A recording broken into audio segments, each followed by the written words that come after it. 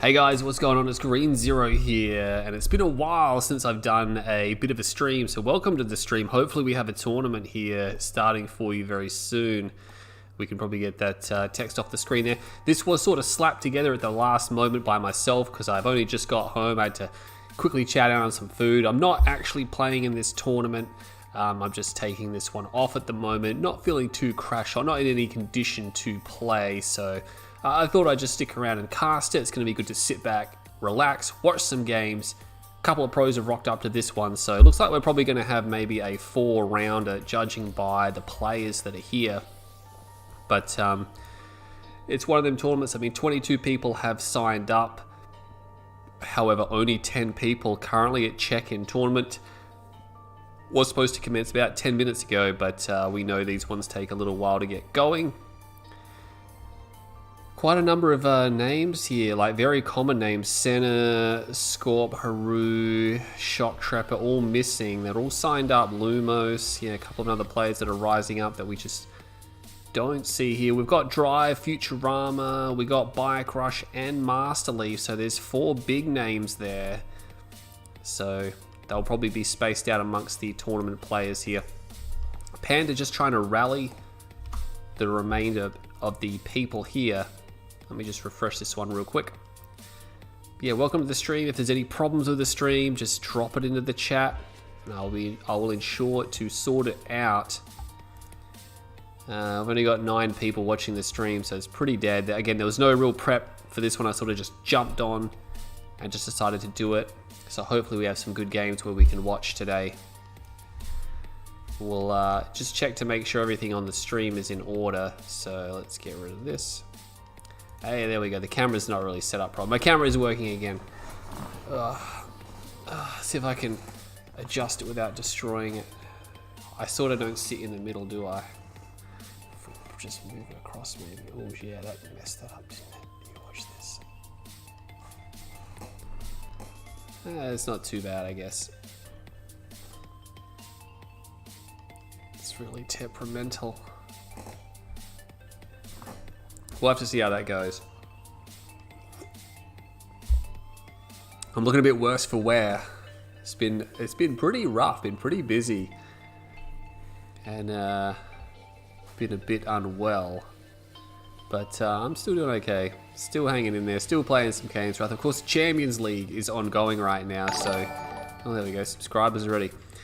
It's been left up from the Charles Mod tournament. God, that was a terror. That was one of the worst events I think I've ever seen, and I knew it was a mistake going there. I knew it was a mistake to cast it, but I was like, let's just get this going. Here we go. It's 8 AM here in Canada. Oh, he's got his wine gums, mate. Who doesn't love wine gums? Dude, I was at my local supermarket, and they have a scoop and weigh, and they had wine gums in the scoop and weigh, and the other day I went there, and they were gone. They removed the wine gums from the scoop and weigh. Like, it's just a good analogy. That you scoop and then you weigh. It's scoop and weigh. It's so good.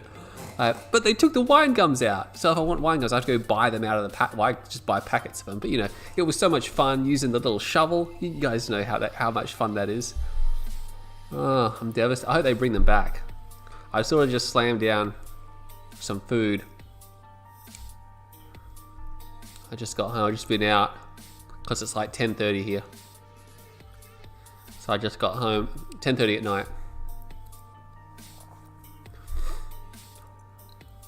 Hopefully we get this tournament going. I think it's going to get going soon because I think Panda's just going to give up on trying to hustle people. I think that the reason some of these tournaments don't have enough advertisement, then the host, I think, should really push players like every single day leading up to the event. Like last couple of days, send them out messages. Hey, this is on. Don't forget you're signed up. This is on every day until the lead up day. And I think that would do quite good. Everything's looking good on the stream. Judge Power. Again, I think I'm probably going to step back from playing a bit more these days. I mean, there is the Champions League, but after that, I don't know how much longer I'm going to consider playing in tournaments for. I think I just play casual with my mates. I mean, that's what I do now. I usually arrange games, like I'll hit up Master Leaf or Senna or Haru or just whoever's on the Discord. It's not Charles mod. It is 1.02 plus. It is a 1.02 plus tournament, and that's the way it's supposed to be. Charles mod is just a crazy mod. It is a crazy mod. I remember switching on a stream all for about 5 seconds a couple of weeks ago because I was like, this is god awful. And I saw Traveler with dev tanks, and I'm just like, yep, close this. GZ, do you buy Bitcoin? What do you think about digital currency? Everyone at work loves digital currency. I don't really have anything to do with it. Of course, a lot of my friends are quite poor as well, so it's probably why I don't do those things. Like, it's one of them things. I live in a very wealthy country. You know, there's no doubt, and money's never been a problem for me. I'm not like super wealthy, but I'm pretty well off. But it's never really been a problem. I could save more money than what I do, but I don't because I'm living very comfortably. But some people just have no clue. It's like you're 30 years old and you haven't learned how money works. Like, I could go into a big spiel about that, but yeah. It's so obvious the mistakes people make. I mean, I've made mistakes in my life with money, but you learn from them and you get better. By the time you get to my age, you get way more experienced at life. And then when I see people that are my age and they're just garbage at life, I'm like, dude, what have you been doing like the last 15 years?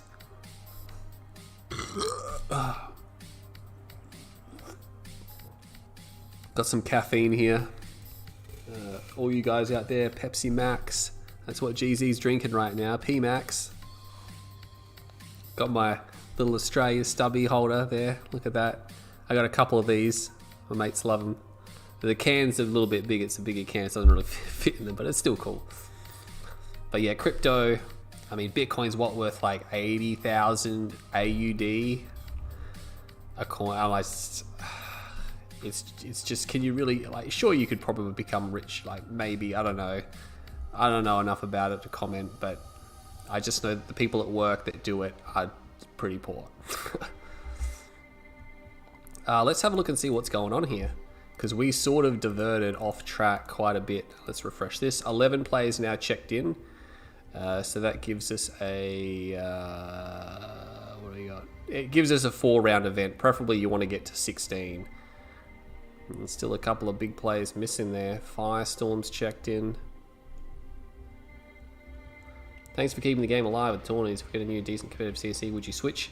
I would switch, but my competitive time is done. I'm 34 years old, man. Like, I don't have the edge anymore. The only reason I'm at the top of the game right now is because I've been playing this game since release, continuously, with no time off. I've never taken more than a month off from this game. You know, that's the only reason why I'm top tier, is because that sheer knowledge base and that sheer fundamental understanding of the game is what drives me forward. It's also, I can't understand the APM graphs that CGS puts in, because when you put the APM graphs up side by side, my APM is crazy high compared to other people. So I'm sitting there, I'm like, I've got crazy high APM and I'm giving out orders left, right and center. But I don't know, it's just one of the things. I would never be able to go pro at another game. I'm too old. I could stay pro at this one probably for a couple more years. I used to watch videos, so glad to see you still going. Mate, I'm still going. That's the difference between me and everyone else. I'm here because of the passion. Game replays and all those guys who sat there and threw me under the bus and like, Juicy's just in it for power. I'm like, no, mate, I'm still here. I've been here since day one. Like, it just shows, like, look at the history. Who's still here making content, doing stuff for the community, spending my time and money on the game. If that's not passion, I don't know what is. What did they do? Nothing. They just wrecked a bunch of shit and then left. A while ago you mentioned that you'd like to create a tournament. I was looking forward to the day. I have hosted tournaments, obviously the big one, the World Championship of 2014, which was just phenomenal. It was history defining. And then I did host a couple of open challenges. I hosted the Command League. I think all up I hosted about 12 or 13 events over a 2-3 year period. But it's been a while since I've actually directly hosted one. I've helped out with a lot of others. But yeah, it's something that maybe I'll can't rule it out. Still people sign up, still people playing.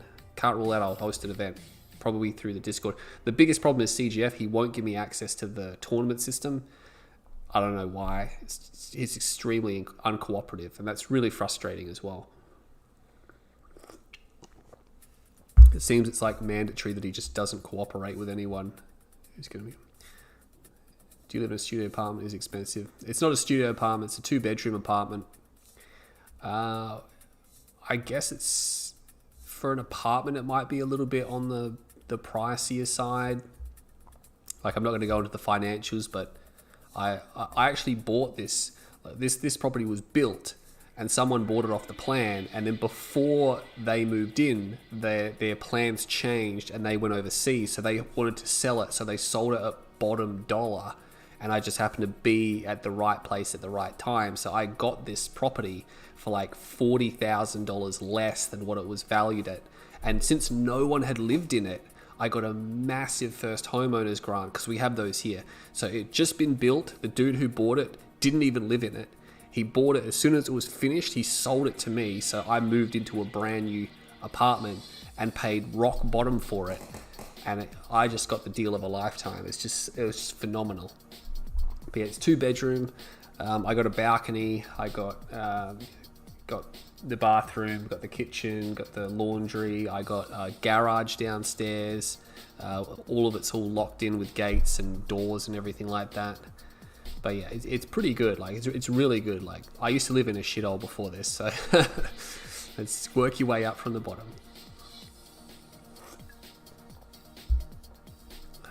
Maybe if the new game had a lot of skill transfer from Kane's work at work. I'm 40 and nowhere near as good as guys. But yeah, even if I don't play the next Command & Conquer, if there is one coming, I'm still probably going to cast it. 2014 World Champs, easy versus tournament. Dude, I was thinking about making and I've probably said this before, making a behind the scenes video, because I still have everything from that tournament. I could make like an hour-long video of all this behind the scenes stuff. I think you guys would really like that, because the atmosphere that tournament had was electric. We had streams with like 500 plus people on them every single night, because it went over 4 weeks. What was it, 3 weeks? No, it went over 3 weeks, yeah. So it was only like one night a week. So it was a Sunday, then a Sunday, then a Sunday. But yeah, hundreds of people just queuing up to wait for the streams. I should probably see what's happening. Alright, I got 12 players checked in. Bracket still hasn't been generated. Let's just go in game. Drive connecting future every day at GZ. Drive contacting future. There's nothing much happening here, is there? Just going back to the menu. Marsleep has been helping me overclock or overcharge my game. So I had to make this separate file to get VSync off and all this other crap. He's got a lot of time. Thinking of getting married and having kids, GZ. Well, I do actually have a missus, and I've been with her for a couple of years, but she's a couple of years younger than me, and she doesn't want, I think she's getting to that stage where she's probably going to want kids. Like, I know that eventually she's going to be like put a baby in me, but you know, but I don't think that's going to happen anytime soon. It's going to be at least a couple of years before I'd consider having a kid, and she'd probably want to get married, I reckon. Like, she's definitely the one, because it's been years and we literally like have like our 2 circles of overlapping interests that go perfectly in the middle. Do I live in a dorm or with my parents? Is that you, Dimmy? Fucking hell. Or have you been listening to Dimmy? No, I moved out when I was 18. I moved out of home when I was 18. My parents lived in the country.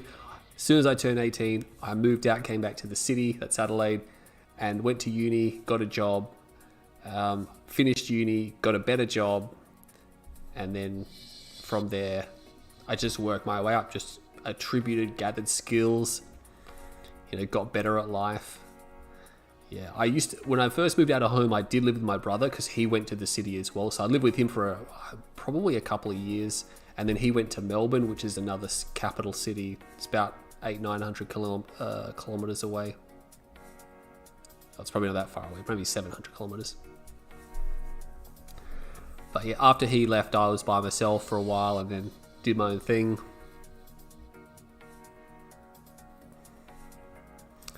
You'd love to be behind the scenes. Yeah, the behind the scenes video is good. Yeah. My missus is 30. She's 3 years younger than me. So I think if she wants kids, she wants it done by 35.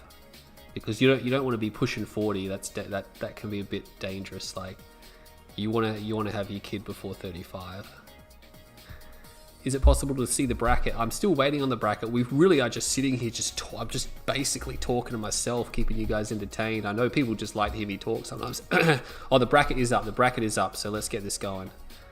All right, command post. It must have just come up in the last few minutes. Command post. There we go. All right. Let's get that over there. All right, so we have a round of 5, no, round of 4. So we got a round series, quarter, semis, finals. So Big Mill and Eclipse up here. Leaf and Dorito, Bite Crush will be facing Marsif in the second round. That's dangerous. Drive is also on, he's on the other side. Hulk, Scorp, Futurama. So Futurama and Drive are on one side, Bike and Leaf are on the other. So we'll just go and see who we can get. Firestorm can only go Revolver. One of the problems if I stream, there's always some dickhead from GR who's just watching the streams, just looking to be a dickhead. Obviously, you know, streaming means they can just see exactly where you are, so there's no point hiding.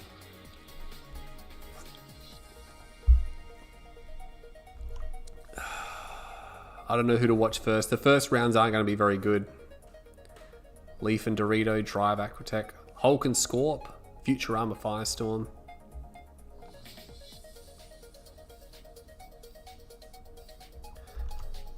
We'll just have to see how this goes. Wait, where is it? Command post. Should probably get my scoreboard going.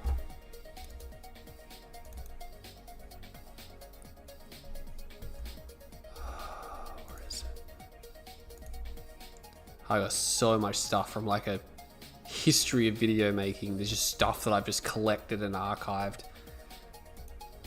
Not only that, it's footage. I could make like a whole fucking series about archival footage that I kept because it was so good that I kept it and then never used it, and so it sits in there and it's like want to be one best of series, one best of this one here. It's been a while since I've updated my templates. We're up to season 11 on my VODs. Probably crank a season 12 soon. Maybe do another rehash remake of what I'm. Oh, Master's messaging me. When did you last update the 4K mod? The 16th one I sent could crash with a hammerhead dying. The 16th one.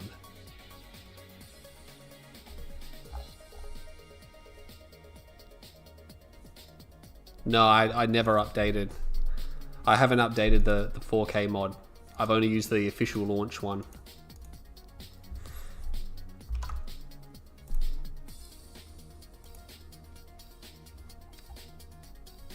What did I study in uni? I have a Bachelor of Business Management of IT. So it was basically a lot of, it was actually more business oriented than it was IT. There was a little bit of system design, no programming, I fucking hate programming. But a lot of it was business and management and stuff like that.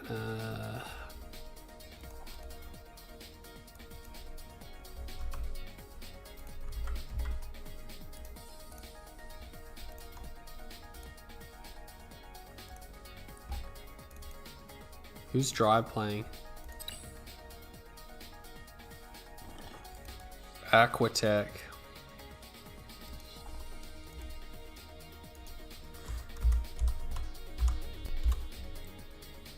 Drive and Aquatech. We'll just start here because none of the first rounds are going to be any good or, you know, balanced.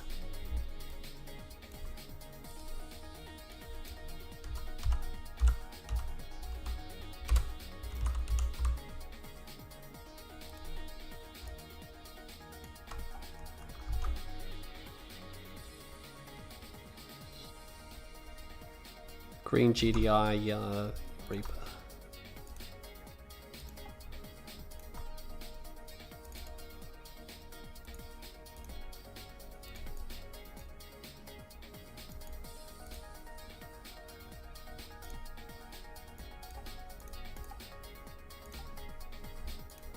It's a Blue Reaper, wasn't he?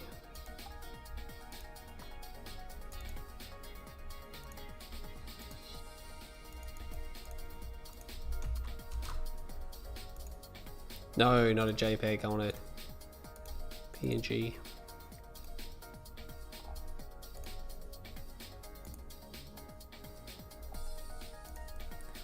We'll have some games underway for you. Just one moment. Test.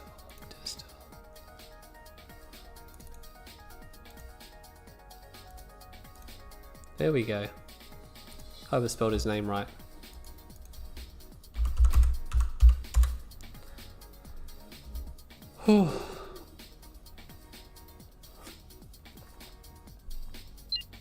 So this is the 1v1 Insurrection tournament.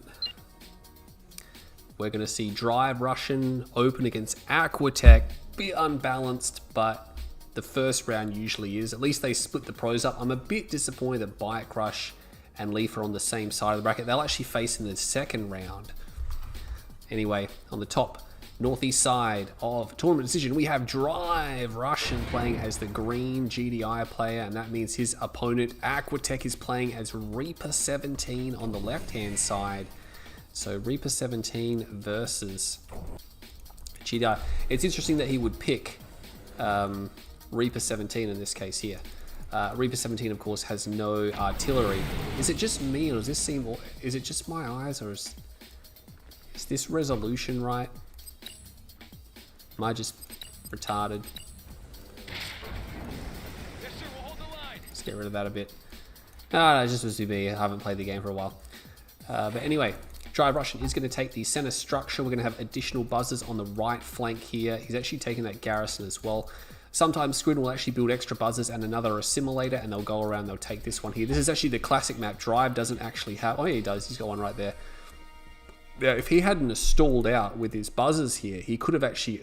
he might have actually been able to overrun that because it was just one rifleman squad. Unfortunately, he's going to get overrun there. These guys... It's good that he's hiding behind the cover because obviously the rifles can't shoot through that. But unfortunately, it's going to allow Drive to secure his spike. He'll secure the other one as soon as he remembers that that is there. I hope we didn't see an engineer snipe then. Oh my god, if we saw an engineer snipe, that would have been terrible. There is no engineer here. I can just only assume maybe he lost it. It's hard to believe that he would lose it there. Although Drive, of course, has still forgotten about his own. Actually going for a V35 open. Now, this is interesting because there is a buzzer swarm here, which means landing there is actually dangerous. Reaper unit will land. Oh, okay. So he's clearly made a mistake there. So he sold his drone ship and he's gone double warp sphere, which basically never works. He will steal that with the help of the hammerhead. He's actually got another V35 to grab the tower. Again, I'm not sure where that was going. That was obviously rallied there, but this is going to be over pretty quickly because, I mean, he's really got no chance of beating Drive with the double. I mean, he built like 2 shard walkers and then he stalled out, and maybe 4 shard walkers, and he's stalled out of money. So you don't need to have 2 war factory. You can't do 2 war factory like this. It doesn't work. You know, he could have just built 1 war factory. That would have been fine. Drive, of course, because he's gone for this particular type of opening, he's only just got his second harvester. He still has forgotten about that spike, which is a bit disappointing because he has 2 spike already. If he was able to hold 3 spike, and again, Aquatech didn't have his spike, so he could have capitalized a bit more. I don't think it's going to matter. He's coming through here. He might just sell the airfield because he doesn't need it. He just needs like 1 predator tank, and this whole area is defended. So this is a bit of a sucky game. It's actually got another V35 there, which is circumvented around, and he will be able to capture that spike. Unfortunately, he won't get the bonus from it. That's interesting. Yeah, it's nice. He's attacking the power plant. That's got to be pretty annoying for Drive because that power plant is an upgraded one. That's its entire power. But here comes that 1 predator tank I was talking about. And now what are you going to do? That 1 predator tank is out. And yeah, low power is annoying. There's an APC. I'm not even sure why. He does have this tower here, which is preventing reinforcements, but of course he's just going to run through that anyway, so that's a bit unfortunate. He's going to lose these gun walkers on this tower. Drive really shouldn't be losing anything, even if it's an APC. He actually lost an APC here, so maybe Drive just on vacation as well. So many of these gun walkers just getting shot up by the towers, and he's even beaconing, going, what are you doing? Actually going to lose a second. I'm not sure what the APCs are for. This doesn't make a lot of sense. I mean, he's worried about disintegrators? I don't even know. I don't know why. He's built like 4 of them and he's lost 2. He's going to lose another one.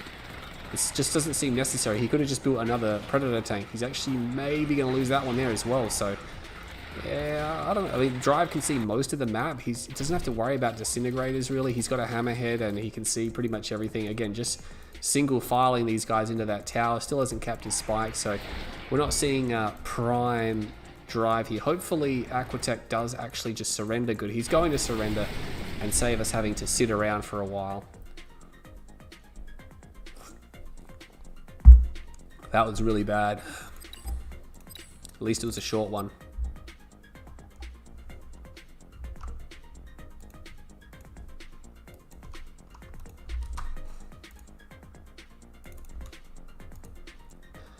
So I believe this is going to be a best of 3. No, it's a round of 5. Ugh.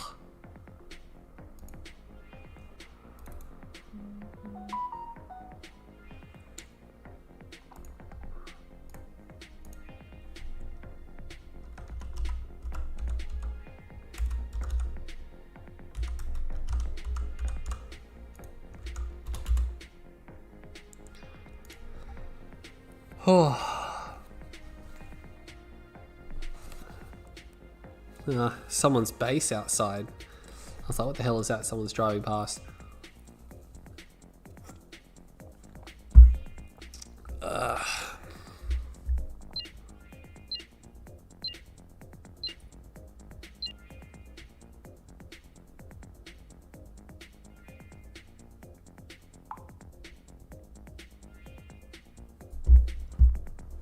should probably check the chat, make sure you guys are all happy.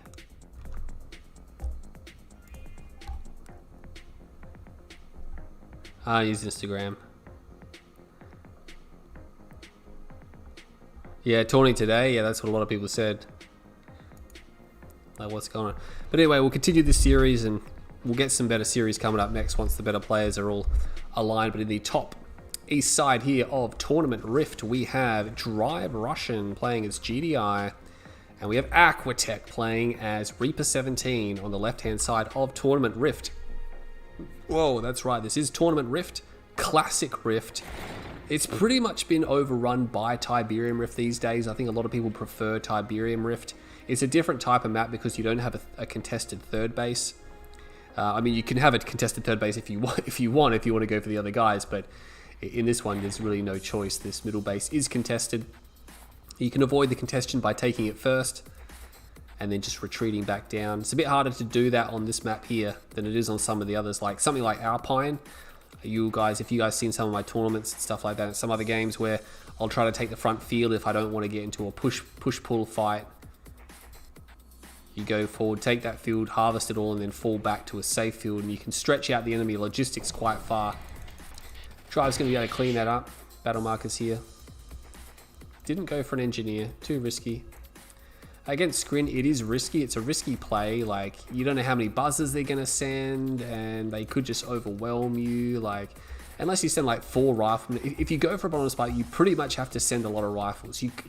It's so risky just to not send a lot of rifles. Look at that split. Eclipse is looking at this is like, no problem, man. Eclipse probably drop it like out here and get both the refs in the War Factory with this catalyst. I tell you what, I watching that series back the other day, I know a lot of people talk about it. Absolutely insane. At least he's actually building 2 Shard Walkers, so he's going pretty heavy on the anti-scouts here. This is going to leave Drive Russian to have a 4th Harvester. He's actually built an APC, so maybe something in mind here. Could be another APC coming out. Yeah, more APCs. He's moving somewhat forward. I think he's going to put a barracks down and get some rocket PCs out. Yeah, there's the barracks, so he's going to come up against this Shard Walker here. Another Shard Walker there. This infantry squad is still alive. Didn't actually finish that off. Drive holds both the bottom garrisons, but he doesn't actually hold any spikes, so Gun Walkers there going to scout that out. He should be able to move forward. There's now 1, 2, 3... It's going to be 4 rocket APCs before 5th Harvester. No, there's actually 5 APCs there. And he should be able to clean that up pretty easily. Ugh. He's going to chase it. Oh, this is annoying because the Gunwalker's got well, the Shuttlewalker's got some distance on them, but I think with the rockets there, I think he should be able to chase it down. And he is going to be able to do that. Eventually, he'll be able to kill it. He's drawing these, like, Drive wants to send these forward, and he has to turn around and keep them down here, which is really unfortunate. Going to be able to kill that off. Comm Center right down there. Now, he can actually see that predominantly as well. So not even trying to hide that fast comm center. AP ammo is on the way. Sells off the barracks, upgrades a power plant. What do we got here? Double war factory off one base. It's something that professionals probably wouldn't do too often. I'm not saying you can't do it. Like, there's definitely strats where you can do it, and there's been a few that I've done it. But on a big map like this, you know, I mean, Drive is going for the middle field. It would actually work if Drive was really going eco on the middle field. But the thing is, Drive stopped, and he's going for a rig AP ammo. He's just doing something crazy here. He's going for the blue Tiberium. These APCs go around, and I think these dev tanks will come back. Only one is charged. You got to remember, dev tanks really need their charge to be able to be more effective. Their charge beam just does so much more damage than the uncharged. He's actually going to let his spike fall. I guess he's not too concerned about that. Wants to move to the middle of the map. The Devastators, the Devourers are quite slow.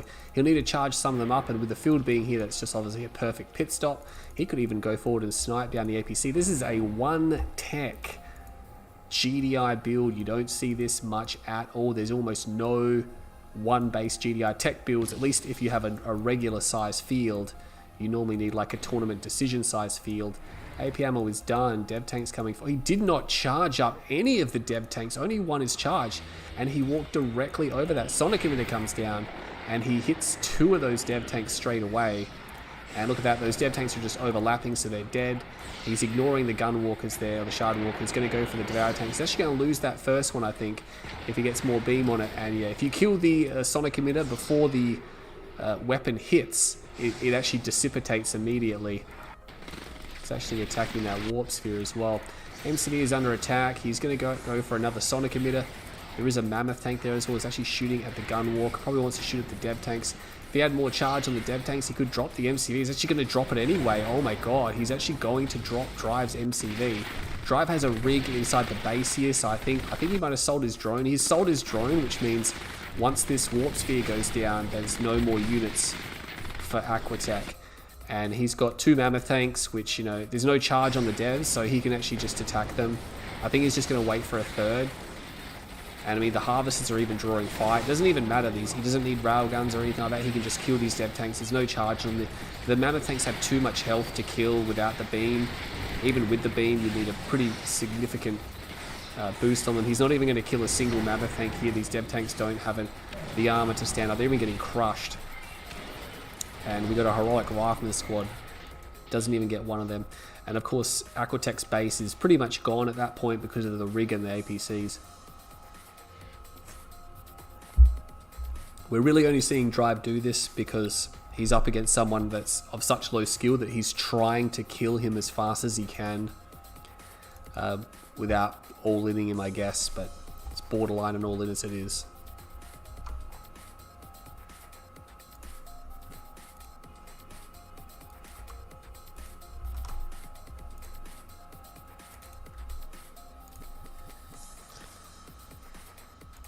Except for one yapping it about.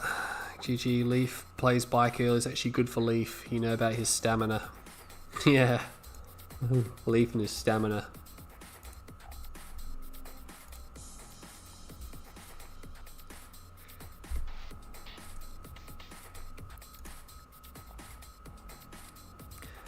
I was not impressed with Marcy's Steel Talons video where he had to call GZ. No, he didn't call me. I called him and spent 10 minutes screaming at him to join the call because he didn't want to join the call.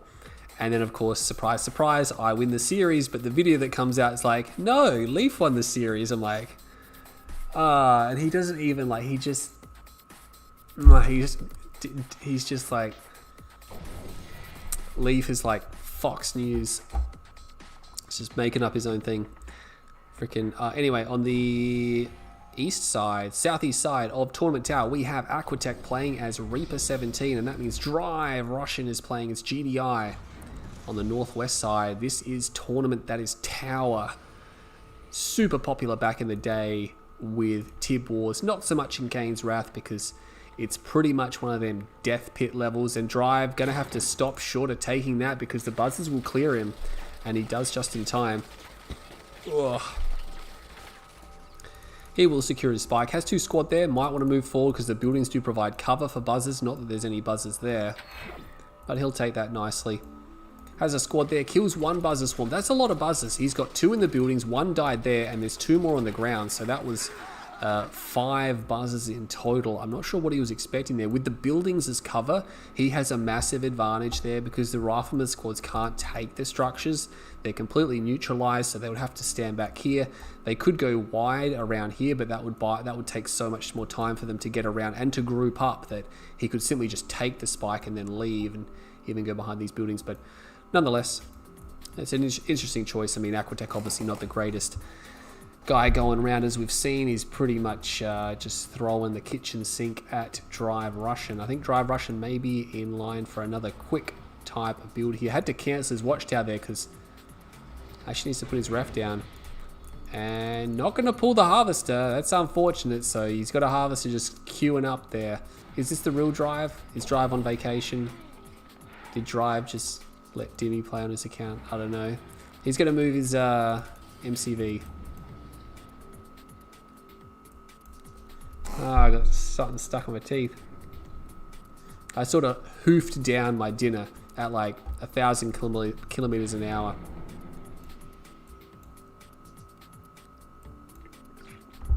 I have to clear that out. You guys probably don't want to see me picking at my teeth. How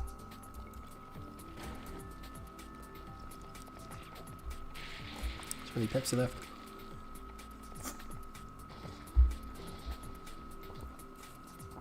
Ugh. But here comes the scouting shard walker. Sees the second wharf actually. Now that's scouting shard walker is usually not necessary with all the buzzers you can usually get as Reaper. But I mean, he's going to see this second wharf actually as soon as it comes down. Now a professional player would have enough time to counter this now because he's seen it the second it's dropped down. So he couldn't have seen it any faster than what it was there. It's going to be double pred tank. Now this is probably good that Drive's doing this because he will probably end the series pretty quickly doing that. But we'll have to see how it goes. Seeker tanks, I mean, yeah, Seeker tanks, disintegrators, maybe get some dev tanks out if you can, but there's the portal. He could put down plasma missile batteries as well. Surprisingly hasn't lost a Seeker tank yet. Will lose one, trades it for a, actually loses 2. Gets a Predator tank, and there's actually no APCs here, which means he's going to get another one. He might as well just quickly destroy that, and the Buzzer Swarm is... the Buzzer Swarm was caught in the group selection there, so it didn't actually kill the rifles that quickly. Gonna even draft with some extra firepower in the APCs, which you can do. Rifleman squads are really good at killing disintegrators because the Rifleman squads have 6 units and they spread their fire across the entire squad, whereas an APC will individually pick at each individual unit, and it's not actually that cost effective. It's not that fast at all. It's quite a slow way to do it. So having the rifles inside can really increase that. Elite squad there, that's a lot. Dev tanks are coming out now. Wow, Aquatech is actually sort of forming up here. There's a lot here though. Oh my god, he just went straight into the jaws there of that clink hammer action. Fun fact, the Predator tank has a 150mm cannon on it, which is the largest cannon-mounted weapon in the game. And you're thinking, oh, but GZ, the Mammoth tank. No, the Mammoth tank also has a 150mm cannon, but it has 2 of them, and they're much longer, which is why it does a lot more damage. The length of the barrel can have obviously an impact. So yeah, basically the Predator tank has the same caliber as the Mammoth tank, but yeah, Mammoth tank's got 2. Mammoth tank has a much longer barrel. Mammoth tank has rocket pods as well, so you kind of want to be a Mammoth tank. But yeah, it's one of them things. The Nod, the Scorpion tank, I think has a 110mm in the lore, 110mm cannon, which is pretty weak. Like it's almost half that of the Predator, and that's why obviously the Scorpion tank doesn't do much damage. Like if you think about it, one tank doesn't do a lot. Does he have these charged up? Thankfully he has all of his devs charged up, but there is a lot of armor here. There is a lot of armor there.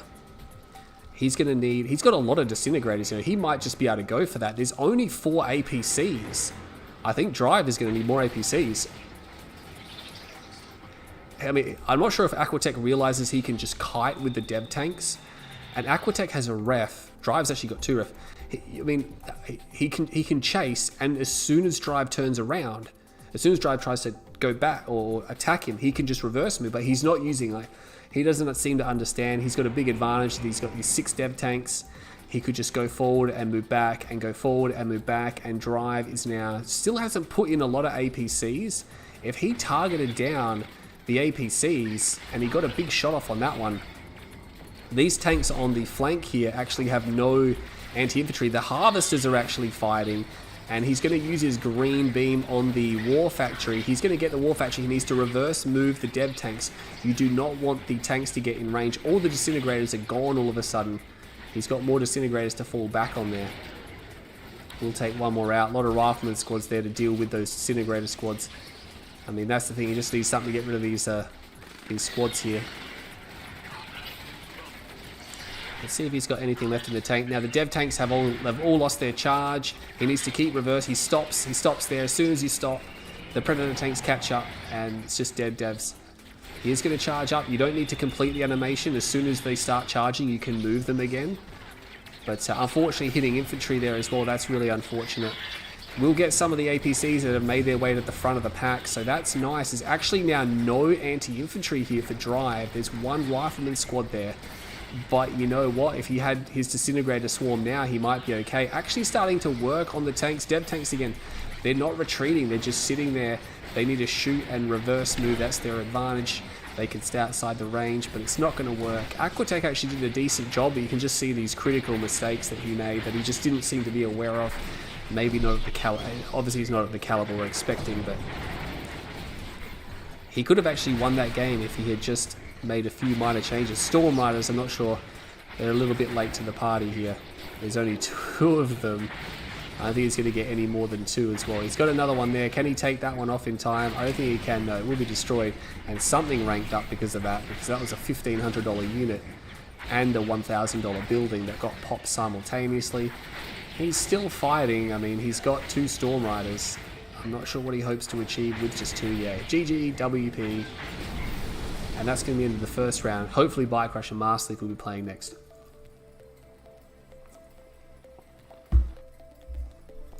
Not much I can say about that fight.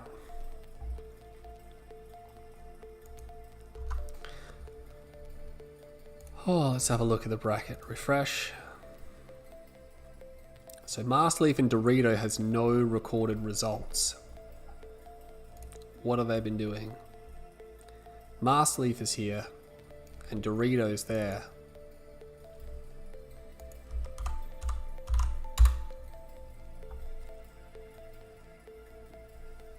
Please tell me they've actually played their game. Oh my god.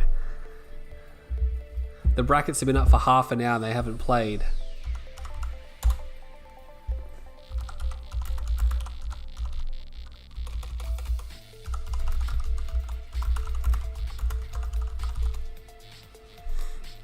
Apparently he's waiting for Leaf.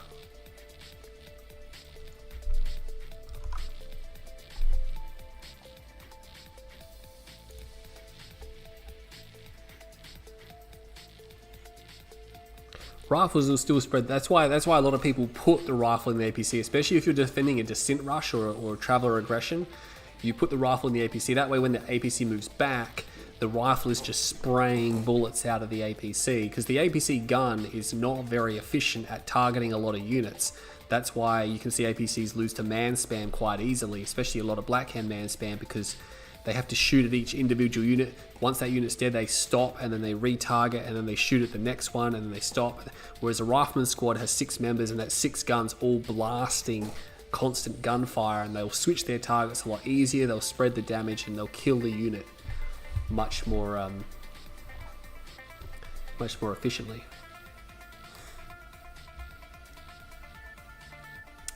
I don't know why I'm not on Twitch. I don't know, but more people just sitting on YouTube. What I said didn't even make sense.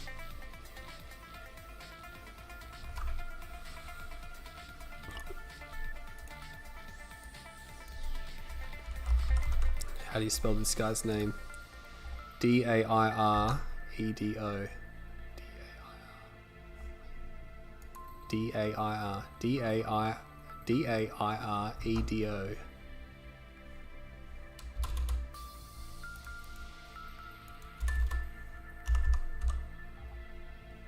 What a stupid name.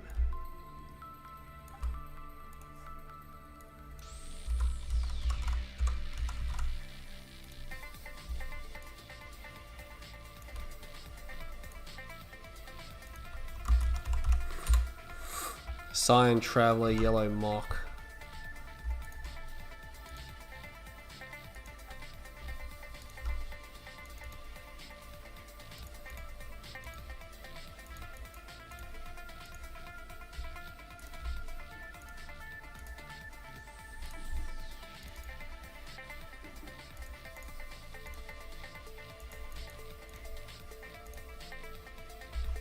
Score is definitely not too high.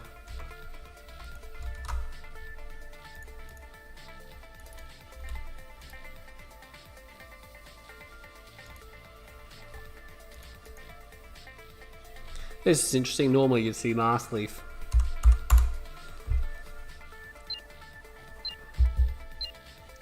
So this is another first round game. Unfortunately, Master Leaf thought it would be a good idea. I'm not sure if Dorito's telling the truth or Master Leaf just decided to start an hour late.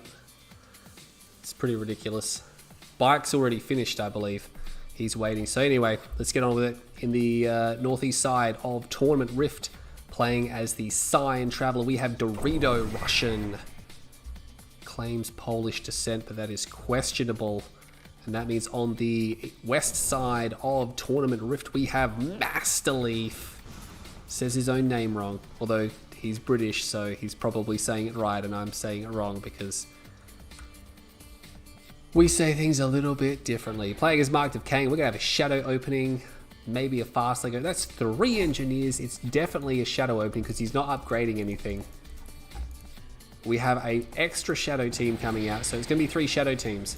This shadow team's going to take to the skies. Definitely going to think, yeah, he's going to go to the bottom there. Now, he is against Traveler 59 now. Our shadow team is horrendously difficult to deal with in a situation like this because the shadow team does sniper damage. That's right. It's one of the few units in the game which does sniper damage, so we're just going to see this happen.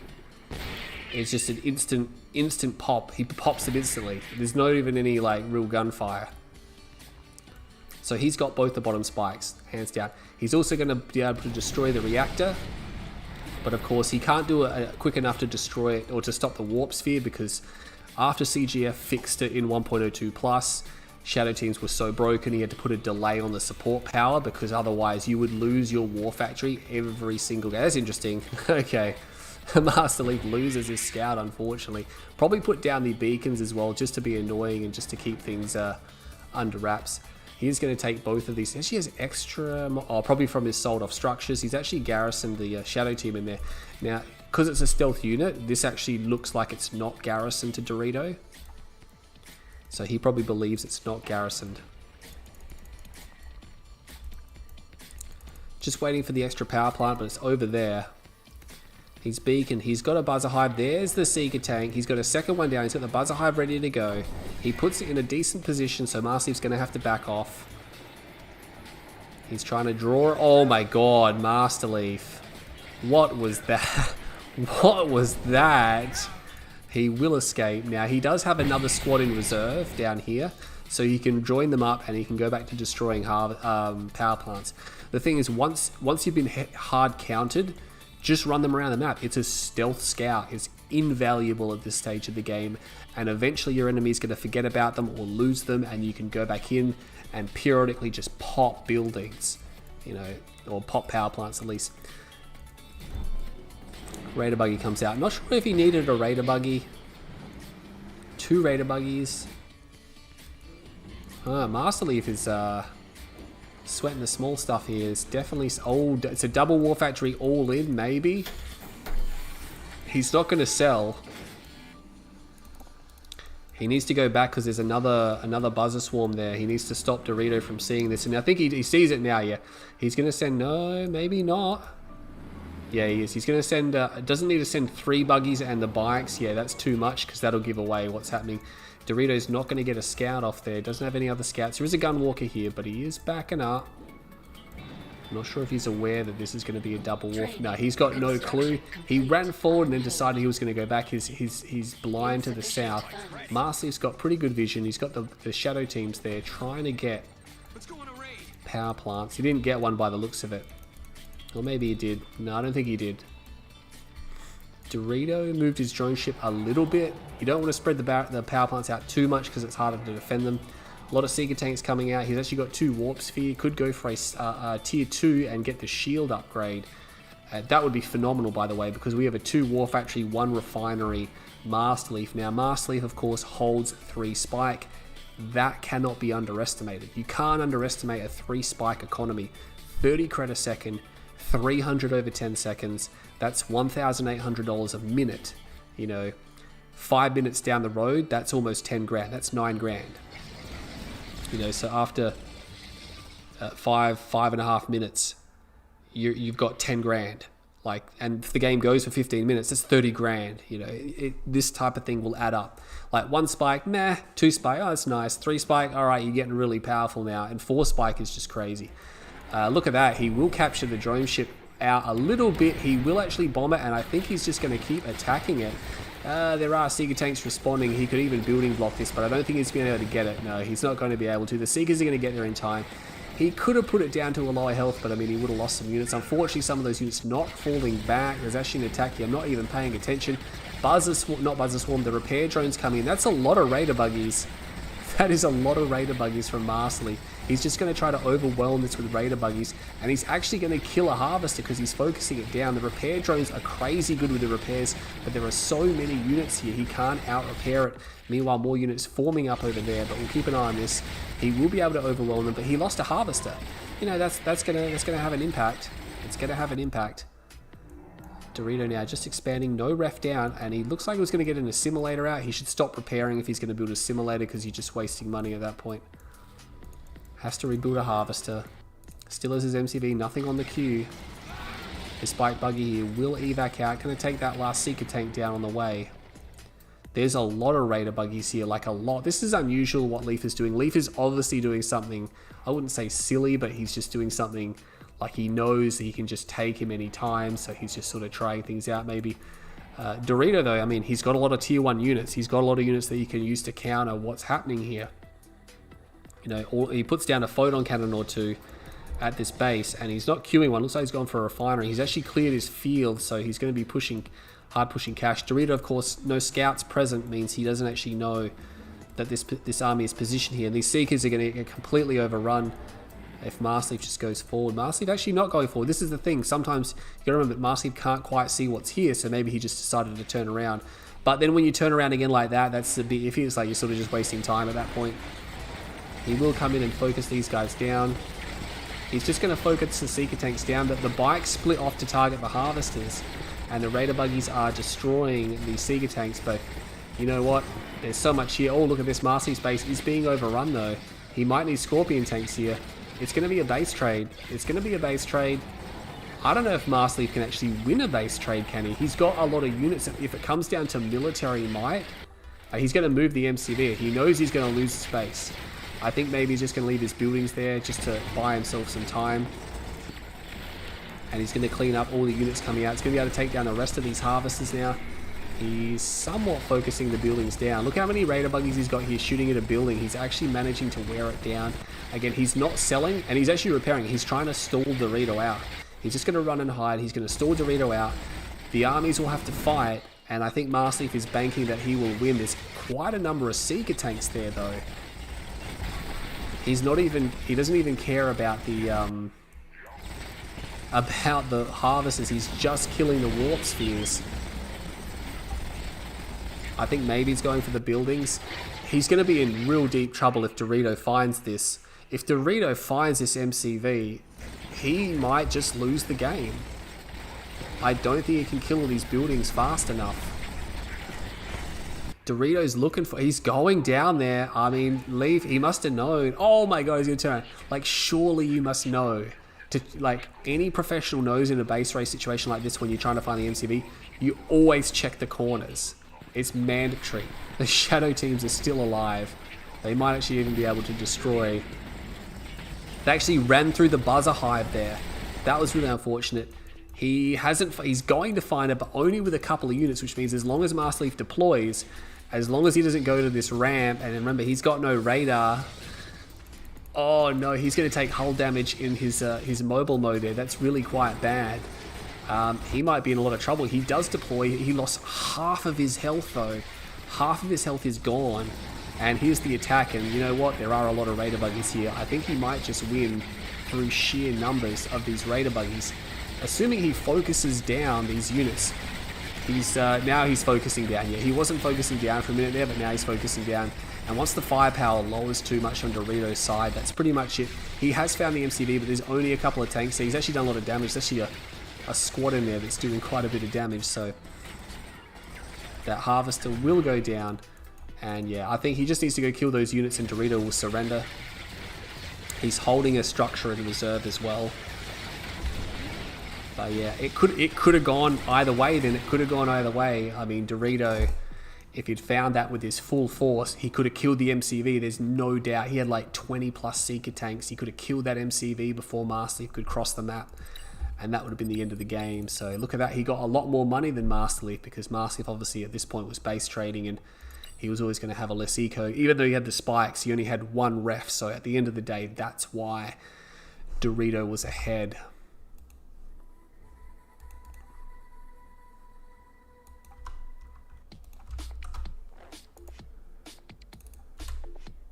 Whew.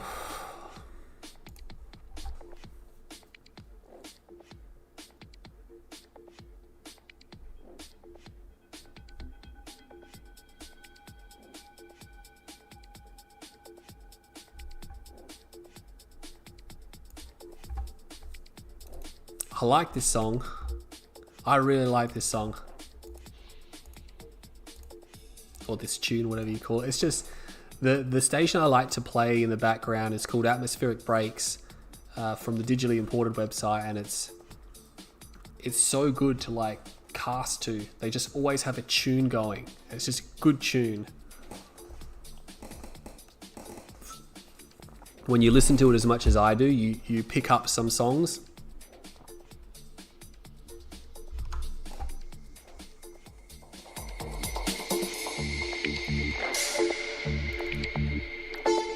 This is Wyndham R, Hollow Bamboo.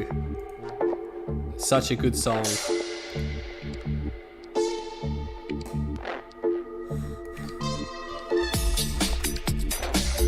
Just a nice tune.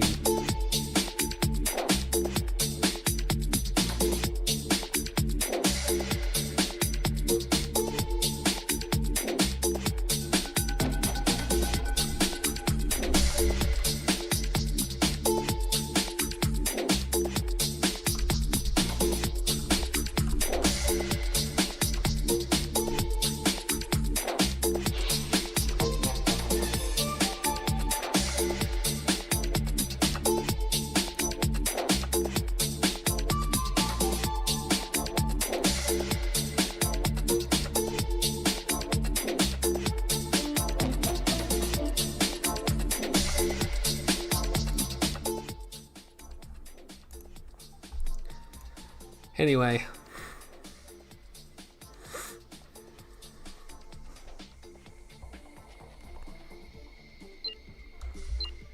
Oh, this is the chorus part.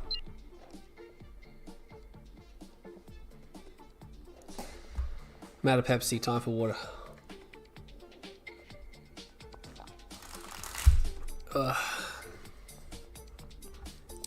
So on the north side of Tournament Dust Bowl, Classic Dust Bowl from Belarus, Poland, one of them countries, we have Dorito, Russian, of Russian descent, and not GDI, Marked of Cain here. Master Leaf playing as Marked of Cain.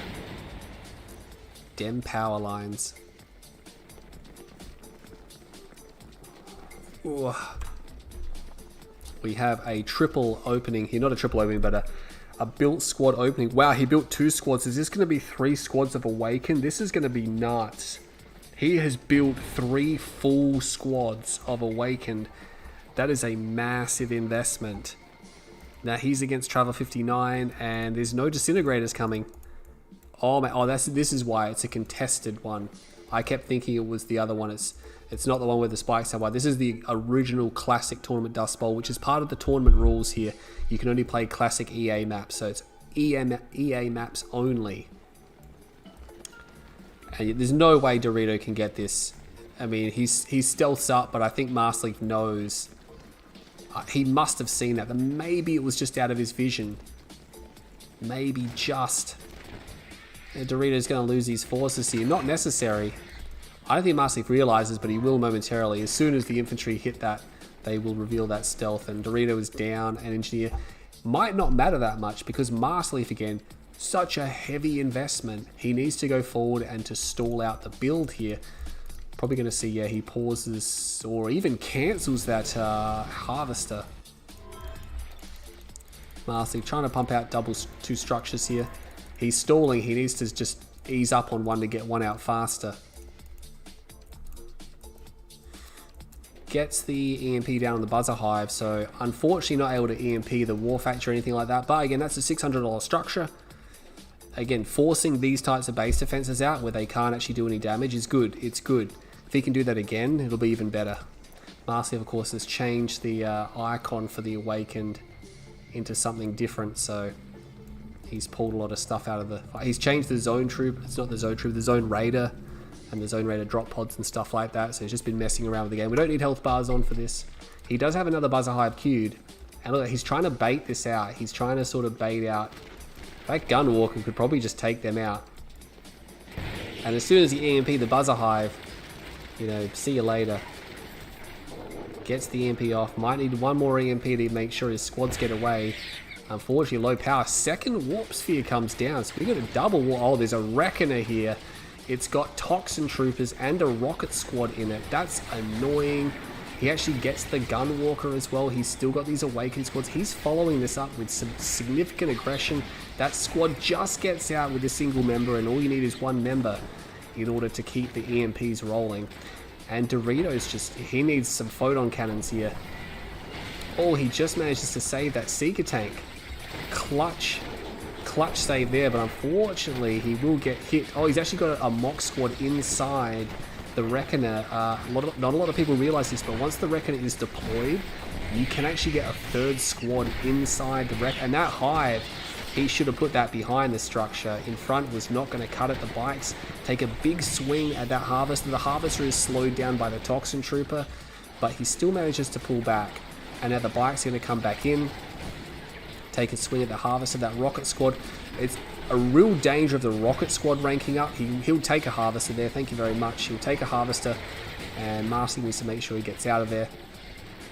But yeah, I've seen rushes where they do this without the Toxin Trooper, and it just causes problems. That harvester is so badly damaged. That was a big error from Dorito to have that there, and that's pretty much the end of the game because he has one harvester left, and he's still trying to produce Seeker tanks.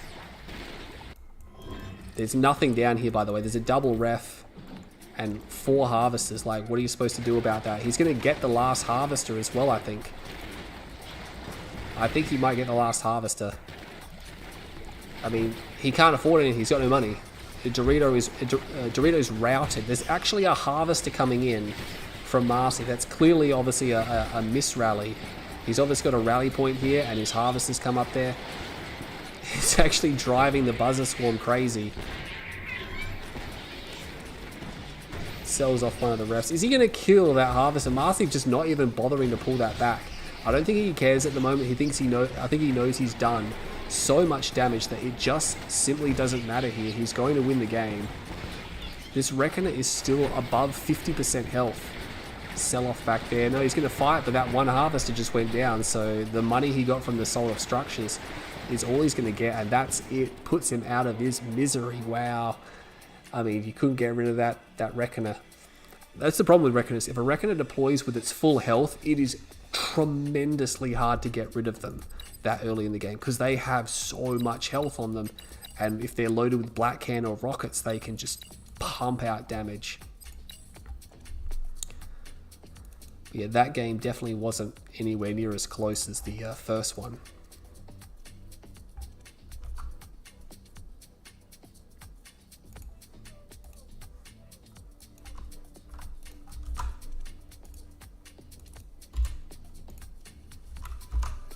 How do you stop this?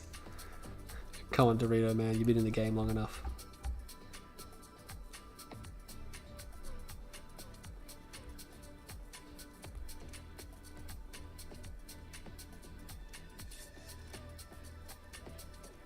Didn't realize the situation was that bad in Australia.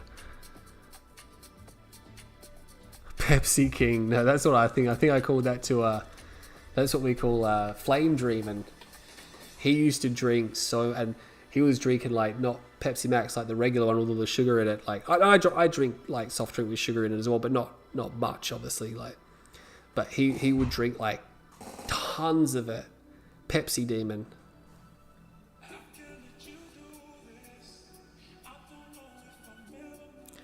I mean, yeah, he could have just built a cultist squad. That's something as well. It's hard to use Reckoners against Steel Talons and Traveler. You can usually Reckoner rush them because they won't have cultists that early. You know, by the time they see the Reckoner, they won't have time to get cultists. Only if it's like a later on Reckoner.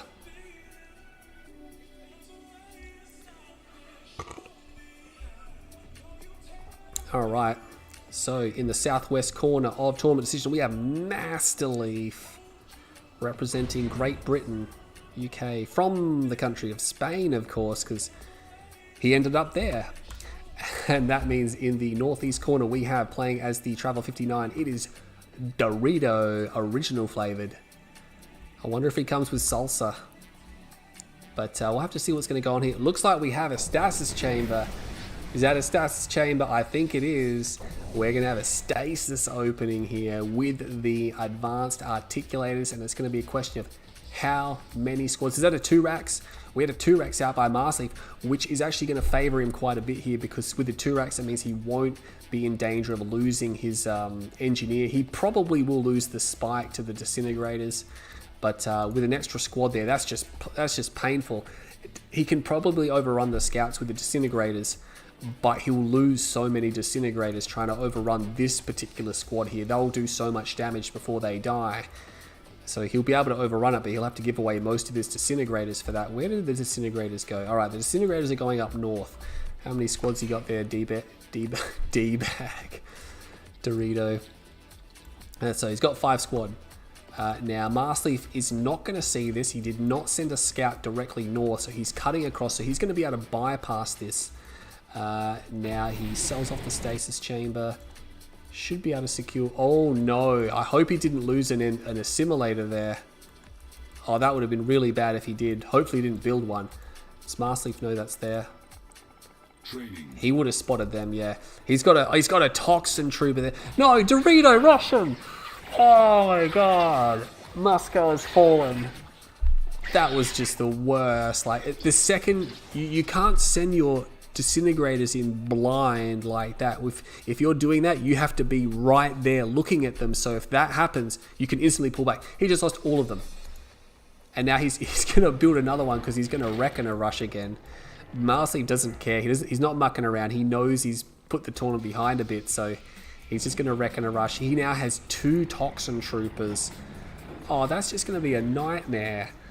Like that's just gonna cause so many problems. I mean, he's just gonna deploy this in the field. There's the portal. I mean, he went for fast link, so he's down a ref. He's missing a spike. If he lost the engineer, that's even worse. You know, he got 1 spike and did nothing with the disintegrators. And these toxin troopers are just they delayed obviously the reckoner because he sold off the first one, but it doesn't even matter. Here comes the reckoner, and he deploys with maximum health. That's just disastrous. I mean, that's going to take, again, this is what I was talking about.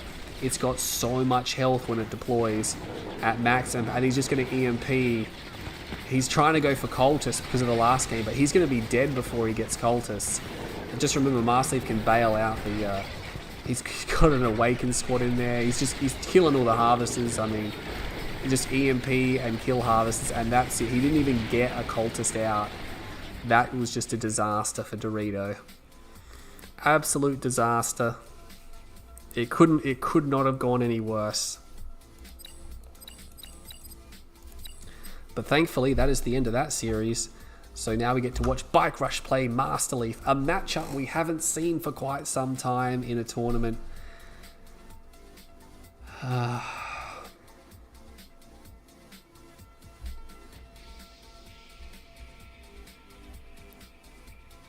Advanced articulators so they can talk really fast. Is that no? It's called articulators. Yeah, Does that have a double meaning? God, I speak English and I'm just questioning the words.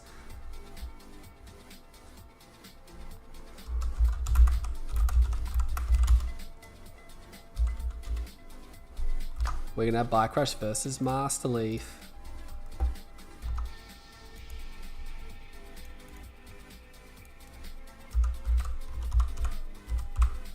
I don't think I suspect that Master Leaf won't be able to stand up to this.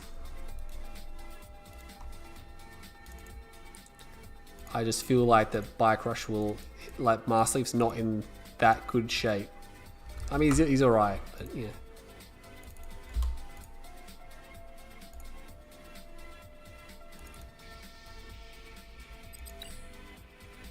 Game has already started, better not have.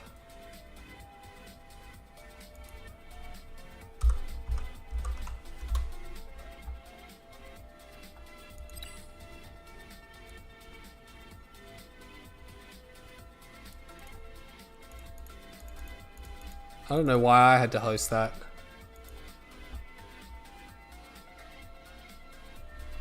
Do we have a starting map? Arena.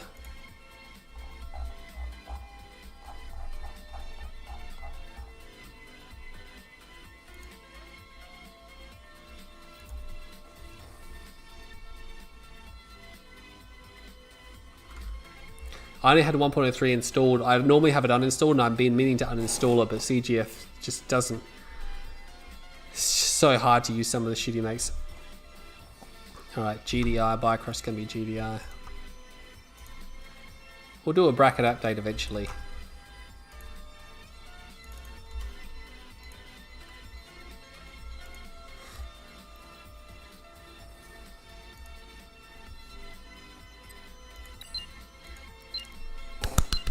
Lots of little claps.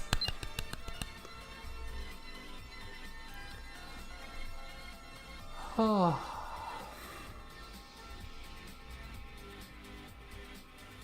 Here we go. This is going to be good. I don't think both of these players are at the top of their game, but it's going to be good nonetheless. On Tournament Arena in the northwest side, northwest corner, we have Bike Rush Owns playing as GDI, the Global Defense Initiative. And on the bottom southeast corner, we have Master Leaf. Both of these guys are British as hell. Bike Rush more British than Master Leaf, and Jake White Trash is the most British of them all.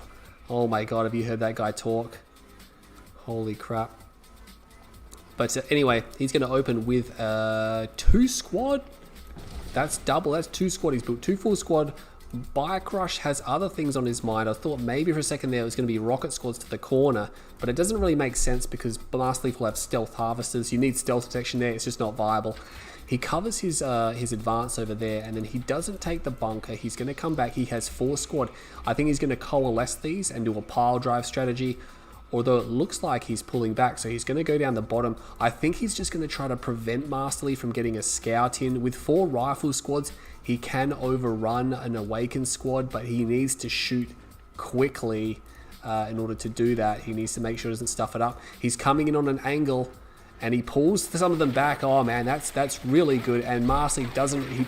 Master Leaf barely opens fire then, so that he could have killed a squad or 2 maybe, but.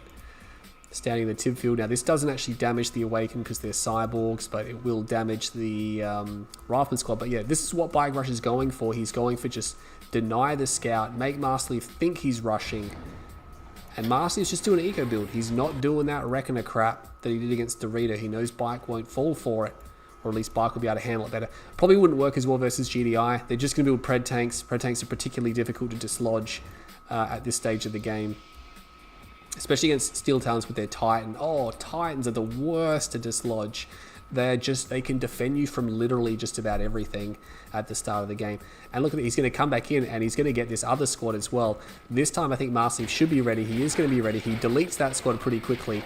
Should get a second squad. He's going to not quite get a third because the Watchtower is going to be there. Just taking it to him. So yeah, there you go. That's what should have happened the first time. Bike Rush should have been down to 1 and a bit squads. But if it hadn't been for that, Master Leaf would have finished them all off there, although Bike Rush may not have engaged. So just Bike Rush things, just Mast Leaf things. Mast Leaf is expanded. He's going to go for a Raider Buggy. 5 Harvesters there. No Harvester on the blue. No Harvester on the blue. APC. It's going to clean up the Scouts. The other Scout turns around and hightails it. Now, Bike Rush does not have the bunker there. He does have a Scout there. Doesn't have a bottom bunker. Mast Leaf doesn't have that either. So this is why the Raider Buggies come out, because he can't see much of the map, basically. We're going to see some Pitbulls come out. That Raider Buggy is going to try to go back to base. So look at that. It just provides extra fire support when you have the Rifleman squad in there against infantry units. And it matters early on in the game. So not so much later on, but yeah, early on. Does dig a foxhole there. That other Raider Buggy now. Mast Leaf not really paying attention though. He's not really paying attention. And my phone's going off like crazy. He's going to lose that. APC comes down. There is no engineer. Second War Factory comes down. We have 2 War Factory here for Master Leaf. He still hasn't got a refinery yet. This is the problem. Bike Rush has 2 ref. Oh, here we go. All right, this is why we can't. This is why I didn't know what was going on. Oh my god. This has just blindsided me. I have no clue. There's 2 Reckoners here now. And there's Pitbulls. The Pitbulls are dead. They can't do anything about that. Oh my god. Bike Rush was not ready for this. He was not ready for this. This Harvester has to leave. He's got to back up the Harvesters. They're taking sporadic damage now. Both of these Reckoners have so much health on them. And there's just Buggy coming in behind it. And these Pitbulls, they can't stand up against this. He could definitely go in and take that Harvester out. Now, to Bike Rush's credit, he has saved the Harvesters so far, but all refining is completely shut down on this field. And now he's just going to be able to spew this damage out here. He's got repairs from the War Factory, so he should be able to weather this. He's going to have to de-garrison these Reckoners very shortly. I don't think it's going to be... Yeah, he does. He gets the de-garrison at the last possible second. A lot of those Predator tanks pretty badly damaged, but there you go. Bike Rush is going to hold this off. Might get that Predator tank there, actually blowing up some of the crystals as well. But the War Factory, Predator tanks...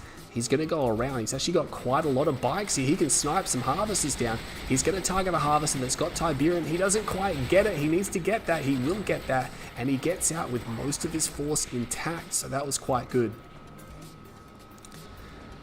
But yeah, as you can see, Bike Rush much more adept at defending that. Oh my, he shoots over the refinery. Something you can do that's very unlucky to not get that Harvester. When a Harvester docks, you can shoot through the refinery. So that's what he was taking advantage of there. Now, Mast Leaf did set up 2 ref behind this. He has 2 ref behind this.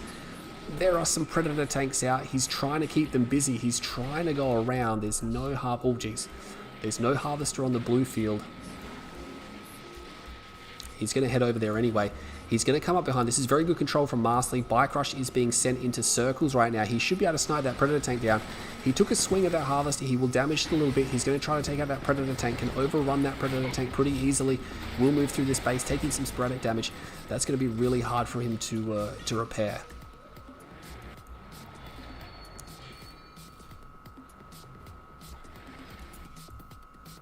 Alright, what's he got going here? He's got a lot of economy here now. He hasn't actually touched the blue field. Neither has Bike Rush. Bike Rush is pushing. Oh my god, he's only got tier 2. He doesn't have tier 3. Bike Rush could even put down towers and even go into some Shatterer tanks here because Mast Leaf does not have tech. He's going for a 3rd War Factory. He is a tier 1 nod against only a tier 2 GDI. And what Bike Rush wants to do is to force it into this frontal assault where his armor has a big advantage, where he's got towers to support him. These rocket squads, there's only a couple here. The EMP can really kill him here, though. He's got to be really careful about the EMP. He will be attacking the APCs. Again, the Scorpion tanks can take out the APCs relatively quickly. The Predator tanks are going to take more time, and of course the Predator is superior. But Mast Leaf is refining like crazy. Bike Rush is taking some of his blue field. Mast Leaf is leaving his untouched. It's fully grown. He needs to get that because it's fully grown. It's not going to get any bigger. And this is what Bike Rush wants, this big ball here where he's got this line, and Mast Leaf's going to have to back up a bit. I think he's going to move the MCV again. Does he have a tech center? Oh my god, Bike Rush is a tech center down. This is actually really bad as well because Mast Leaf is still on tier 1 and he doesn't have that many, he doesn't have that big an army. He's only got Predator tanks, not Predator tanks, Scorpion tanks. He's going to shoot up some of these Preds. He does have a numbers advantage. He doesn't have Dozer, but oh my god, that almost was a disaster. That Sonic Shot just missed a lot of those tanks. He will back up, and now the Predators just move forward. What are you going to do? These Scorpion tanks can't take these on. I think Mast Leaf is cooked. I think Mast Leaf is just sitting back. He's like, no, I can't take this out now. I think he's pretty much done. Yep. Really can't do anything but normal play in this patch. So yeah, Master Leaf is probably going to tap out momentarily. He's not actually fighting. Oh, that's unfortunate because he was actually in a really good position. He jumped in with the Reckoners. Yes, Bicrush held better.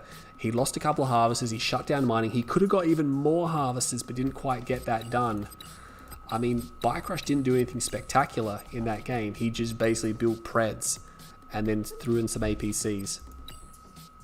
That's pretty much all he did.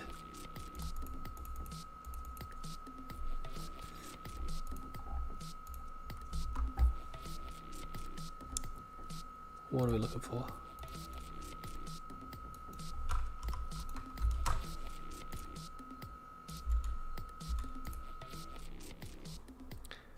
What are you guys talking about?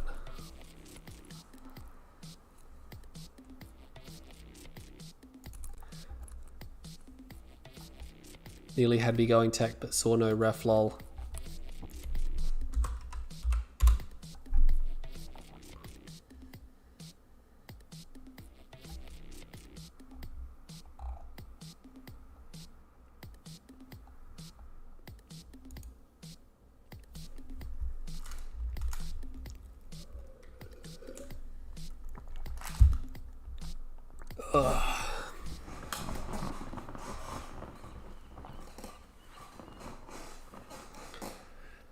Oh, black hand. Marcy's going to go black hand. That throws things off, doesn't it?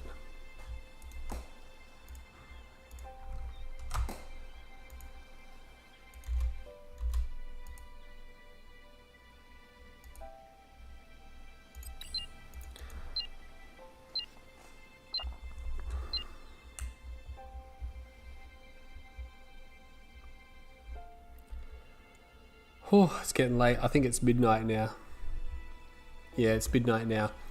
So we are going to be on Tournament Rift here on the east side of Tournament Rift, playing as Black Hand this time.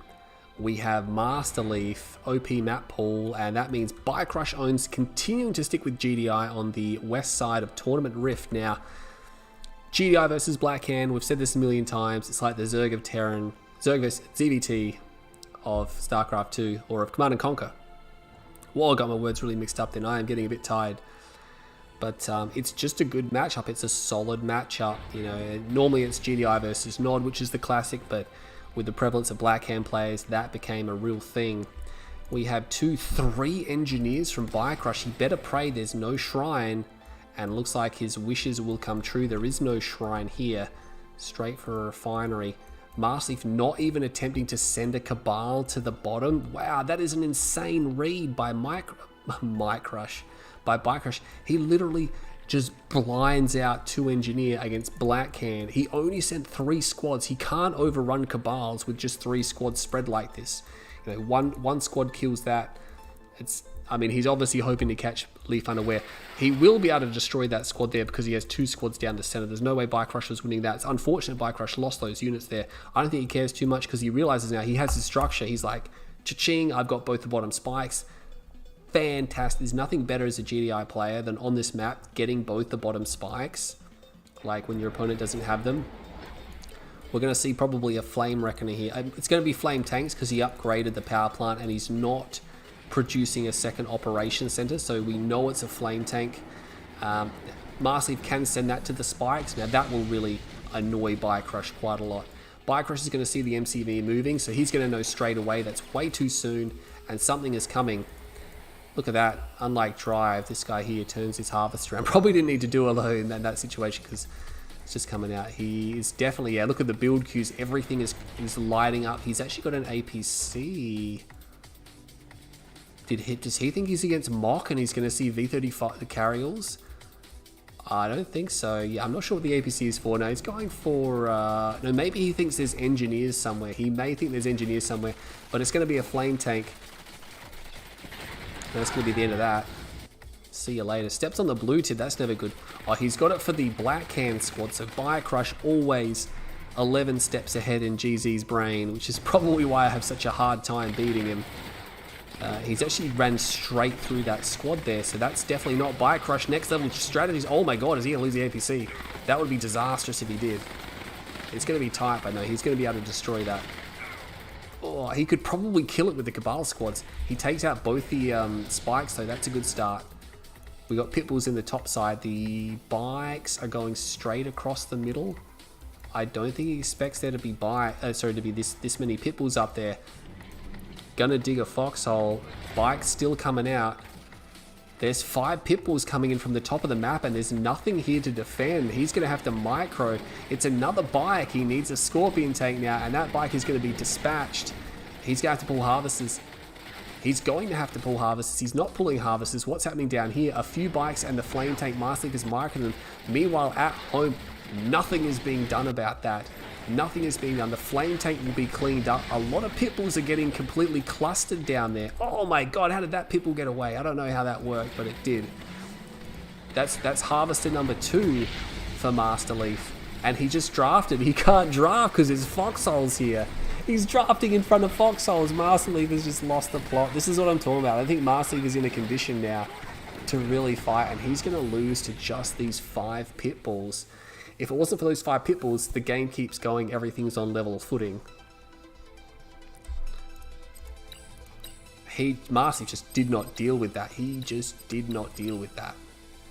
I mean, everything would have been fine if it wasn't for that.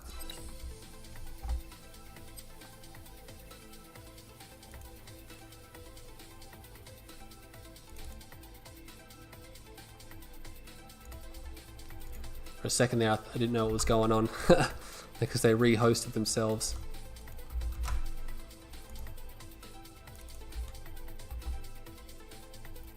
What do you guys have to say about this?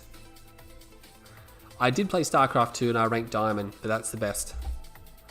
And we're talking about like back in like 2010, 2011, so like 10 years ago. I never really enjoyed playing it. It was so finicky. The controls were all messed up. Like the controls seemed to be purposely made difficult. You know, you couldn't have the classic mouse controls. It's like, oh, you have to right-click order, and you have no say in the matter. Oh, you can't scroll the screen around either. You got to move the mouse to the edge of the fucking screen. I'm like, this is not 1992. You know, this is like, it was just beyond me. So you can play Zocom.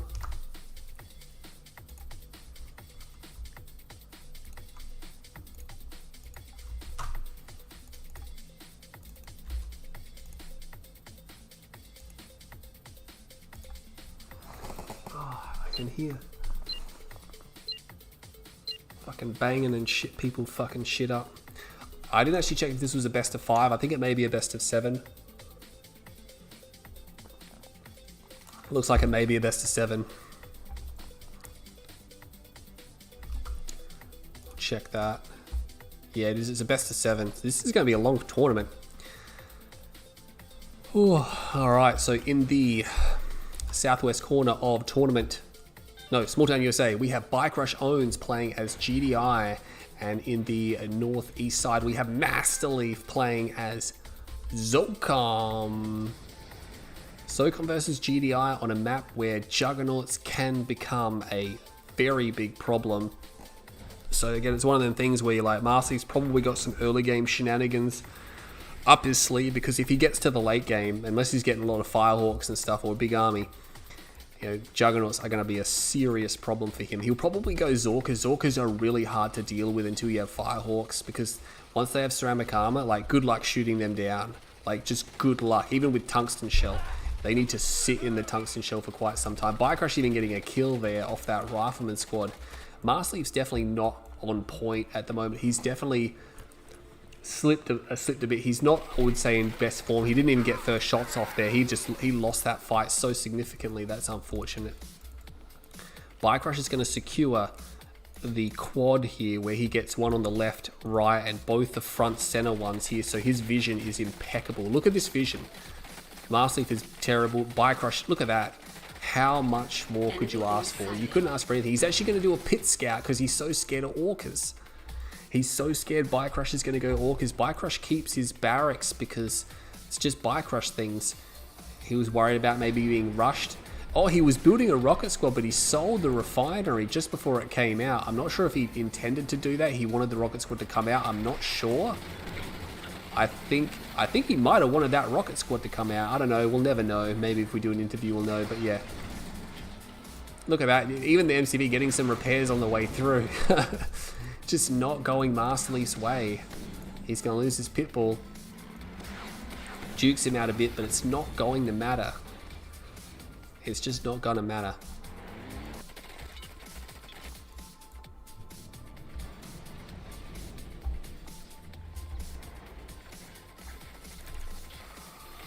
Oh, it's past Tuesday's bedtime.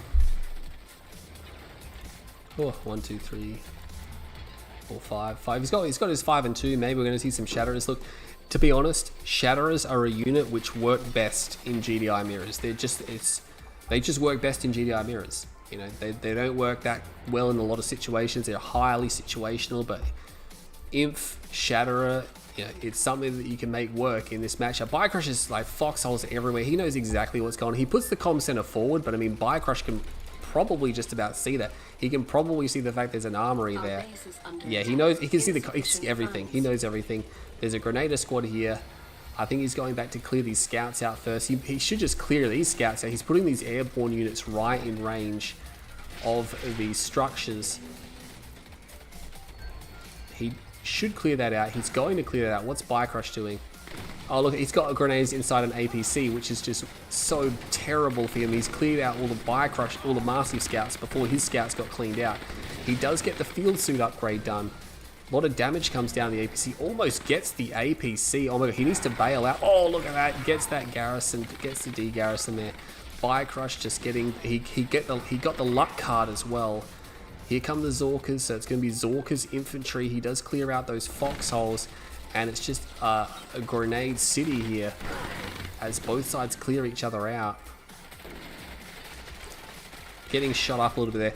Putting grenades inside of a hammerhead is a good idea as well, because you just fly over the whole city and just watch everything get cleared out. 1 Zorka, 2... Oh my god, no. He almost lost his MCV here. Now that actually might work out favorable because Biocrush has expended a huge amount of ammunition. Can't get even 2 harvesters, so that might have worked out fruitful for Masterleaf. The loss of harvesters might have been way too much. SOCOM Orca, you sort of want ceramic armor before you engage. Grenadier squad is there. Look, he's just going to be able to clear this out. Masterleaf's not being able to control everything. Oh, he does de-garrison. Look at that. That was a hot de-garrison. That was a hot de-garrison. That was so hot. Got these Orcas flying around now. Still no ceramic armor. No ceramic armor on them. He's got to be careful. He comes in, he tries to get the Grenadier squads, but he can't get them. They clear out another garrison. He's going to have to back up here. I don't think it's going to work. I mean, he's counting on garrisoning these buildings, but he can't because there's Grenadiers everywhere. The Orcas are moving through now. Is there no double? Did he build no AA? Masterleaf produced 0 AA in between the first and second strike, which is just a disaster. Bloodhounds land, but not before 3 harvesters are dead. He only gets 2 Orcas, like... Masterleaf's in so much trouble, although he is pretty much one basing Marv.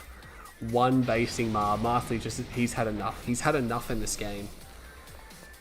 He's just thoroughly outclassed. It's sort of sad to see, given their history has been one of like ultra tight games and of Masterleaf pulling out these amazing victories and these amazing series, but not going to be this time.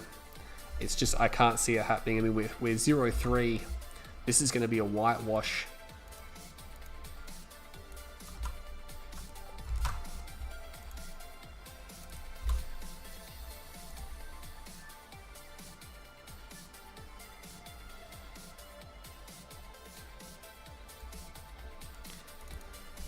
Just in case anyone here is wondering why I'm not playing, I'm just taking this tournament off. I'm busy and a bit tired, and I definitely just didn't feel like playing at all, just not up to it.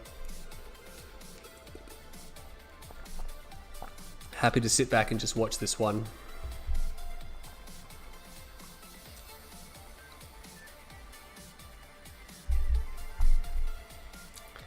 If he plays, I'm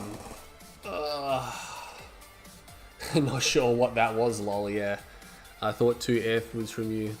I don't think either side knew what was going on there, because they both did very wonky builds. You know, they both wanted just to attack each other with sporadic units, and that's what happened. And Masterleaf, he wasn't dead. He was pretty well worn. I mean, he still had his Orcas. He could have done some serious damage. I don't think he should have surrendered there. He could have easily have kept fighting.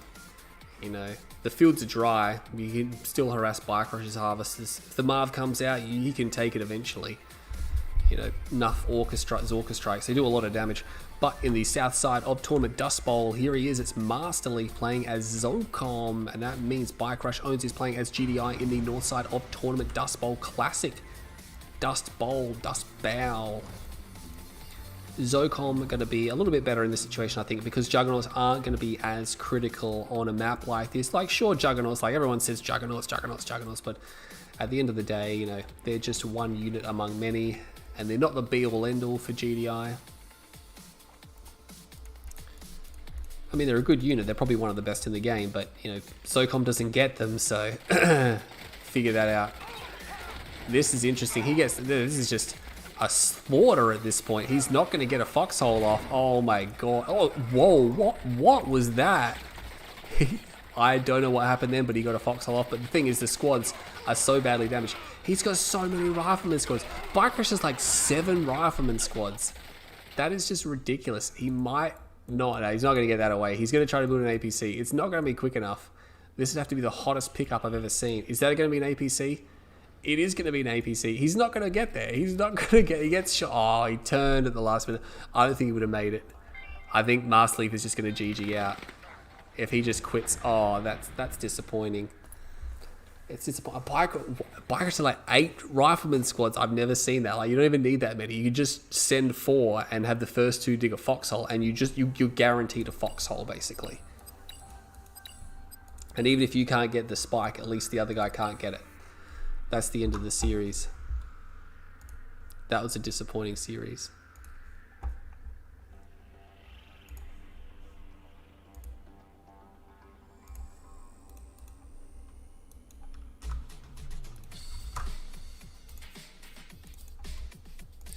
I'm not looking forward to just looking at this tournament now. The next series is best of 9, then best of 11. I'm like, far out. This is like, I don't think it's necessary to have the rounds that long. Dry versus Futurama. Oh, yes, please. Where is that being played?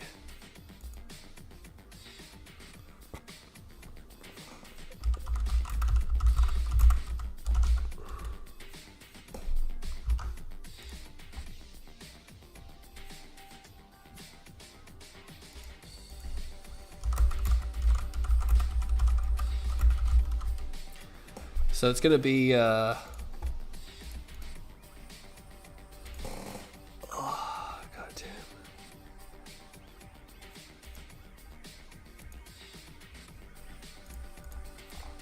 So we have semi-finals. Eclipse and Bike Rush will play a best of 9, and Drive and Futurama, they just walk their way through their series.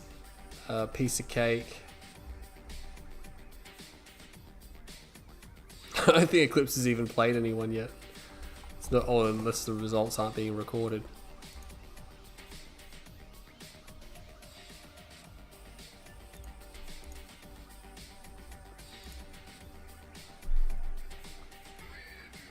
Drive is here. Not sure where Futurama is.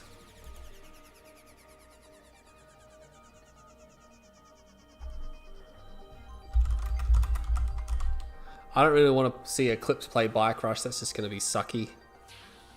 I'd rather see Drive play Future.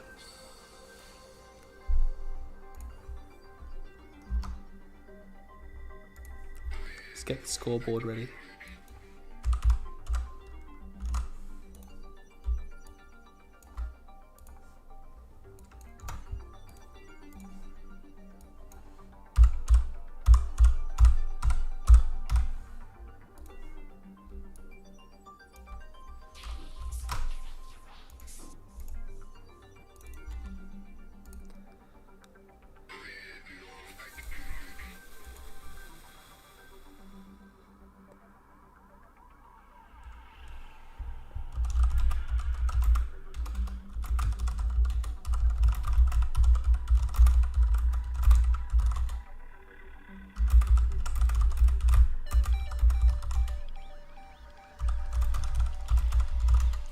Don't give me that crap.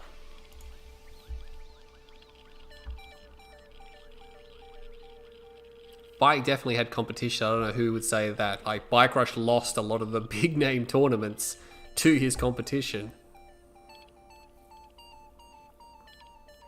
You got to remember, like, not every pro is going to be top of his game all the time. Marcy's one of those pros. He's been the best player in the world consistently and then drops down for a while. He regresses and then he gets back up there again. Yeah, Bike Rush is constantly up there, but yeah.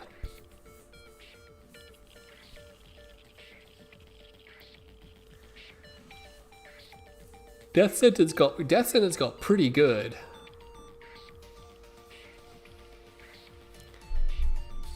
Like he got pretty high up there. He never really. I think he won. I think he did win a tournament or two.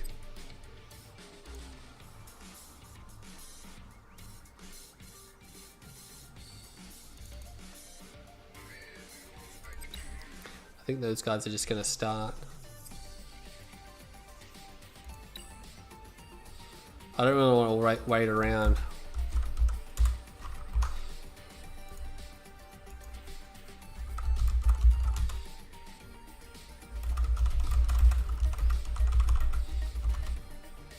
Just gonna check with these guys here. Future says he needs a 10-minute break. 5 minutes ago. All right, I'm gonna wait for Futurama because he should be back in 5 minutes. Because I'd actually rather watch Drive and Futurama than Bike Rush and Eclipse.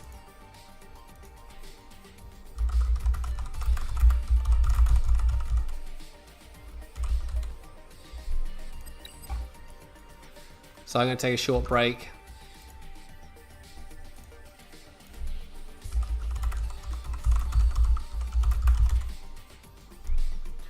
I'm going to take a short break. Don't go anywhere. Because we're going to come back. Where the crap is my text?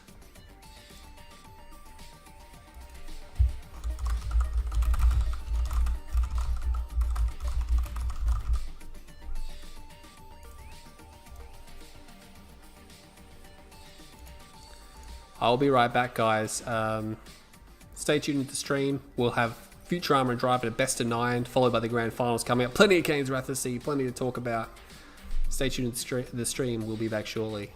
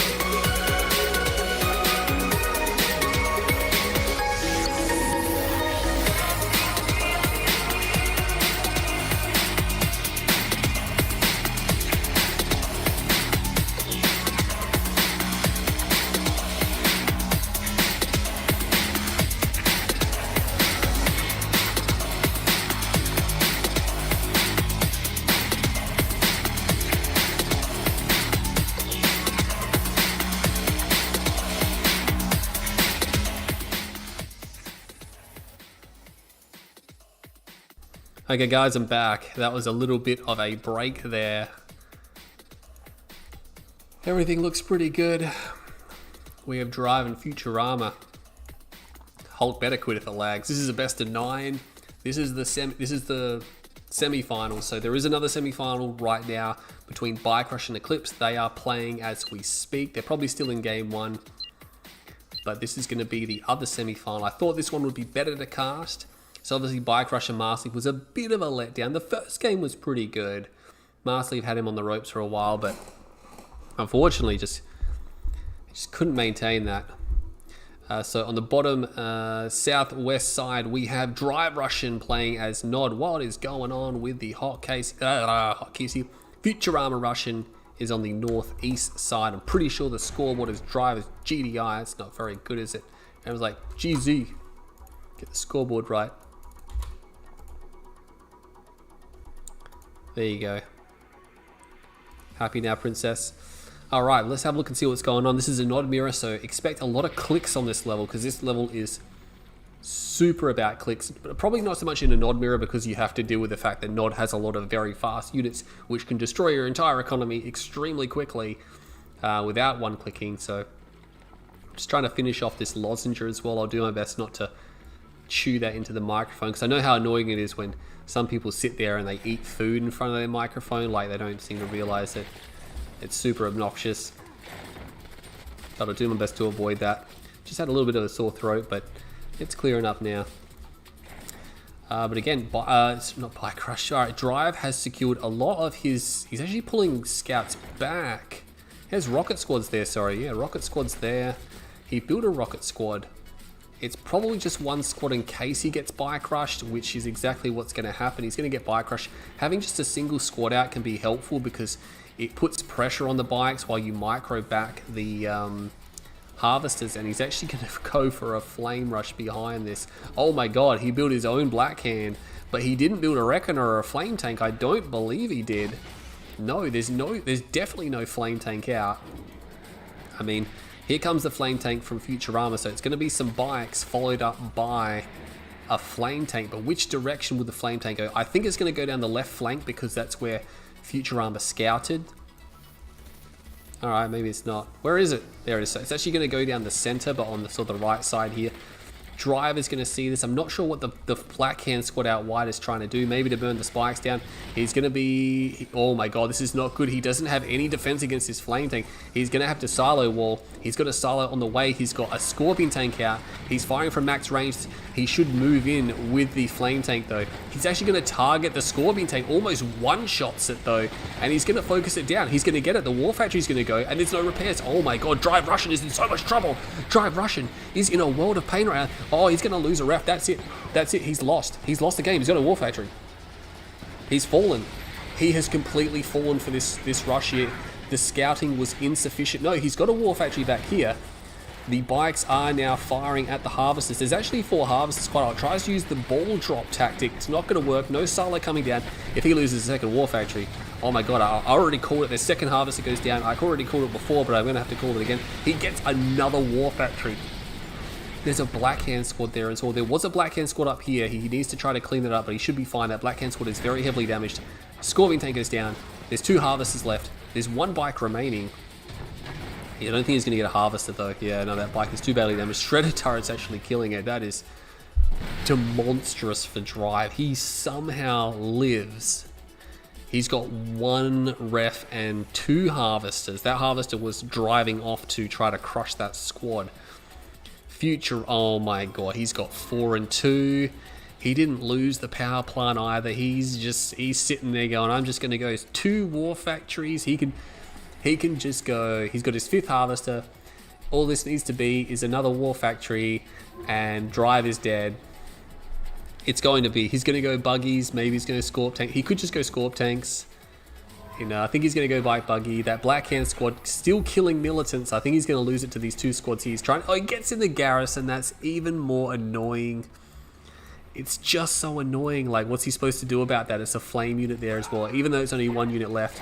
And unfortunately doesn't get... Oh, he gets that one. Is that Drive's bike? Drive does have a bike out. He's got 3 harvesters, but I mean, he's up against 2 war factory, 5 harvester economy. I'm not sure what the Raider buggies are for. Is it going to be Scorp Tank? Yeah, it's going to be Scorp Tank. He's going to move his MCV down here. Now, the reason he's doing this is because, one, he wants another War Factory on the front line. He'll probably sell his War Factories at the back. And two, he can put down Shredder turrets in case Drive tries to think of doing any type of defense with infantry. Pushing these units back here. Should be able to get that bike. And he will pop that bike. Actually, just try. Look at this. You can see the MCV here now. Like, Drive, he's not even thinking about a second ref right now. He's like, oh crap, I need tanks. I need tanks. I need lots of tanks. But he's up against 2 War Factory tanks. He's on the defensive, which is good. That's an advantage. But that rush did far too much damage for him to survive in this game. I think Futurama was well aware that his rush did such critical damage that there's really no way he can come back in this game. He sells off one of his War Factories at home. There is one bike here, but what can one bike do while his main base is under pressure like this? Pops that tank straight away. He can really just go and he outnumbers Drive so significantly here, and he can push him to the War Factory where he can build the units out. It doesn't matter that there's one bike picking up. Look at that, he knows now it's done. There's even, like I said, there's a War Factory there. Futurama 100% knew his rush did catastrophic damage that was irrecoverable. Drive tried to stay in there because it's a tournament. He's like, I'll just try and hope that Futurama makes a mistake. Not going to happen, so yeah. Futurama bags the first game. I think I've clicked on the wrong game. Game has already started. It's a problem when everyone joins the game all at the same time. It can cause a few issues.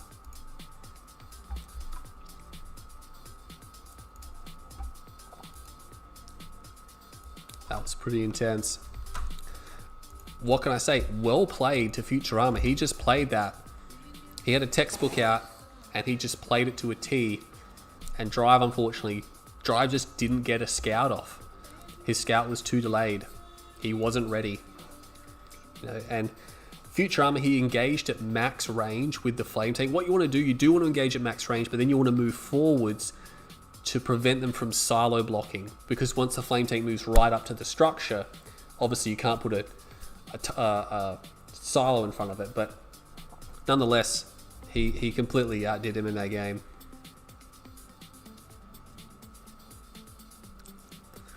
It's just, yeah, good. Well done to Futurama there. He's actually changing to Black Hand.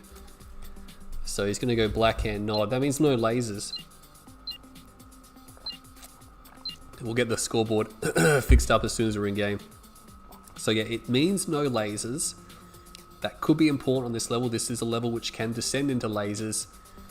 But I don't think he's planning to go that far. I think he's going to do another type of rush. Where are we, Black Hand?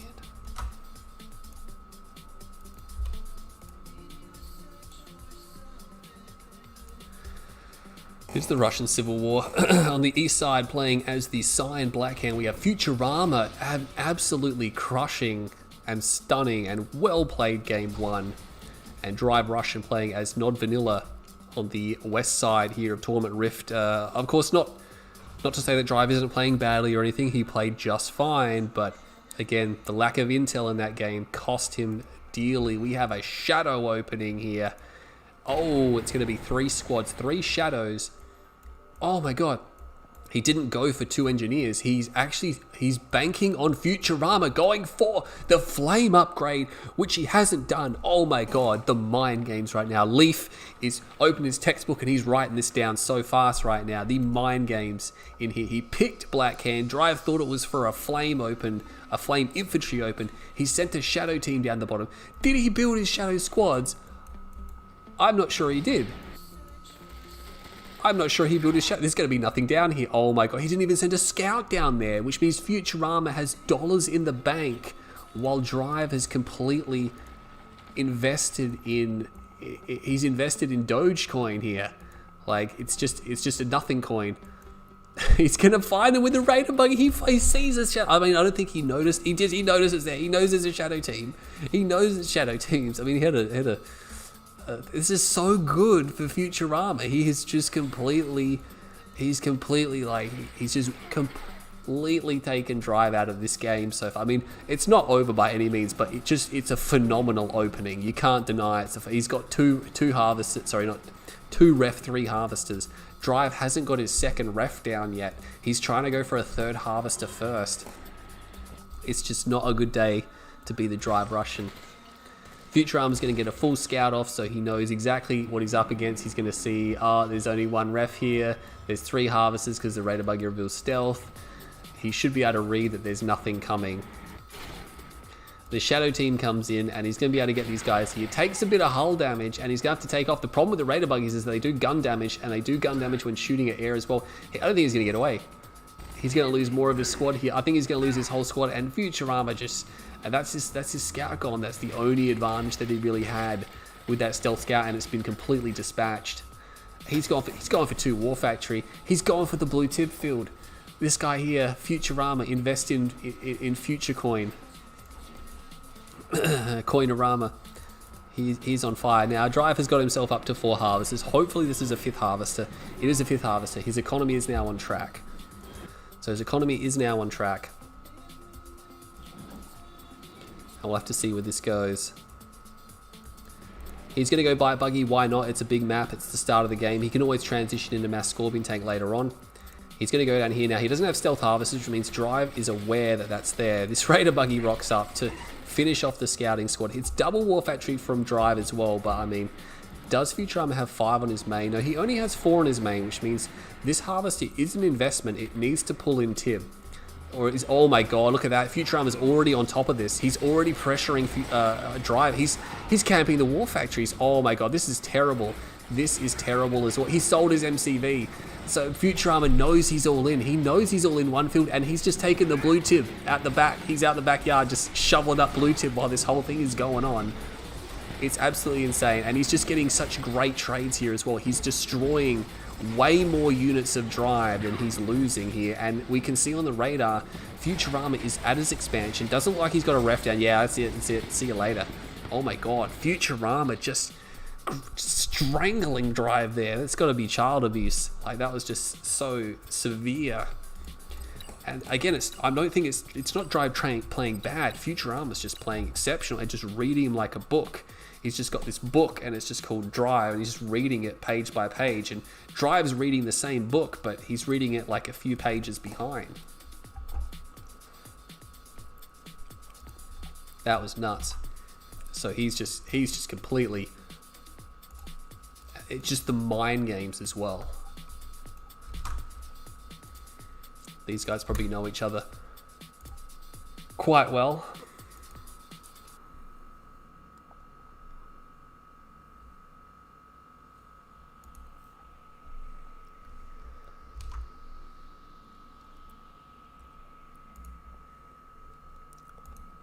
I'm surprised with 3 Russians that there is no lag. I would have thought maybe at least having too many in here would be a problem. But everything seems to be running pretty smooth.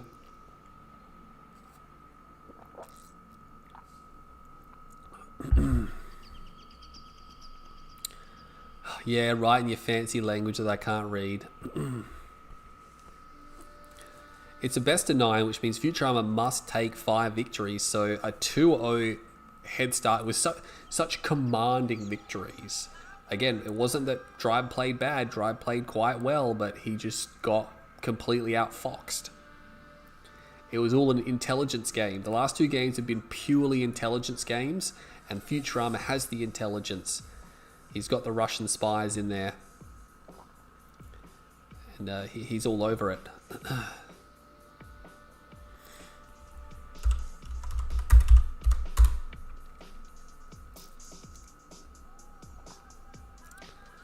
There's some fancy letters.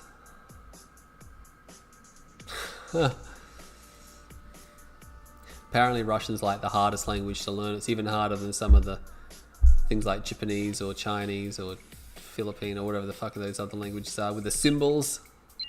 I don't know why they have symbols.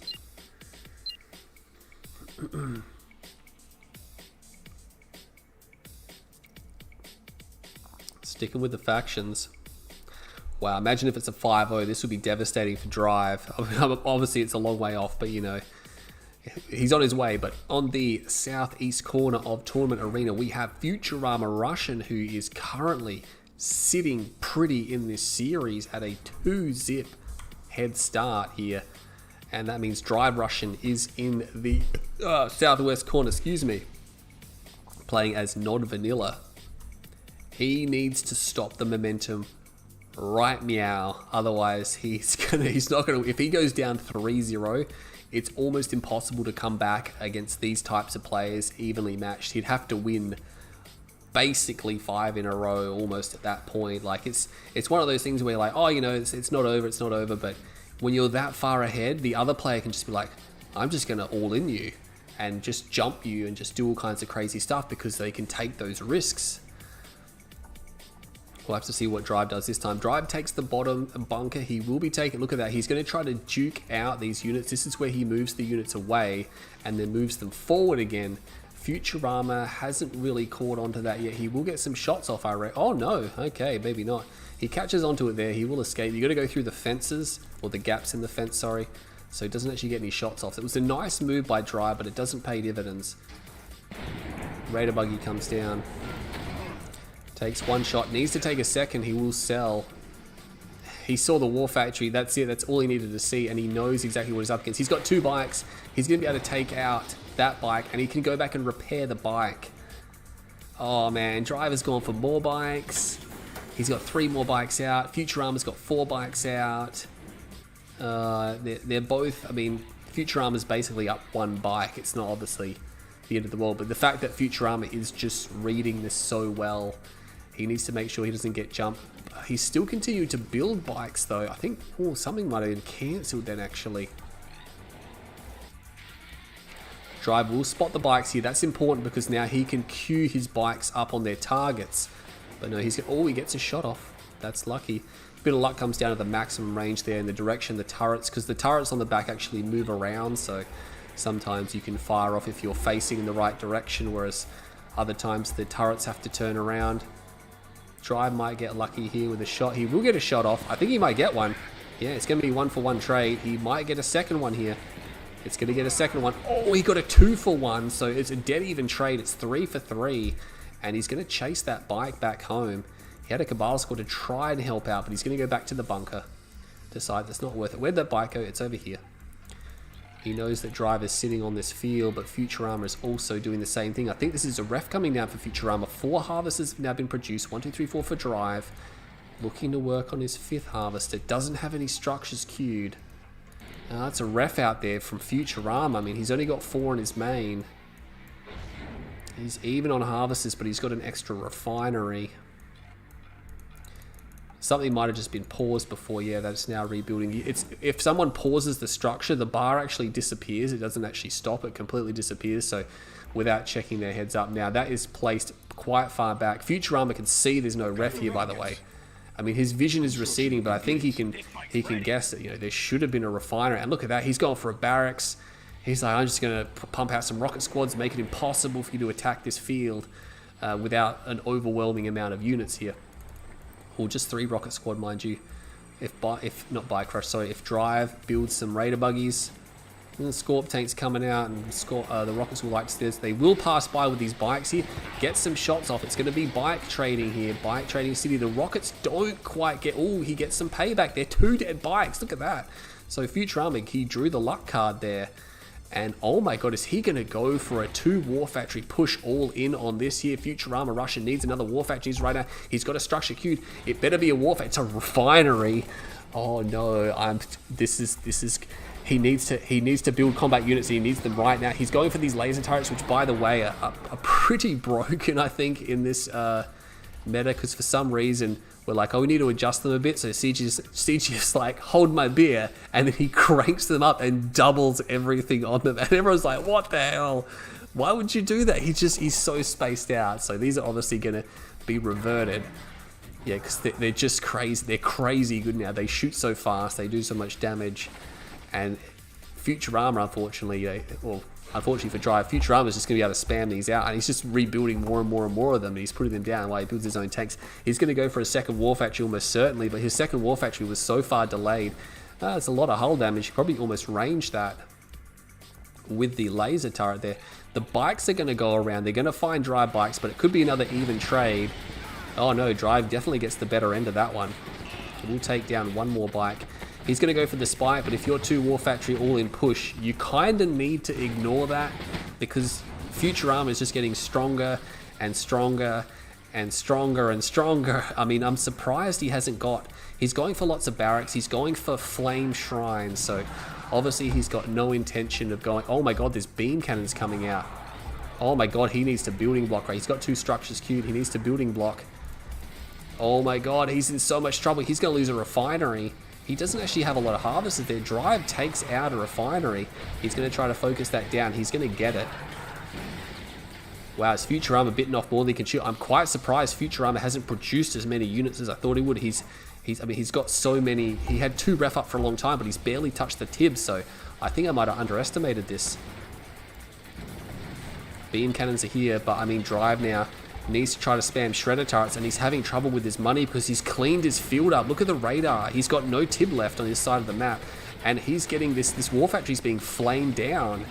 This could be a problem. A beam cannon gets popped. There is quite a number of beam cannons there. There's actually a flame tank there as well. He needs to dispatch the flame tank quickly. He will dispatch the flame tank. The flame units at this range, though, oh my god, the buildings, they don't last long.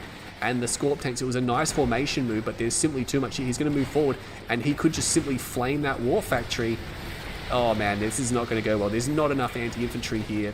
Drive, oh man, both sides made a few errors in this game here, but Drive will have made the fatal one when he sort of dicked around for a while before going in, when Futurama knew he was going in. But Futurama ultimately will hold this. I mean, I don't know why Drive hasn't surrendered yet. There we go. This is a disaster for Drive. Like, all of a sudden, Futurama went from 1st gear to 5th gear, just like that. Like that. Like, I was sitting there and thinking, why isn't he getting stronger? Why isn't he getting stronger? He's had 2 ref for quite some time. And then all of a sudden, he just like balloons through with all the infantry. So I guess it was a good decision after all. Drive wasn't building that much anti-infantry because he was expecting mainly units and things like that. Or, sorry, war factory based units. This is a really good showing from Futurama. Like, holy crap, he's doing well. And the way it's going, he's going to be facing Bike Rush.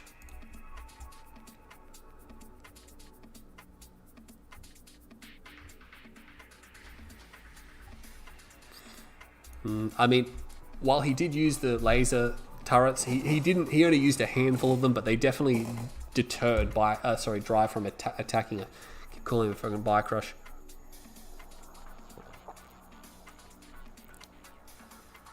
Oh man, at 3-0, even if Drive wins one here, he's got such an uphill battle. It's going to be so difficult.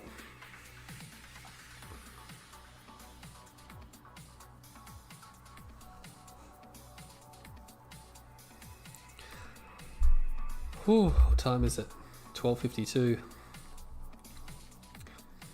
Still got a best of 11 after this. Oh, you can see tied 0.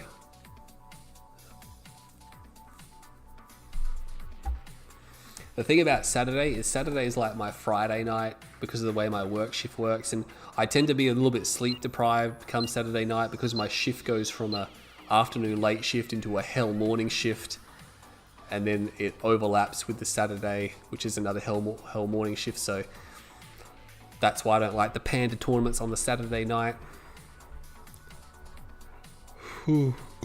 But in the north side of Tournament Dust Bowl, playing as the green nod, it is Drive Russian, and he is in some deep Russian trouble. He needs all the vodka in the world right now to get back into this series. But on the south side is the one who's completely outplaying him right now. Futurama Russian playing as Black Can. And again, Drive isn't particularly playing bad. He's playing well thought out strategic strategies, but Futurama has just got his number.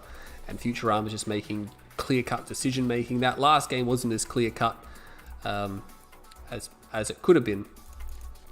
A lot of Black Hand units heading to the left-hand side now. Thankfully, Drive has gone to the right side. Now, this will favour him, or it wouldn't normally favour him, but if this was over here, Drive is in deep trouble. Because, I mean, Futurama can get to the structure first. I'm quite surprised he did that. I guess he was banking the fact that he thinks that Futurama thinks he's going to go this side. All right, there's no one there, buddy. because he thinks that Futurama thinks that Drive won't go this side because he knows Drive knows that he can get to this structure first. Is that confusing or what? But Drive used that against him. He made the right call. A lot of squads out to the right flank here. Raider buggy comes out, probably going to miss all of that. This unit, the squad here is de-garrisoned. I think Futurama's going to fan out amongst these structures. He's going to take that one. He's got one going down the guts to scout. He's going to see the Raider buggy, and all he really needs to see is the war factory. He can just suicide in at this point. Raider buggy cleans up the scout, but the other 3 scouts got through undeterred. He hasn't actually spotted them, and there's no real reason to go over there with the Raider buggy. I guess he gets the scout off with the Cabal, but I guess he wasn't guaranteed the scout with the Cabal in a tournament. You know, not scouting and just flat out losing a game like what happened on the Small Town USA game. You don't want that to happen. Moving the Hubble with low power, but that's fine. He can micro that. As long as he doesn't get too much of a lineup there, we'll send that Harvester around, but at the end of the day, it's not going to save too much time. I guess it's going to get saved with this one coming in now. 4th Harvester comes out. We got some bikes coming out from Drive Russian. Is Futurama Russian going to pin this? I think he is, yeah. Bikes are coming out from Futurama Russian. He is well aware of what is cracking right now. Cleans up that scouting squad. 2 more squads being held in reserve. He can probably just gradually send them in over the course of the next few minutes to keep his scouts up. Unfortunately, driving into the Cabals will weaken the armor on the bikes, although bikes don't really have any armor at all, which is why you can pretty much kill them with anything. But Drive is pushed back. Futurama's just sort of sitting here waiting. You know, you're going to attack me? You can if you want. He gets another scout off and he sees it's not an all-in. He sees the MCV is gone, but there's no 2 war factories, so the MCV can really only be over here at this point. I don't really want to get run over by harvesters, but that will clean him up. More bikes coming out. Futurama Russian has 6 bikes to his name. Thought I saw something over there. We had a battle marker. There's some bikes. Did they take a swing at that? Maybe they took a swing at that. And again, Drive just running these squads in one at a time, re-scouting over and over, ensuring there is no 2nd war factory. There's a refinery. He's got another one on standby as well. Oh, 2 bikes down from Futurama Russian. I don't believe Drive. I see no wreckage on the behalf of Drive Russian there. So again, small pickups at the start of the game that matters more than later on. Later on, you can expend a lot more units, but at the early game, you don't expend too much. He's going to be able to take down this spike. The problem for Futurama is that if this gets into Scorpion tanks, obviously he will have the inferior tank. Will take out that scouting buggy. Would have liked to see that buggy go onto the bottom side there, but again, there's that extra squad, and it's like, and he gets in between the buildings, just making it annoying. He has to try to run them down. It's going to come over here, try to defend. So things looking pretty good for Drive. He's got a 2nd war factory down, he's got a refinery down, and Futurama went for a 2nd ref, so that's why he's got the racks down. It's very easy to pop a racks down, get out some rocket squads. Bikes don't like seeing rocket squads on the edge of fields. It's just a pain in the ass. You know, you can send the Raider buggies in, but then all of a sudden if there's bikes behind that, they can snipe down your Raider buggies. It's just all a battle of wits. He's going to get that bike that was left behind though. It's unfortunate. He's trying to clear out all the garrisons, but look at that. Futurama just simply moved to the next garrison, which was really good, by the way. Like, whenever you're in a situation like this and you're being de-garrisoned, just quickly jump into the next one and just cause them to do it all over again. Drive now is going to be the one to lose his spikes, so nobody likes the spikes today. It's not a good day to be a spike. They will be destroyed. Is he continuing? No, he's going into Scorp tank production, so I suspected he might. Those harvesters doing a little bit of a dance, but no, they are not jammed, thankfully, for Drive. He's got a lot of economy. He has a lot of economy. Flame units are out. We have the flame upgrade is completed. He's not going into Scorpion tanks. And I expect this attack. Look at that. He's going to send in the Raider buggy first to see if it's clear, and then maybe the rest will follow. But again, Futurama's just sort of sticking at home. He's going to scout that. He's going to get that. He won't get eyes on there. I don't think a tech center is down yet. No, there's no tech center.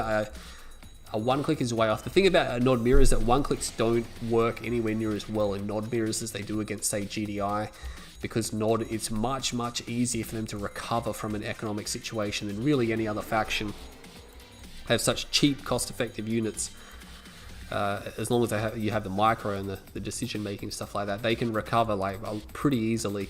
It's going to be 2 war factory. Oh, this is perfect. I was wondering what he was doing because he wasn't building, he wasn't continuing to build a large amount of units. It's going to pull that harvester back, and that's going to result in the loss. Oh my god. Oh, he only just gets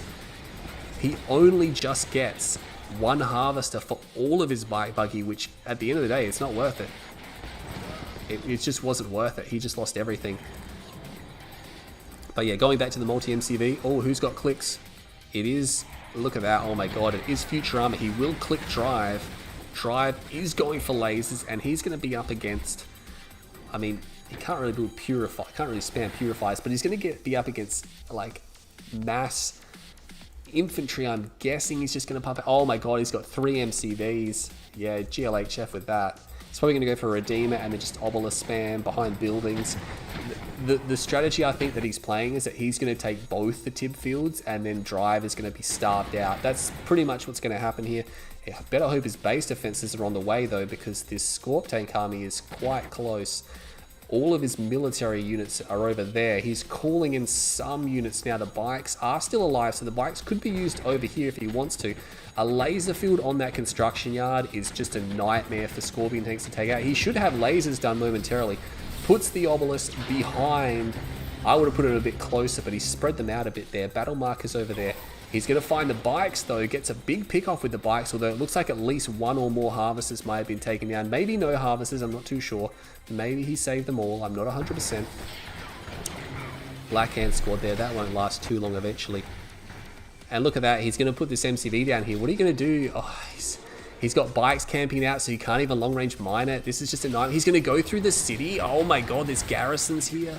I mean, actually, surprisingly, not many of the units are actually garrisoned, only some of them are.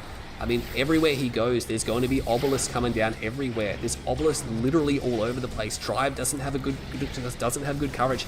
He can overwhelm the obelisk in the open, to be honest, but I mean, he's just not in a proper position. He's being shot at from these buildings. I mean, it's really bad. And look at this. Oh my god, Futurama.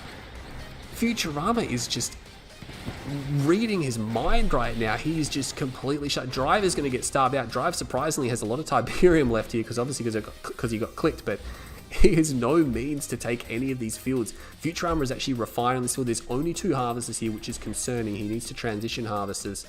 Looks like some are transitioning now. He's not refining here. He doesn't need to refine here, by the way. And again, there's a structure there. He's going to run for it. He gets in there with Max. Oh, that's a big crush. Only 2 squads get in. So it's unfortunate for Futurama, who couldn't get more of the garrisons. I don't think it's going to matter. These tanks at the end of the day are just running through swarms of rockets. And his force is just getting worn down more and more and more of these really cheap infantry units. It's just guerrilla city warfare, and these tanks, I mean, it's just like real life. Tanks don't do well in an urban combat.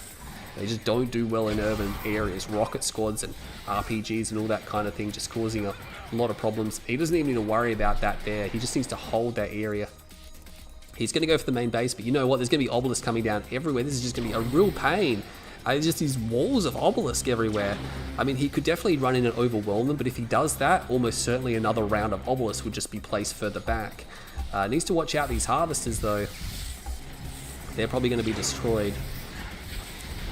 There you go. He's actually turned around and realized he can take these out, but I mean, how long can he sustain these types of losses for? Might want to put a laser field on that MCV. He's taking a lot of damage. But again, these tanks the tank numbers are beginning to dwindle, and even if he loses the MCV, which he does get, there's still obelisks left over. There's still rocket squads up here. There's bikes. This is the last of Drive's forces, so even if he somehow pulls through here, he's going to have almost nothing left. This obelisk even gets one more shot off before it goes down. He's gonna emerge victorious. There's still an obelisk back here, which is a real pain. But I mean, Futurama, he's transitioned harvesters, so he's got plenty of harvesters there. The Drive actually has a harvester there, stealth. But what's he gonna do? He's sold everything. He has a dozen tanks left. Those ones are in really bad condition. You know, he can't long range mine. I think he got all the bikes, but I think most of his harvesters, he does have a number of harvesters still sitting around. He's gonna go for a Redeemer here. Has a few structures he might be able to sell off, but there's the thing. I mean, he's secured this field, and these Scorp tanks going to come down here for what? You know, there's an obelisk there. He's probably got another. He's got another one queued. It's like, what are you gonna do? You know, Or he can see that harvester as well. That's a heavy shot. He's going to get away though. I mean, what can Drive hope to achieve? He has nothing to his name. He's long-range mining. He has 1 war factory, 2 war factory. He has no MCV. He sold his MCV. And, I mean, he can see full economy here. It's full economy on this field. It doesn't matter. He's going for a Redeemer.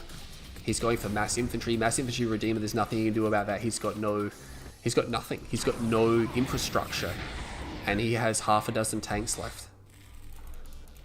You know, I think Drive is grasping. And look at that. He's just got to turn around. It's like, what are you going to do? What are you going to do? You can't do anything. This one obelisk sitting here is just being a pain as well. He has to go around that because he can't afford to lose any tanks. He's going to lose another tank there. One shot's that tank. I think as soon as the Redeemer comes out, I think Drive is just going to tap the GG. But Futurama again, just playing keep away, and it's a strategy you can do. You just take all the tib fields. You just take all the tib fields. He didn't play into the Scorp tank battle. He knew he probably wouldn't win that, and Drive was expecting him to play into it. And he's just like, no, I'm not going to do that. I'm just going to build some bikes and then defend with infantry and go 3 MCV and just take all the fields. And then eventually Drive just got chewed up driving around inside of rocket garrisons, driving over here, getting chewed up very gradually over time. Actually managed to put together quite a number of tanks here, but it's not going to be enough. He's not going to be able to destroy what Futurama has, because again, there's rockets here. We're going to see obelisks come down. There's no anti-infantry. Once again, he's in the buildings. I mean, Futurama not really taking advantage of the structures again, but I don't think it matters. He's running back into this obelisk again. Every tank that goes down, battle marker over here, no, it's just him standing on the tib field. Another MCV has moved up there now. He could just build fanatics and just destroy all these tanks super quickly. I mean, it doesn't matter if he kills the infantry now. We're just going to see 2 more obelisks pop down, and then what are you going to do? You can't really do anything. The long-range mining bought him another round of tanks, but that's a 4-0, and Drive Russian is just being pummeled. And again, not playing bad. He's playing very good, but Futurama has just got a huge read on him and knows exactly what's going on.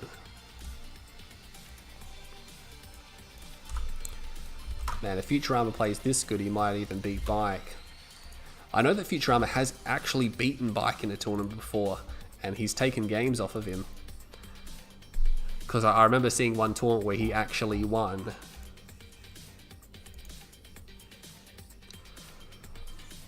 Bike's very hard to beat.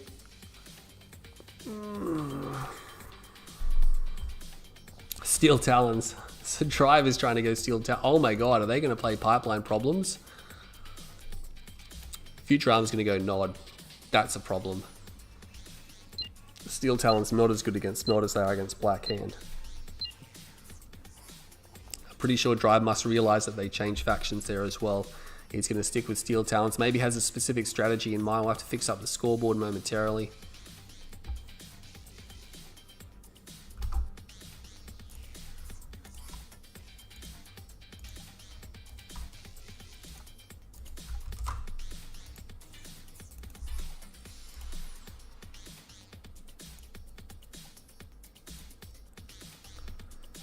Alright, so on the top north side of Pipeline Problems, we have Drive Russian playing as Steel Talons. There you go, he's switched off the Nod faction. It's a Crane build versus Futurama Russian playing as Nod Vanilla. He's switched back to Nod now. Not a Crane open though. He's going to go for a Barracks open. He's going to take the Spike. And we'll have to see where he puts his refinery. Drive Russian with the Crane open will have probably a double ref. No, he went for a Crane and he went for a Rax. So he's not going to have a double ref straight away. But yeah, look at that. Futurama Russian, you really have no choice but to get the blue tib first. You can't not get the blue tib first. It's hard to crawl here without a Crane or anything like that. We're going to see Drive. He's got the Crane, obviously gives build radius a little bit. And then you ref, and your ref's actually pretty close. And you can even keep the Crane for another round of buildings if you need to, because the blue tib is just so valuable. 2,800 credits every time that it docks. Drive just now capturing his spike. Of course, it'll be a little bit behind because he went for the crane open. Beats out the militant squad. Of course, you'd expect that to happen. But Futurama, he's going to go for an early attack. This is risky against Steel. Oh my god, he went for another refinery. He went for a third ref on this field. Now, of course, he sells them off as he builds them, but still, he doesn't actually have a war factory. I think if this is in a war factory, he's in so much trouble. And he actually kills off another militant squad here. And the bikes are coming across. He saw them. He saw the bikes. He doesn't have a war factory. He went for another refinery. Oh my god. He's in so much trouble. I mean, as soon as Futurama realizes... Futurama doesn't realize. He doesn't... I don't think he can conceive that that wouldn't be a thing. That there wouldn't be a war factory. He can see over here. He can see it. He can see there's no war factory. I don't think it's clicked yet. That I mean, I wouldn't expect it either, but I don't think he realizes that there's no war factory. He can just go in. These towers aren't going to do a lot. He's going to shoot at that third. I mean, his only option is to defend with these towers. He's finally got one down now. That could have been the end of the series right then and then for Drive. But for whatever reason, it looks like Futurama didn't quite click that there was no war factory. He rocked up and there was no war factory. Like, there's nothing that can stop you now. You just go and kill a harvester. But no, he doesn't lose any bikes. He's got 3 harvesters, 2 ref. He's got a harvester on the main, so things are going to even out. Drive will survive. So will he survive to come through and win? He's going to transfer a harvester across to the green field. More harvesters coming down. Probably the second ref comes down here now. Cleaning up those scouts, it's nice. There's actually a scout over here he needs to deal with. That raider buggy just responding now.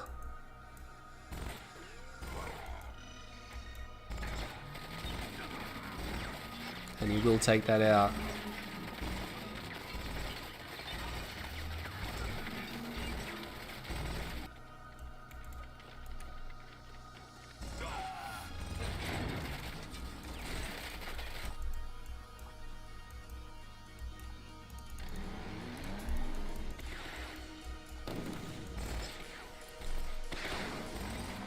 Oh, he's going to lose that scout down the middle for sure. That's pretty much, that's one dead pitbull. Not pitbull, sorry, raider buggy. I'm getting quite tired now. Crane comes down here for Futurama, so I have to see what he's got planned for that. These pitbulls will be able to dispatch the other raider buggy. That's the end of that one. He hasn't quite cleaned up his blue tube field. Futurama not too far behind, sells off one of the refs, doesn't need that anymore. He's actually going to expand and use the crane behind him, probably to get tech, I'd imagine. Having tech is very advantageous when you push on this. You do have obviously a field you can expand to, but it's very close to the enemy's base. The enemy's expansion here. You have obviously 2 green fields, 1 blue field on this map. No one's captured the EMP spike. Pitbulls are moving down the left-hand flank. There is some bikes here, so they will be able to defend against those. Probably well aware of that. Radar jamming missile comes down. A structure was queued. I'm not sure what it was. It might have been the comm center. Wasn't really paying attention. Pitbulls are going to find these bikes here. They don't actually get a bike. They will get a bike now. Doesn't lose a pitbull though. More pitbulls reinforcing, but it's just they're just playing tag at the moment. No one's really going to commit to a fight there. It's just going to be mutual destruction. Combat engineer somehow sneaks around the side of these rockets. He did get shot at. He's not going to get that. There's no way these rockets can get that now. So yeah, he's going to be able to offload this engineer. He should be able to get that spike. It's not a big deal, of course. Pitbulls are here. He's got plenty of forces. Oh, that rifleman squad draws a huge amount of rockets though. Oh my, wow, I was not paying attention to what Drive was doing. Okay, here's 12 orcas here. He might just have enough to just run through this base. He didn't even need to use those on that harvester there. He had so many pitbulls he could have done that. I don't think Futurama has enough here. He's going to try to go for the... Oh, he tried to go for the tech center. He wasted a volley there. He's going to get 2 more harvesters. There's a lot of rocket squads there though. Oh man, I did not see the 12 orcas because I was not really paying attention. I'm getting quite tired. That Drive Russian has just caught him off guard, and the pitbulls are going to move through here. He's going to have to make those harvesters run. It might have been better to pull that harvester at the back and maybe hope that it could escape the carnage, but instead it comes over here. It's going to be destroyed. There's a lot of pitbulls there. That's done a lot of damage, but is it enough to cripple Futurama? Wow, that harvester survived. Alright, the harvester is still alive. There's nothing in his health bar, but apparently he is not dead. So it's like a bike rush harvester. He does have double ref here now. There's only one ref there. Hammerhead's coming out, Orcus. I think Drive. I keep calling Bike. Drive is pretty much all in at this point. He's all in. He needs some stealth detection. He has the scans of the Orcus. He has hard points as well. Oh my god, Tib Cora's done. That's not good. He's going to be able to take that turret down pretty quickly. It does a little bit of damage. It's actually still firing there and gets more kills. Another one comes down. He's going to be able to see that harvest. There's another turret back here. Another turret comes down and he's losing more units. The Tib Cora does so much damage here. I mean, Futurama just needs to hold and he wins the game, but can he hold? There's a stealth tank there. Oh, that's bad. That's just so much damage. It doesn't matter that it goes down. It's killed so many hammerheads. Oh my god, the Tib Core as well, just popping more, and some of those hammerheads, very lucky. Oh my god, so lucky to get those away. 5 in the red health. That's nuts.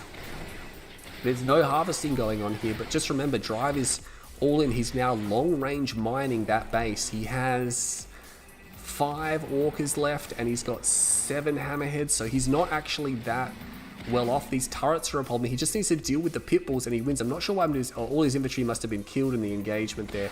He might have to sell his tech center off. I don't think he can really afford to continue on these harvesters. There's nothing here to defend these harvesters. If he loses these harvesters, he's going to lose the game. I'm quite surprised that Futurama he's not even moving them, and they're overlapping. There's no point moving him now. Yeah, that's the end of the game. He should have sold his tech and a ref and everything like that, but instead, no, he doesn't have enough money or time to build the stealth tanks up. I mean, yeah, they're good, but again, Driver's just going to jump on them, and that's the end. And I mean, look at all the hammerheads here.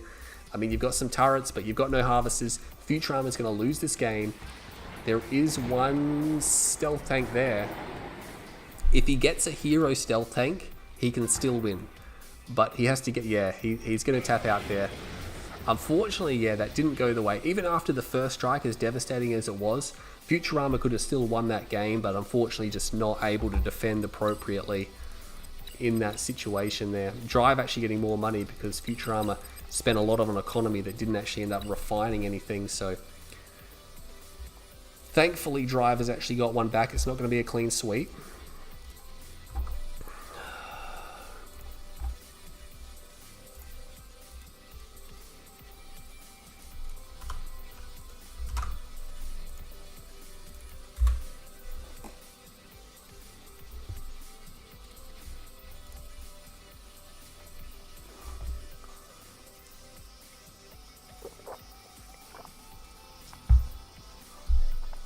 Ugh.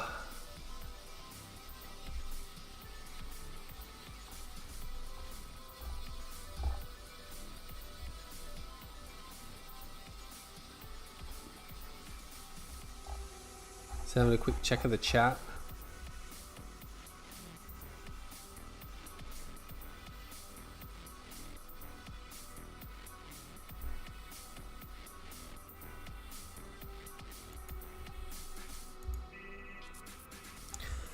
So it's going to be GDI versus Nod this time, so Futurama going to stick with his Nod faction. He could go Black Hand, but I mean, probably the lure of maybe late game stealth is keeping him on Nod. It definitely is quite good on this level, especially with the elevation and the way you can defend.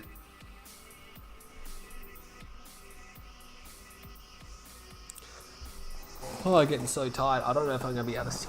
I'm sort of hoping maybe they put the finals off, because I don't know why Panda made the series so lengthy. Like, you know, best of 5, best of 7, best of 9, best of 11. It's too much. It's too much, you know, like...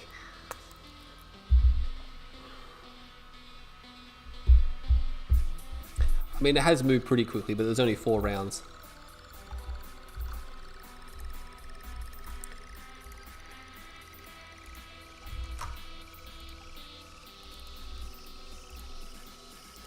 Alright, here we go. On the east side of Tournament Tower, we have Futurama Russian. He still leads the series 4-1. He just needs one more victory. He's playing as Nod Vanilla and Drive Russian. GDI, he needs to win 4 more on the trot. So he's basically trying to reverse sweep in a best of 9 series. It's pretty much, I mean, at any point, Futurama could just do some crazy all-in and just get a quick win. Assuming, you know, Drive falls for something like that, but this map here, Tournament Tower, you think Futurama might not just run into that structure. Okay, he's going to turn around just. But, I mean, now that the damage is done, I mean, he wouldn't have won a 1v1 anyway, but Drive just keeping himself on edge here, just making sure he's getting every cleanup he possibly can. He's going to block the scouts there. Second squad was built, not really necessary. He can't really be beaten to that structure.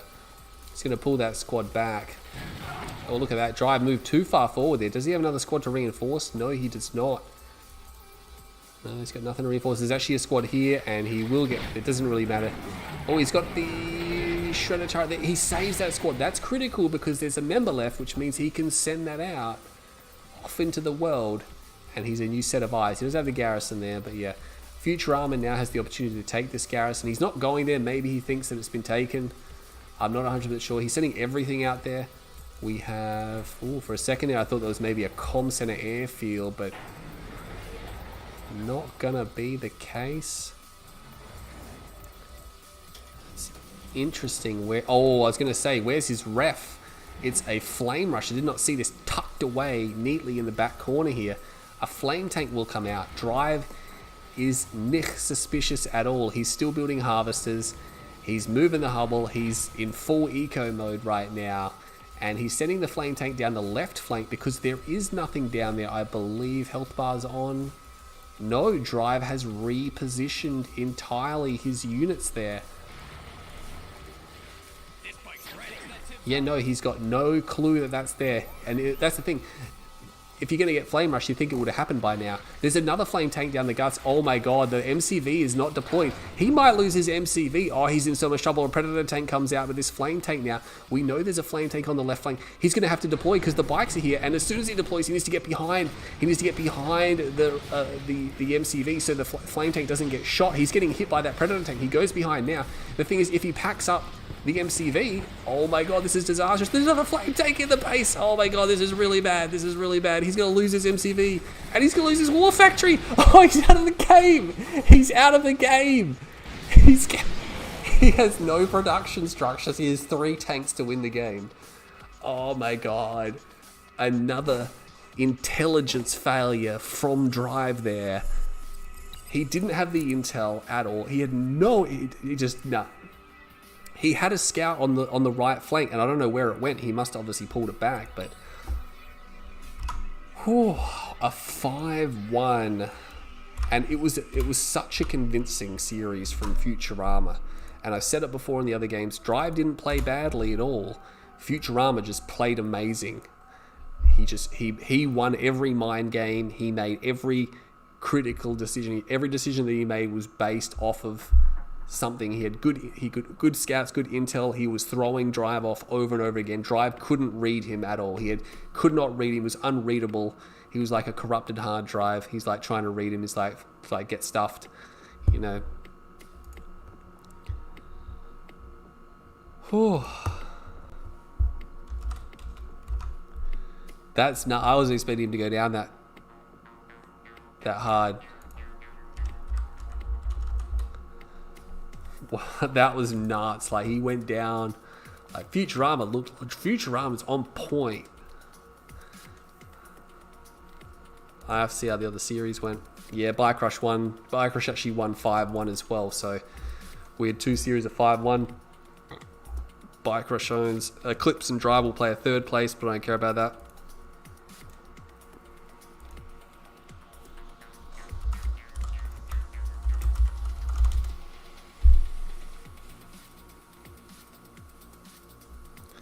Futurama just on point.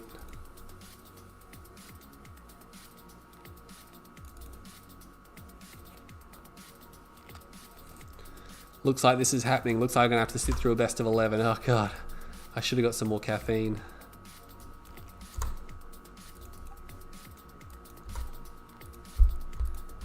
I'm quite tired. Oh, come on. Don't give me that. Nod left. Bike will be, he will be red almost certainly.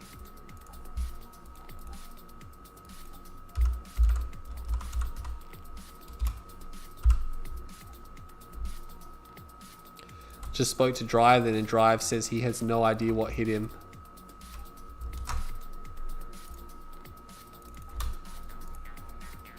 He just had no answer at all. Ugh. See what you guys have to say about that. Do you think CNC 5 will be released in future?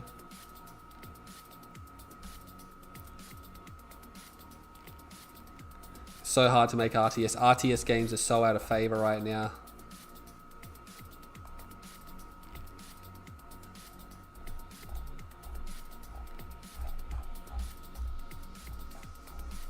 So difficult to make.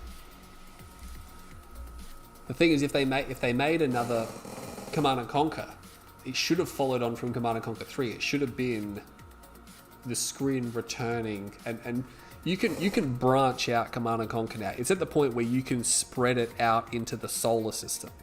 You know, not just have like maps on Earth. You can have maps on other planets, or you can have maps on Mars or on the other moons, because there's a lot of moons obviously out there that you could have, and we could have like space stations and bases and stuff, because the screen obviously would return. You could do so much with that. You know, it wouldn't be unreasonable. You know, it would give you the advanced technology and stuff like that, and for the series to carry on. But yeah, the fact that I don't know what happened in Command & Conquer 4. I don't think anyone knows what happened in Command & Conquer 4, because the campaign was like 30 minutes long. But yeah, the screen just disappeared. I don't know where they are. They're just gone. Yeah. I have no clue what the story is in that game at all. I remember playing a ripped copy, and I just was like, it was so bad that I couldn't ever open it again. Apparently the servers have shut down as well. It was so bad. I think they could make a game after Command & Conquer 3 and just ignore Command & Conquer 4, like just pretend it didn't happen.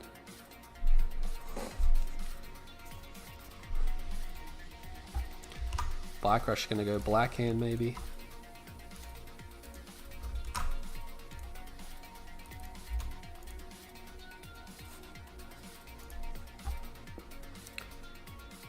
Hang in there, mate.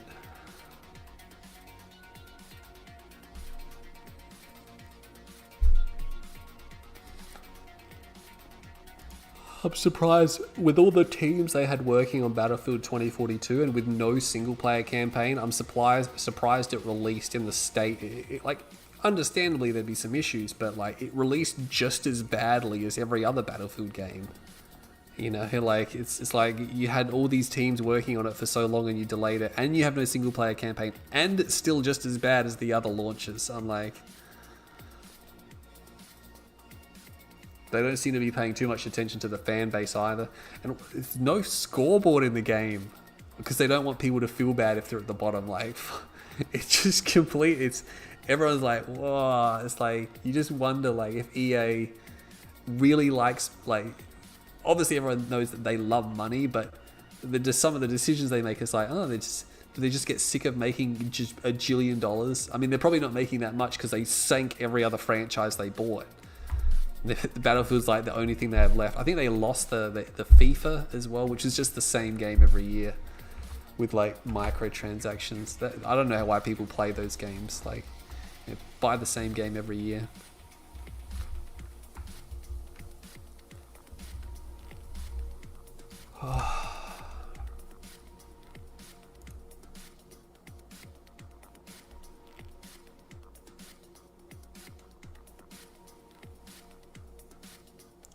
Yeah, I don't know what Command & Conquer 4 was doing. You had like a unit cap of like 10 units or something. I'm like, there's no bases.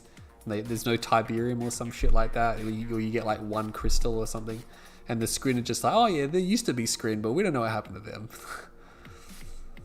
Just take out everything. It's like the, what's that thing called? Rivals, the mobile game. It's literally, you could take off the GDI and nod logo and you wouldn't be able to tell. Like, it's from the franchise, basically. It's just a cash grab. Like, within it, as soon as it released, people were like, yeah, you could spend like hundreds and hundreds and hundreds of dollars on like gems. And EA thought, this is what people want. People want microtransactions. I'm like, this is why, like, they always ask the question, we don't know why people hate us so much. I'm like, that's why, because you don't know why. Like, it's so obvious to everyone but them.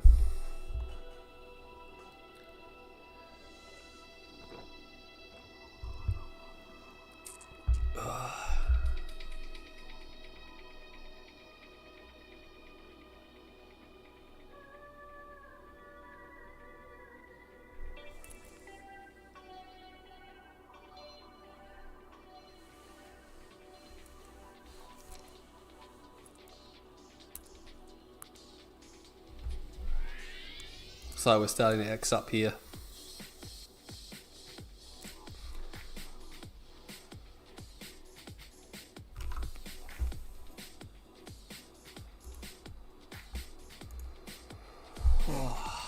Just go to sleep for a while. Wake me up, guys, when the game starts.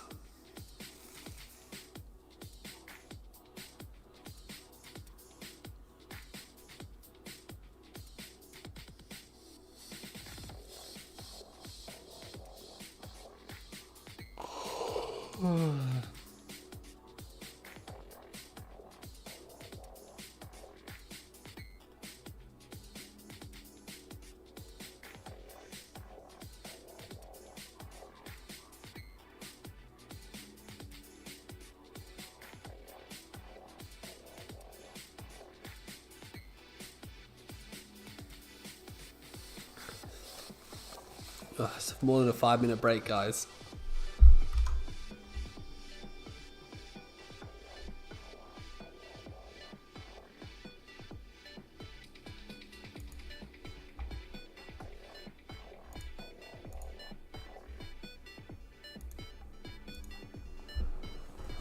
Oh.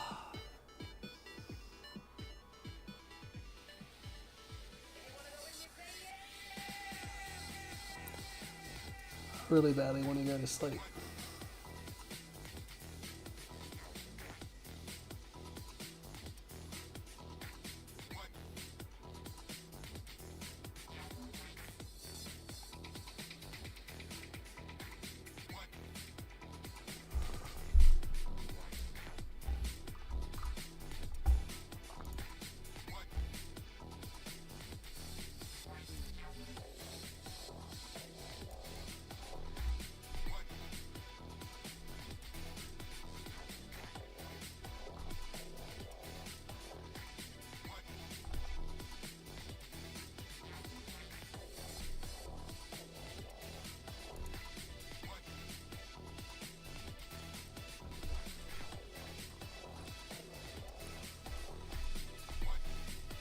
No cast of the finals. Where is Haru? What is Haru doing?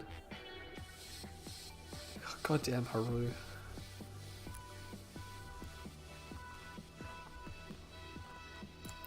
I should have just gone and taken a quick break because these guys are going to take a while by the looks of it.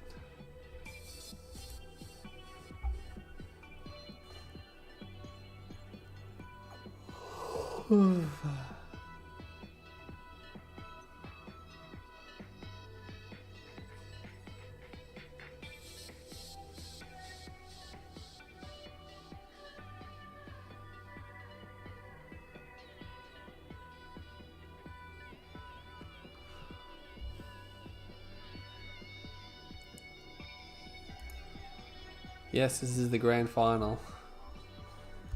When these guys are ready to play.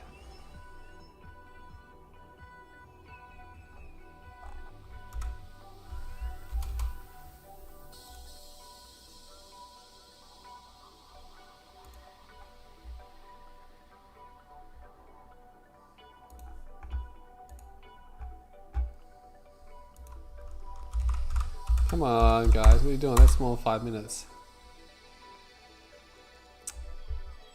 GZ needs to go to bed.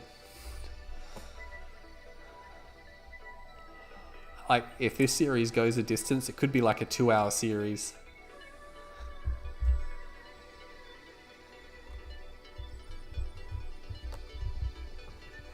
Oh my God.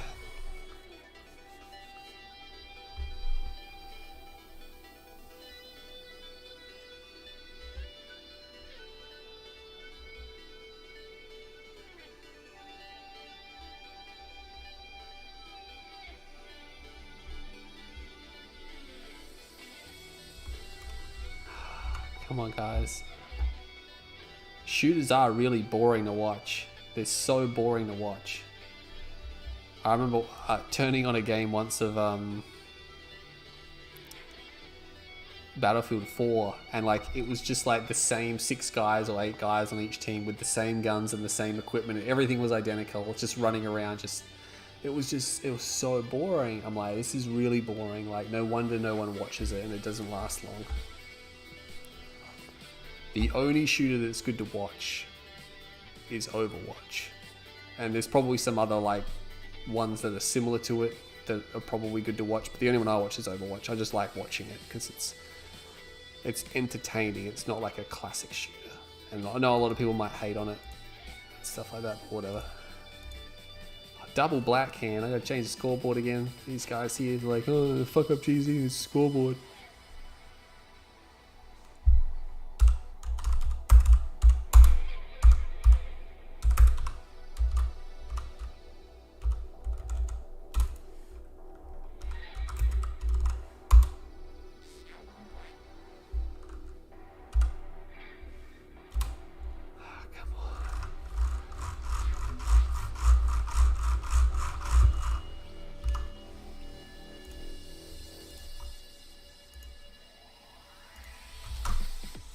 These better not all be black hand mirrors.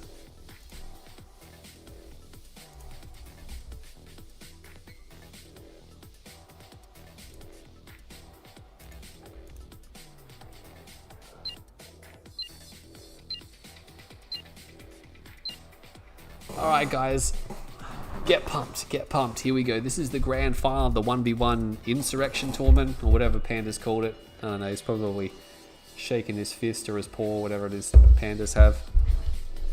But on the northwest side of Tournament Tower, back on Tournament Tower again, 2 in a row, we have Future Armor Rush, and he disposed of Drive Russian. And that means we have the one and only Bike Rush on the southeastern corner of Tournament Tower, who did dispose of Eclipse probably a lot quicker. But it was the same scoreline, 5-1 in both semi-finals. Spoiler alert, but I mean, if you're watching the grand final, you probably already watched that or don't care about it enough to watch it.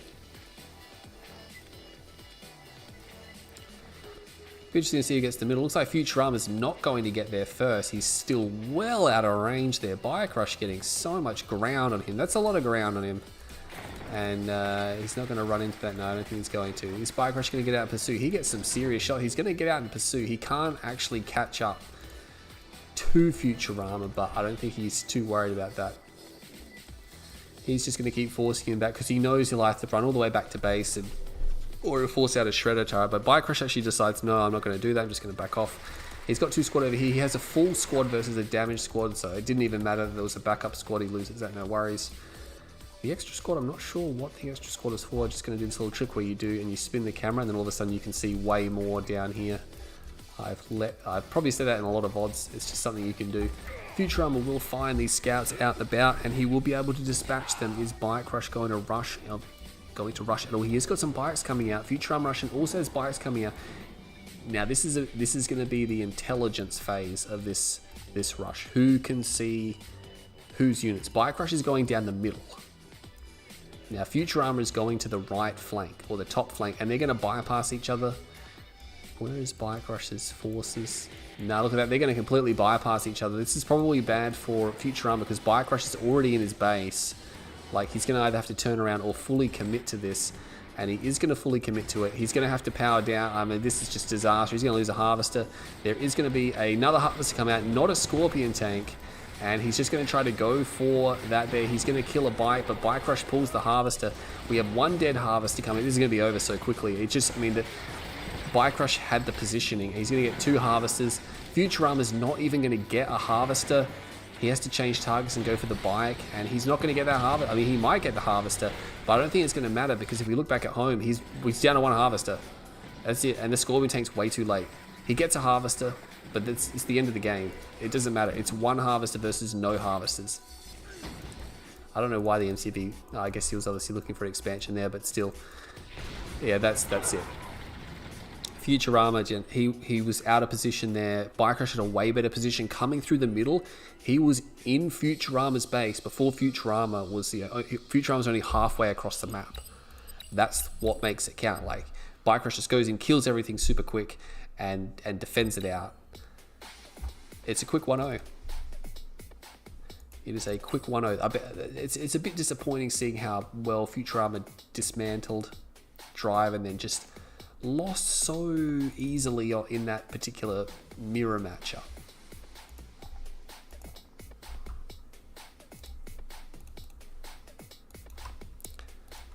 but we have a long series. Best of 11. Panda, get out. Get your stuff. Get out. Why is it a best of 11? It's so long. You know, this is why you hold large-scale tournaments over 2 weeks. Like, this is just a single-day event. You can't have best of 5, best of 7, best of 9, best of... It's just these massive series, one after the other. And you can only imagine what would happen if these series went to their maximum games. A lot of these series were pretty, you know 4-0s or 4-1s or 5-0s or 5-1s and stuff. Like, you can imagine if they were more even, we would just be going forever. Futurama, I'm going to switch it up to GDI by the looks of it. I think he's had enough of the enough of that mirror matchup already. I guess maybe doesn't feel comfortable taking Crush on in the mirror matchup.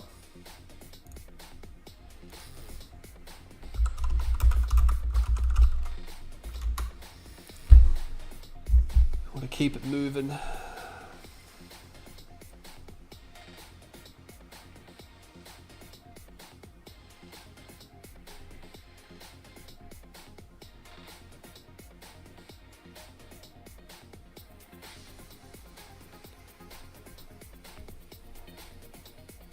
Oh my god. Crush switch to Mock. We're going to see some shadow games. This could be the mind games thing, because now Futurama's looking at this and going, oh, it's not black hand. Now it's going to be shadow teams. Is he going to fall for the mind games that Drive fell for when Futurama went black hand on this map? Only time will tell the mind games of Bike versus the mind games of the Mighty Russians. It's Cold War 2.0. So we fix the factions up. Where is Mock? There is Mock.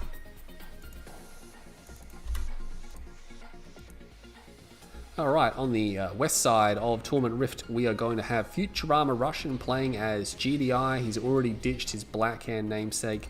And now we see Crush Owns playing as the Marked of Cain. Interesting choice here, Marked of Cain. The Nod faction, who is the most powerful in the late game in my opinion, which is why they don't get favoured that much. Nod players tend to want to play for the early to mid games and the late game, but not as late as what these guys are aiming for. Mock can be particularly difficult to deal with in the late game because of their endless supply of EMP. Now, he hasn't gone for shadow teams. He didn't go for the bottom spikes either. And look at that, Futurama didn't send anything down. He's got 4 squad. Oh man, it's going to be tight. He's going to come up against these guys here. There's quite a few squad. He's going to try to take him on. Crush turns around. That's a big mistake because now he got a lot of shots off on him. I think he can clean these guys up. He should be able to clean them up as long as he keeps focusing them. Yeah, look at that. That's really unfortunate for Crush. He kills just 2 Rifleman squad for the loss of a fully healthed Awakened squad and 3 drafted squads, I believe. He's going to get a foxhole off. Oh, that's really annoying. Like, now he can see everything that's coming out of here. And he's going to see everything for a long time because the Raider Buggy can't just sit there and attack that. It will take so long to dislodge that foxhole with a single Raider Buggy. He's just going to eco it up. He's going to go back to the structure. He dug another foxhole so he can't get killed. This is going much better for Futurama. Much better. He's got a nice big gap here. This is something I've been doing a bit more often, putting bigger gaps here, because I don't know what CGF's done with the harvesters, but they, for whatever reason, don't ever drive where you tell them to drive these days. So you tell them to drive here and they'll start driving over here, like way out here, and then it's like a bigger gap is bigger. I've seen some real bad anomalies actually with I could make a whole video on them where the harvester he'll be harvesting like this, but crystal like way back here will be being refined when he's over here, and it's like, what the crap? And the crystal here doesn't disappear, like it's all like bought, like he's changed their hitboxes, and Marsleaf suspects he's done something like that as well, which is why we see a harvester bugging on the way back in the news again, and almost every single game type thing. Pitbull comes out, no one's got the bottom spikes. Crush has secured that. Got an Awakened squad down there. Raider Buggy is going to back it up here. Probably can see that the Pitbull is there. Crush just content with ecoing up. He's got 3 and 5 expanding barracks down before next expansion comes through. Futurama Russian, no barracks coming down for him. He's just going straight into Pitbulls. 5th Harvester comes out. Not going for the blue type. Yeah, he's going for the blue Tiberium with his 5th Harvester. So that means it's going to take a while for him to reap the benefits of that. And that one rocket squad is really annoying. He's going to take the bottom spikes because he's secured this position. So he knows he can just run straight in. And it's 2 free spike. But again, that's something that's going to take Bikecrush a little while to get his money back on because he built the racks, built $1,000 of engineer. They have to run across the map. There's still some distance to cover. So the blue tib here, taken for Futurama, but it's all going to even out in the end. He is attacking this harvester. I really didn't think he could probably get this harvester, but he's really going to go for it. There is now a laser turret here. Oh, he's going to get it. Oh man, he had to power the war factory down, which disabled the repair drones. I think he might have actually gone low power. I don't think he actually disabled it. And with no repair drones, all the healing stopped. And yeah, if it hadn't been for that, he wouldn't have got the harvester. He's going to lose most of the pits. One pit will probably get away. I mean, the buggy could chase it down over time, but 2 harvesters, 3 harvesters. And we have that there. How many harvesters has he got? He's got 4 on his main. He's going to have 4 on his expansion once this one joins the party. He's got blue tib as well. It's working out great. Bikecrush, of course, has secured both the bottom spikes, but an ultra long-term advantage there. Has to power that down. I'm surprised that can't shoot. Oh, I guess, yeah, they require line of sight. It's a tier 2 base defense, not a tier 3 or 1. Just that power plant is sort of in the way. He's keeping that around, I guess. It's going to be good to get rid of pit bulls. One Scorpion tank comes down the middle, but he will find these pit bulls. And he's going to destroy them easy as. It's going much better for Futurama, I must admit. I mean, he's probably coming back for more blue tib. Maybe soon. I don't know. I think he's refining it right now. I'm not even sure. He's going to dislodge the scout finally. Another Raider buggy goes down the center. He will get a full scout off. Might cop a few rounds from that Predator tank there. Yeah, he is going to cop a few. Oh, he's actually 2 Predators, so that's the end of the Raider buggy. He won't get a scout off on the expansion. Pitbulls pull back. They are dealing with some rocket squads there. Want to stay out of line of sight of those. Bikecrush heading up to tier 3 by the looks of it. Just cool, calm, and collected. Bikecrush. Airfield is down. Air tech. And we have AP ammo on the way with more Predator tanks coming out. Battle markers over there. Futurama not making a move at the bottom. Alright, he's got 2 engineers. He's got a Grenadier squad there. Could put the Grenadier squad in the APC and then just run him straight through there. These bikes are going to be annoying. You know, these bikes are going to come through here. And, I mean, they can kill the engineers if the engineers don't move. And the engineers are not moving. He does get the move. Oh, he actually loses one of his bikes there. It's not going to matter. He got both the engineers. And that's the annoying part here for Futurama, because he has to deal with that. He's losing some tanks to rocket squads in the middle, which is not good. There is a harvester coming to get blue tip. There's the click comes down. Decoy army. It's always a pain when they decoy their harvesters because their harvesters are stealth. Thankfully, that hammerhead comes over the top and ends the infantry there. I'm surprised his AP ammo isn't completed. It's still pending. He's probably got 2 more engineers on the way. Yeah, he is. He's got 2 more engineers on the way, but they are pretty heavily delayed. They're going to... I mean, Futurama's got most of the blue tip field. There's a stealth tank there as well. Oh my god. He's just going to wait for the harvesters to separate. I think he's actually going to go for the engineers. He's more concerned about that. Although, to be honest, getting all this blue tip is kind of a big deal. And there's not much defending this area here. I mean, he's sort of expecting stealth tanks maybe. No tier 3, actually tier 3. A single zone trooper squad with scanner packs is what you need to protect those fields. And look at that, yeah, he gets shot at by the Predator tank quite significantly there. But nonetheless, he will move through. Obelisk behind that barracks, not quite. Yeah, he's going to have to back off. He can't really go in there. I mean, it's just a single obelisk, but it's a pain. Does get a pitbull as well. Oh no, he stops moving, which means his stealth tank now is finished. That's unfortunate. Don't really want to be losing stealth tanks. Stealth tank over here as well. It's interesting. Bike only has 1 stealth tank. Like, normally I like to operate in pairs because if you have 2, you can one-shot a harvester. Juggernaut's coming out. He doesn't have anything else to really mix with them right yet. This is a really late game. Oh, actually, no, sorry. He's got an MCB at the middle field. Bike rushes there as well. That's a long way off that Marv. He needs to do something about this one tank. He doesn't realize it's there. There's more stealth tanks up here as well. He's having to deal with so many stealth tanks though. It's a real problem. And look at that, he pulled his pit bulls away, and he might lose another harvester. No, he's going to be able to save that one. He cleans those up, so he's okay for now. Is the Marv going to come out? He doesn't have any flame units. There's actually Spectre artillery, so he's... Oh my god, that's going to be so annoying. He's not going to get the Marv out. Things are actually going from bad to worse. He realizes it now. A rage gen goes off. It doesn't really do a lot because there wasn't much there. I mean, he gets his own trooper squad, but he's probably going to get that anyway. Looks like Futurama only secured one spike down the bottom. He's got some units over here. There's also some tanks. He's disorganized. He's very disorganized. He uses a scan. He'd see the Spectre artillery. He knows he's got to do something about this. He's got 2 sonic emitters. He's got 2 MCVs, I believe. I think he's got 2 MCVs, but look at this. He's just shutting that down. He's just sort of using the EMP. He's just going to redraft these guys here. And there's too many obelisks coming down. He can't kill the obelisk quick enough. There's only 2 juggernauts. He needs, if he had 4 juggernauts, he'd be pretty good. He's getting shelled from super long range now, so if he sits there, he's just in a lot of trouble. He loses one. He's got another one coming, but the Spectres, the one advantage the Spectres have here is that they have such an extreme range. He's coming in here, he's shooting at these harvesters, but I mean, he's going to get some harvesters, but he's getting shot at by the obelisk here, and he needs to sort of win this field, because if he just loses this field, it's, you know, it's going to be it. He's going to lose. There's a stealth tank there. These juggernauts going to have to fight.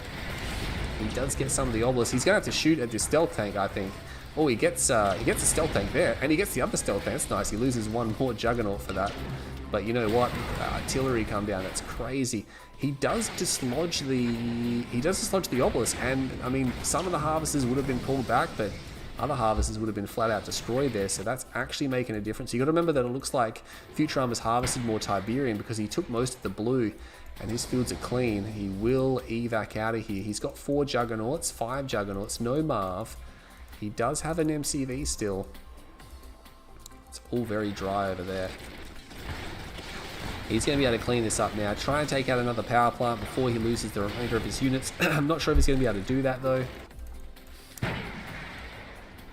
Oh, Futurama's been defeated, so I mean, he had a bunch of juggernauts, and there's nothing garrisoned in the Redeemer, which looks pretty badly damaged. You can see it's got some damage, the flashy things on it, but still, he's just decided to call it there. That's really unfortunate. Futurama looked like he was doing so well in that game.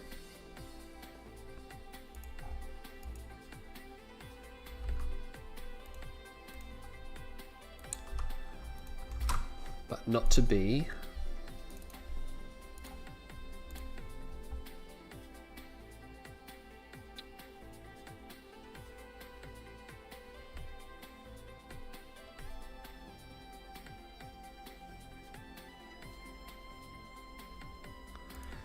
Stealth tanks can shoot and move. Yeah, they can shoot and move. Ugh.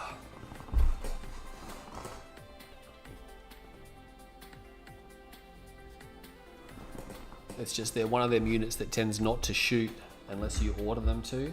You have to give them an attack move, or they have to be on aggressive stance. If they're just on guard stance and you just move them, they don't actually shoot.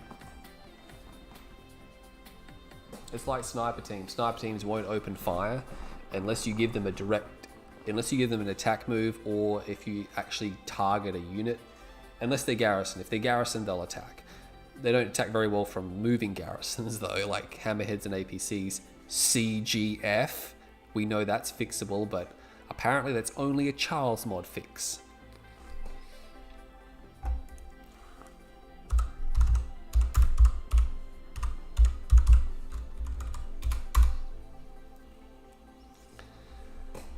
Oh.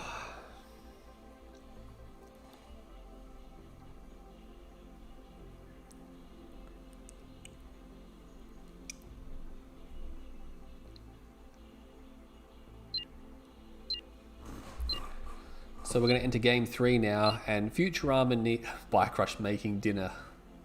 I'm going to sign up for a tournament. Oh, just everyone has to stay on hold so I go make dinner. It's like shock treatment. Not shock trap, it's shock treatment in the World Championship. He just rocked up and he goes, oh yeah, just wait for me, I'll be like 4 hours. And it's like, no, we're not doing that.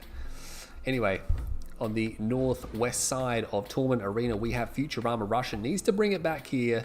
Can't let Bike Rush get too far in front of this series. It's the same situation with himself and Drive. And Bike Rush shown, speaking of the man, he's over here playing as the Marked of Cain again. Sticking with Mock. He's going to build one squad and he's going to draft two. I think a third. Yeah, third's going to the top. Probably going to take a garrison up there. Futurama Russian, he has a triple, quadruple rifleman squad. This is really popular I've been finding recently, because obviously when you play mock, a lot of people are building the extra squad because it's so durable and you just can't handle it. You know, and then you can do the EMP train, which is really annoying. But actually going to garrison inside this building here. So not sure what Bikecrush has planned. Maybe there's a Reckoner play coming out. He's going to do something fancy there. A fully health awakened squad and a Reckoner shooting out. It's going to be impossible for any infantry to get anywhere near that. And he can jump out an EMP. He's going to de-garrison this. I'm not sure what Bikecrush's plan is here. I mean, Futurama can definitely see that. And look at that, pulls away just in time.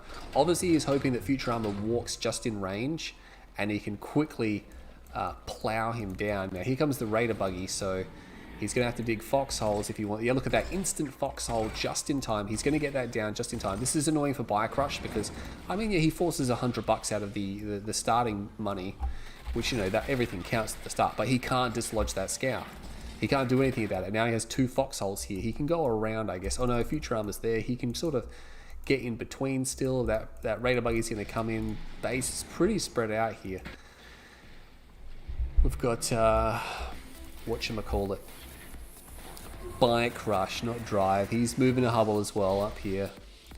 Have to see how the battle for the blue tip goes. Look at that, just being annoying. These units are going to move through the middle here, and he's going to have to build a tower. It's already on the way, but I don't think he's going to get that down in time. I think it's going to be EMP'd out. It's going to be close. It's ready. He should be able to drop it. He's going to drop it. He should be able to. No, he fired. If he'd fired at the squad first, he might have been able to kill it. There's an APC here, and APC should be sufficient to clean up. Sells off the tower. Unfortunately, that he's going. Oh, that's nice. He's actually going to put the rifleman squad. Oh no! Oh yeah, he gets inside, but I mean that rifleman squad is pretty much dead.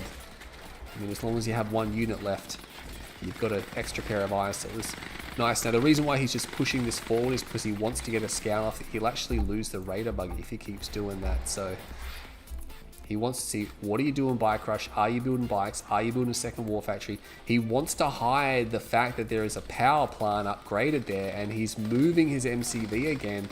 He bails out the rifleman squads, but for how long? He can see that. He can see the upgrade, so he knows it's tier 2. And it's beam cannons. It's a beam push. We have a beam push coming up right now. Futurama knows about it. He's going to have to get tanks. He's going to need tanks. And the problem is, because he's mock, the EMP lockdown is going to be a problem. He should start putting hull damage on the beam cannon here, because you don't want the beam cannons to build up. The beam cannons aren't actually any good unless there's enough. And there's a Reckoner coming with 2 rockets in it. This is going to be, the pit bulls are not going to want to see that. I think Bikecrush is going to use it on the front line. Predator tanks coming down now. Another war factory, baby. He's got blue tip on the way, and here come the laser turrets. Oh my god, that's annoying. He gets a bit of hull damage on the Reckoner, but still it's deployed with such a large amount of health. It's going to be a problem. He really needs another war factory down here now. I think Bikecrush, he's got beam cannons coming, but I don't think he's got enough. I think he's going to rely on these laser turrets. I think if he, where's the next war factory here? I really want to know where the war factory is for Futurama. He sold that structure. It's a power plant. Oh, he's got it back here. I think maybe he's worried that it doesn't get the garrison either, although it probably wouldn't have mattered too much. I think he's worried about the fact that beam cannons might just beam him down. He's going to beam down a harvester. They do grenade damage, by the way, so they're not very powerful against vehicles, but nonetheless, these turrets here are going to be able to finish off the infantry. Now just remember, the laser turrets can't shoot through. He actually gets the ref as well. The laser turrets cannot shoot through buildings, which is, I think, is why he's put these power plants there. He needs to destroy these beam cannons. Oh, I thought the game was going to crash then. Massive EMP, but he sort of EMP'd some of his beam cannons as well. I think it might benefit Bikecrush at the end of the day. He's going to try to go for another one. If he gets another kill, that would be nice, but I don't think he's going to get it. Oh, it's going to be so close. He gets another one, so he's down to 3 beam cannons. A lot of action. I'm not even paying attention to what was happening up there. He's actually clearing out a lot of the turrets. And the beam cannons, again, against pure Predator tank aren't going to be terribly effective. Another EMP, there we go. As soon as that power plant went down, you're just waiting for the EMP blast from someone like Bikecrush. He's building Fanatics as well. Oh my god, that's got to be annoying. I mean, Bikecrush is all in at this stage here. He's all in this Predator tank here. He just needs to pick him apart. This turret is shooting not at the infantry. You know, I don't know why.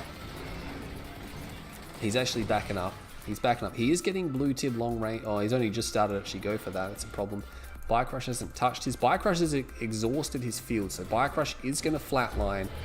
But with these beam cannons here, I mean, we have to look at the economic situation. Futurama got a bit of money. Bike Rush is flat broke. He's going to go for the harvesters down here, but I mean, he could literally just move this tank army in. I think, yeah, look at that. He's going to move these around. Is he going to get the combine? He gets a combine off. It's a nice combine. He's going to get a snipe on a harvester. The Predators are coming down here. This harvester actually, oh, that beam cannon, he took a bad way out. I think he might be in trouble. The Predators are sort of cutting a corner here. They get one beam cannon, they won't get a second. Oh, they're actually going around they're going around the laser turrets. Oh no, he's actually going for fanatics. He needs to quickly go in and he needs to destroy the barracks. He's back. He can just go and destroy the barracks. And now he's going to deal with these fanatics. Oh my god. I mean, it's a trade, but it's a cost-effective trade. You know, the best that Futurama can hope for is to spread the tanks out so they don't get splashed. These tanks just intent on staying right next to each other. There we go, gets one. Oh my god, what's Futurama doing over there? I don't know. Oh, he's actually moved his beam cannons around and he's destroyed. Where are the tanks? The tanks are over here. This is getting out of hand. I think the fact Bike Rush is going to be able to get these buildings. This is not good at all. And the tanks, he shouldn't have let the beam cannons get around the tanks. That was a big mistake. He's destroying everything. There's a refinery left. He should be able to clean up the beam cannons. They will be trapped and pushed into a corner. He might be okay. There's a refinery down there. That's disastrous for Futurama. I mean, he's long-range mining. He's got Tib coming in. These beam cannons are dead, but they will just drive to the corner just so they can waste as much time as possible. They're not going to get any more kills by the looks of it. Now, this is interesting. He does have a harvester now on the blue tib. Bike Rush is here, and he's harvesting as well. Infantry, those infantry, I mean, he's obviously trying to get to the garrison. He's obviously hoping to get to the garrison. We can see another tower is on the way. He just needs to pull his tanks up there. There's a tower there, and he's going to kill that one, but he's not going to get into that what do you call it? Oh my god, he almost got that in, but he drafted one there. And see, Bike Rush is just taking blue tib out from underneath Futurama. If Futurama was able to not lose blue tib here, because the tanks are still dicking around over there. There's nothing over there. You know, this is the problem here. There's a refinery here that's bringing in fresh tib. He's stealing the blue tib. He's got a pit bull here now, but I mean, he doesn't have enough to destroy the units that are here. Where are the tanks? The tanks are still dicking around on the left-hand side. There's nothing here for them. There is nothing there for them at all. He's not going to get either of these harvesters, by the way. They're going to get away. And now beam cannons are coming back out again. And the MCV is over here. So it's just going to be the beam situation all over again. He's just going to use beam cannons from range. And I mean, it doesn't take much to destroy a watchtower. He's got 2 beam cannons there. And I mean, how much can how quickly can he replenish? He's going double war factory. How much money does he have? He doesn't have money to fund that. I don't know what he thinks he's doing. This tank here is just going to be destroyed. Where are the tanks? The tanks on the left side on the radar are so far out of position. It's just mind-boggling that Futurama has just continued to drive them further out of position, and a huge EMP on a huge EMP. Just get the recipe book out, guys, because Futurama is baking us one hell of a cake right here. I don't know. I don't know what he was thinking. He had so many opportunities to win this game,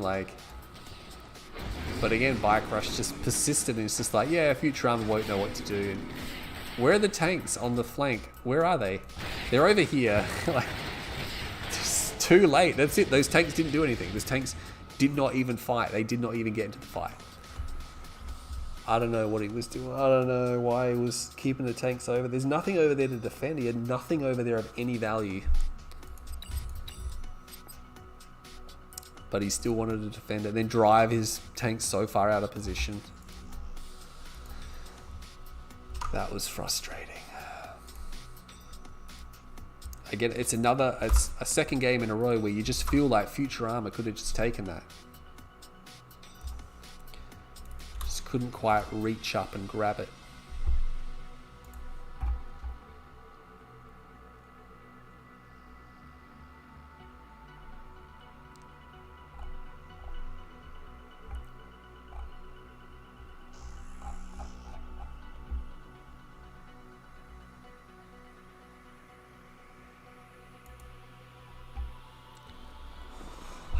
Some people do complain about base defenses in the game, like in general, that they're quite powerful, but they sort of need to be, you know, otherwise no one would build them.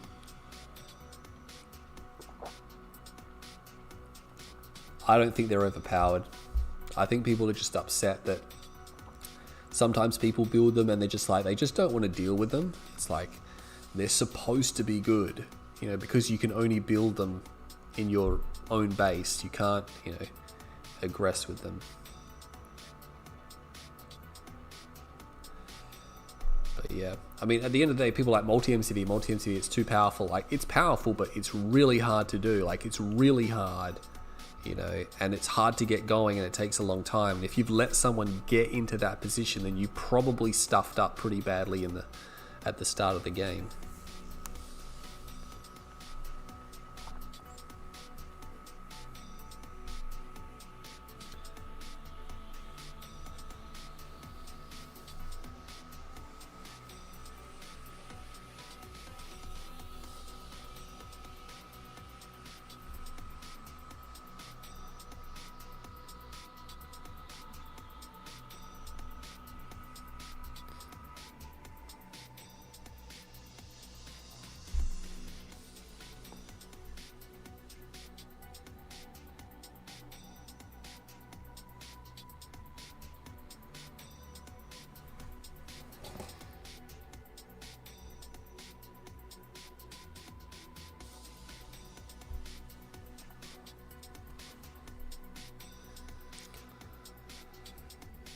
Oh, come on guys, let's get this going.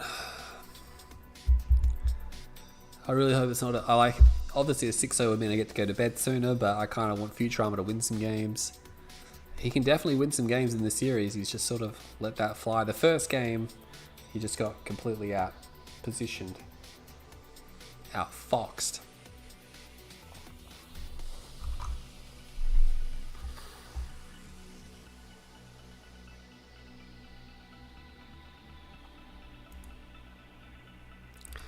When I played RA3 briefly, I used to play Empire. I liked them. But the game was just terribly bad in general. And I know there's people out there that like it. And that's fine, you can enjoy it. But like, personally, I just like, goddamn.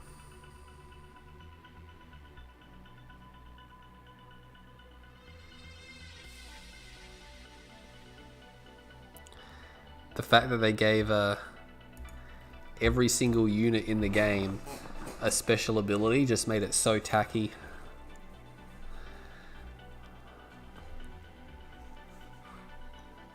Ugh, like some of them were so useless.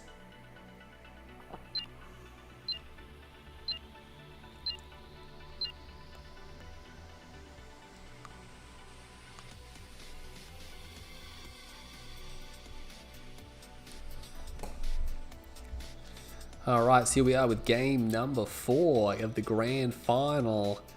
And here he is, the one and only Bike Rush on the south side of Tournament Pipeline. No pipeline problems, what the hell? We have Futurama Russian playing as GDI. He's on the north side. This is live, by the way. GDI and Mock, we're still sitting pretty. You can always tell it's live when you go like this and you can still see stuff moving in the background. If this was a replay or anything, everything would pause.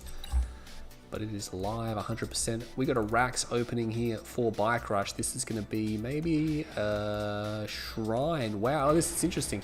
He's going to call in his shadow teams. You can see they're here on the radar, but there's a slight delay. Doesn't build anything else, goes straight for a shadow team. And I don't think it's going to work. Oh no, he has gone for a crane. Sorry, he's gone for this build. This is what Drive did on this level. He went for the barracks first, then he went for the crane. Building quite a few rifleman squads here. Obviously going to be disappointed to find the fact that there is shadow teams. He's going to have that building done by the time his crane gets bombed, but you know what? Once he sees that his crane's been bombed, he's going to be like, this is fine. This is fine. He's got 2 buildings going now, but gets the crane, and you can see straight away this starts building. There he goes. He's going to pause whatever that is. He's going to stop it, and he's cancelled it.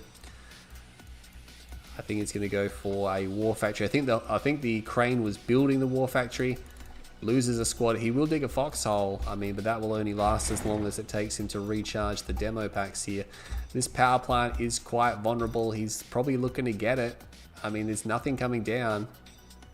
I don't think he's got... I think it must still be on cooldown. He's just doing laps. He's that far ahead. He just instantly sniped that. Obviously, Futurama's not too interested in saving that. Puts this down. I would have put it down over here where the structures and the terrain give you a bit more cover. You know, if you put it here, the shadow teams can come from too many directions. Just going to scout this out. Bike Rush, third harvester is out before a second refinery here. Got his spike. Both sides have their spikes. We got 2 harvesters from Futurama, so he's actually behind now. So this has surprisingly worked out. We'll take some hull damage to these shadow teams though. Surprisingly running into the Pitbull and the APC, so he obviously can very easily just run away from that. They won't be able to outrun the Pitbull, but they can outrun the APC. They better hopefully not cut too many corners there. I think he's got these awakened squads coming. Oh, nice dodge there. Nice dodge, but of course he lost the stealth on the shadow teams. He's going to come back. I think he's going to get caught again. Yeah, he's going to take off. He's going to fly over the terrain. He might reveal himself here. Yeah, he does. He reveals himself there. He gets the reveal off. There are bikes coming now. Might as well try to target down the awakened squad. I don't think he's going to get that away. Yeah, he realizes it now. Might as well kill what I can kill. Could even run forward and just bum rush a minefield there. Maybe Bike Rush, if he's not paying attention, gets more kills, but shadow team's getting shot up a bit more. Not sure if they got something there. Maybe they got a tower. Maybe something happened. Using his rockets there on those guys. Second ref comes down for the main base here. 3 harvesters on the blue tib field. 3 harvesters on the blue tib field for Futurama Russian. Double ref down now, so things are evening out in this game. Oh, things are definitely evening out. It's going to stop that squad dead in its tracks. Imagine getting killed by a shredder turret. Just have flak blasted into your skull at 1,000 kilometers an hour. That seems like one of those weapons that would be banned if it was real, you know. Like the phosphorus and whatever that other crap is that they don't like. Big scan. He spots the operation center just as it's built, so if he was paying attention, he would realize, oh, okay, he's just put his tier 2 down, which means he's still quite some distance from tier 3. APM on the way. Hammerheads is going to be the name of the... Oh my god, I didn't spot this. He's actually got some pitbulls in here. Is he going to suicide for the harvester? He kind of has to now, but he wasn't really paying attention, and he switched targets now to the bikes. He'll clean up some bikes, maybe break even. I don't know, probably not. No. They were sort of just sent in there willy-nilly, not really too concerned. Is that a second MCV? Yes, it is a second MCV. Not sure if Futurama has gazed upon that there is a second MCV. A few random units coming down, probably. Oh my god, he's going for 2 MCV as well. Put some serious damage on that power plant. That could be important later on, damaging structures like that. He's going to come in, he's going to take out that raider buggy. I don't think the raider buggy is going to get scouts off. He wants to be able to click the base there. He's almost certainly going for a click plant. 2 ref. We have 2 war factory. These hammerheads are actually proving a problem because they're cleaning up all the eyes on Bike Rush's side. He's going to be very blind very soon. He's probably going to follow with some stealth tanks, which there they are, because it's so hard to deal with stealth tanks are so good against hammerheads. They are so good against hammerheads. We have the chem plant. We have the decoy. No, sorry, the shadow team's got in. They're even going to destroy the airfield. Oh, that's just annoying if he wanted to keep that around. He takes off the shadow team, so he can't even scan. His scan might still be on cooldown. But Bike Rush has expanded. He's got stealth tanks coming out. Tibcore can't be that far away. Looks like it's about halfway done. Maybe could have tried to jam a minefield down, but to be honest, he probably wasn't paying attention. He's got Juggernauts and Marv coming out, but the thing about this type of push is that Bike Rush has so much time. It takes a long time to get Juggernaut Marv going, and when there's things like stealth tanks rolling around, you've had your economy clicked, it slows all of this down so much that Bike Rush, by the time he moves with enough Juggernaut, and look at this, he's not even paying attention to these guys here. He's not going to get a single stealth tank. He's going to get 1 actually. But this is exactly what Bike Rush wants. He wants to just kill the hammerheads. He doesn't care if he loses a stealth tank or two, as long as they're dead. He finally kills one. This is what I'm talking about shadow teams. You keep them alive the entire game long, and they just are a nuisance. And they just slow and stall the enemy down. And he has lost a squad, which means he can't one-shot a power plant anymore, but... Oh, he's going to try to come and get the engineers. He's not going to be able to do that, though. Stealth tanks now, just popping these harvesters. There's just nothing here to defend. A Sonic emitter comes down. Oh my god, that was real. Normally, Bike Rush would just like teleport them across the map, but that time there, it just didn't happen. If that was me, that Sonic emitter would have gone right between both of them without hitting any of them. The Shadow team actually gets killed there, unfortunately, getting run over by the harvesters. So it looks like the stealth tanks have been cleaned up, thankfully for Futurama. He doesn't have a ref on the way. He's just going to long range mine, I think, which is troublesome if there's stealth tanks still moving around. I think Bike Rush might reinvest in that. He's got an avatar and he's got vertigos and a spec. He's got sort of a bit of everything. He's got his stealth tower down now. Hasn't really developed this economy here properly. He's probably pushing hard for cash right now. Maybe some harvesters died at some point in time. Not 100% sure. Sort off the chem plant, keeping his fields dry. These vertigos, I mean, it's such a pain for vertigos, and they're actually going to fly right into these pit bulls, and they get away. They got only just one harvester kill, so it wasn't two. He's actually got 2 ref here. This 2 ref really came out of nowhere. Bike Rush also now getting 2 ref and transitioning all his harvesters, so we are going to see a late game, or a very late game here. Well, not super late game, just a Marb Jug late game. And there's one more stealth tank just rolling around. He might know it's there. He's going to try to go. Oh, he's going to try to go in there. That's a bit risky. Oh, if he gets rage, that could be the end of the game. Oh, he just misses the rage, and the rage affects nothing. It completely misses. So that was very thankful for Futurama there. Going to get a 2-shot on the stealth tower. Will be destroyed. Does he have another one? No, he doesn't have another one here. I think his Redeemer's actually been stealthed anyway. Juggernaut's now shelling that from range.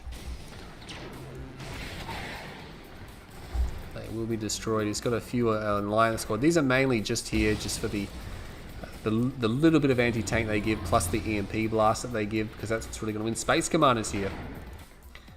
Stealth tank doing something, maybe. There's a stealth tank back here. Oh no, that Juggernaut. The Juggernaut did a lot of damage. He's actually moved it though. Magmine's coming down. He will get it. Doesn't quite lose the refinery. Loses 1 or 2 more harvesters though. But the stealth tank is done. And those vertigos, one of them is very badly damaged.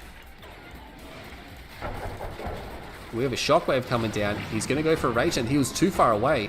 And look at that, Bike Rush completely, not quite jazz handsing that there. The Juggernauts, these Juggernauts are trying to move forward. They're trying to get in range.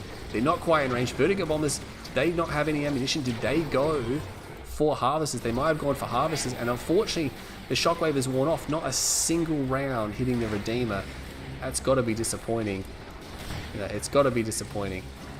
And we know what this is for. This is just so... Oh, he actually lost both of those squads straight up. He needs to clear some of these stealth towers, because what some Nod players will do is they'll just spam them, and then you have to keep shooting them while their units shoot. Or he needs to make sure he can deploy this MCV. Oh, those Juggernauts are history. He needs to make sure they are reclaimed. The Marv is pretty healthy.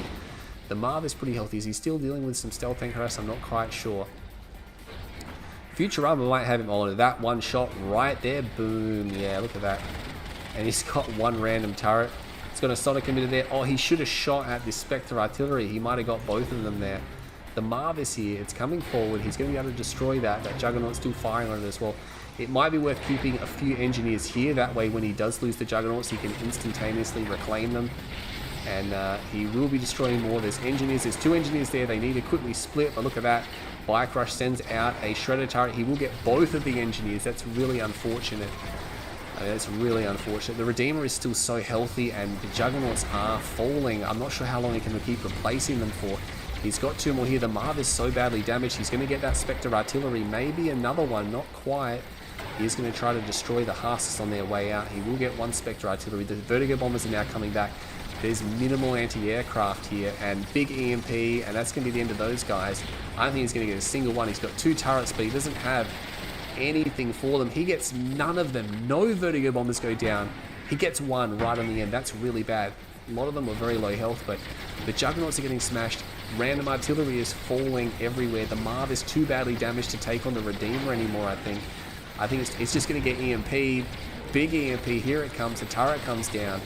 We'll clean these guys up here, but the Marv is losing health. Another Obelisk comes down. Unfortunately, this is what happens in a situation like this. The constant EMP, the constant stealth, it takes a mounting toll on a GDI player. You really need to have a lot there to be able to deal with it. And unfortunately, Futurama, it looked hopeful for quite some time, but it just didn't materialize at the end. He got stuck into that rut where he was just gradually being worn down to the point where he couldn't really compete anymore.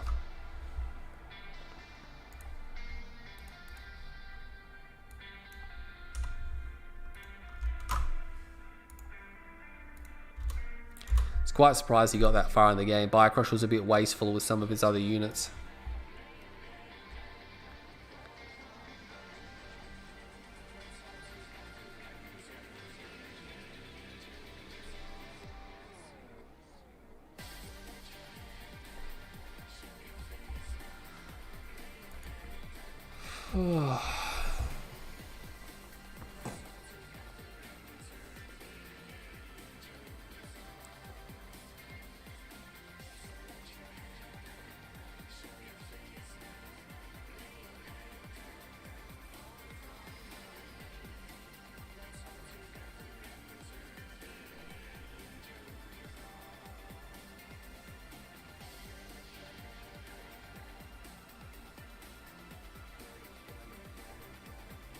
Whoa.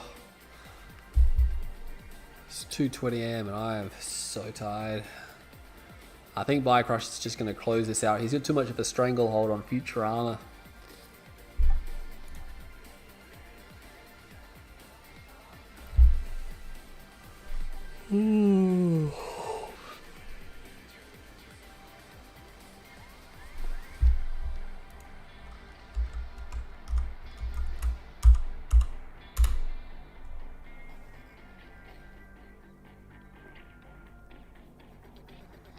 Some people questioning why Futurama is going GDI over an odd faction in this sort of matchup.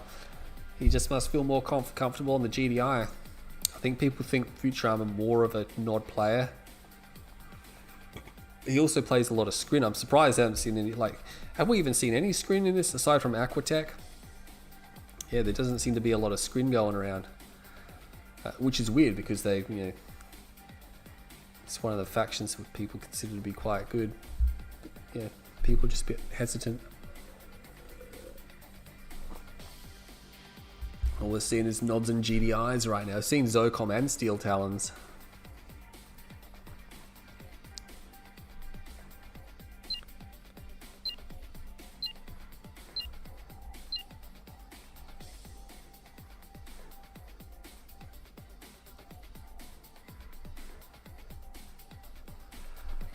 Oh, double marked of K. I'm going to have to change the scoreboard.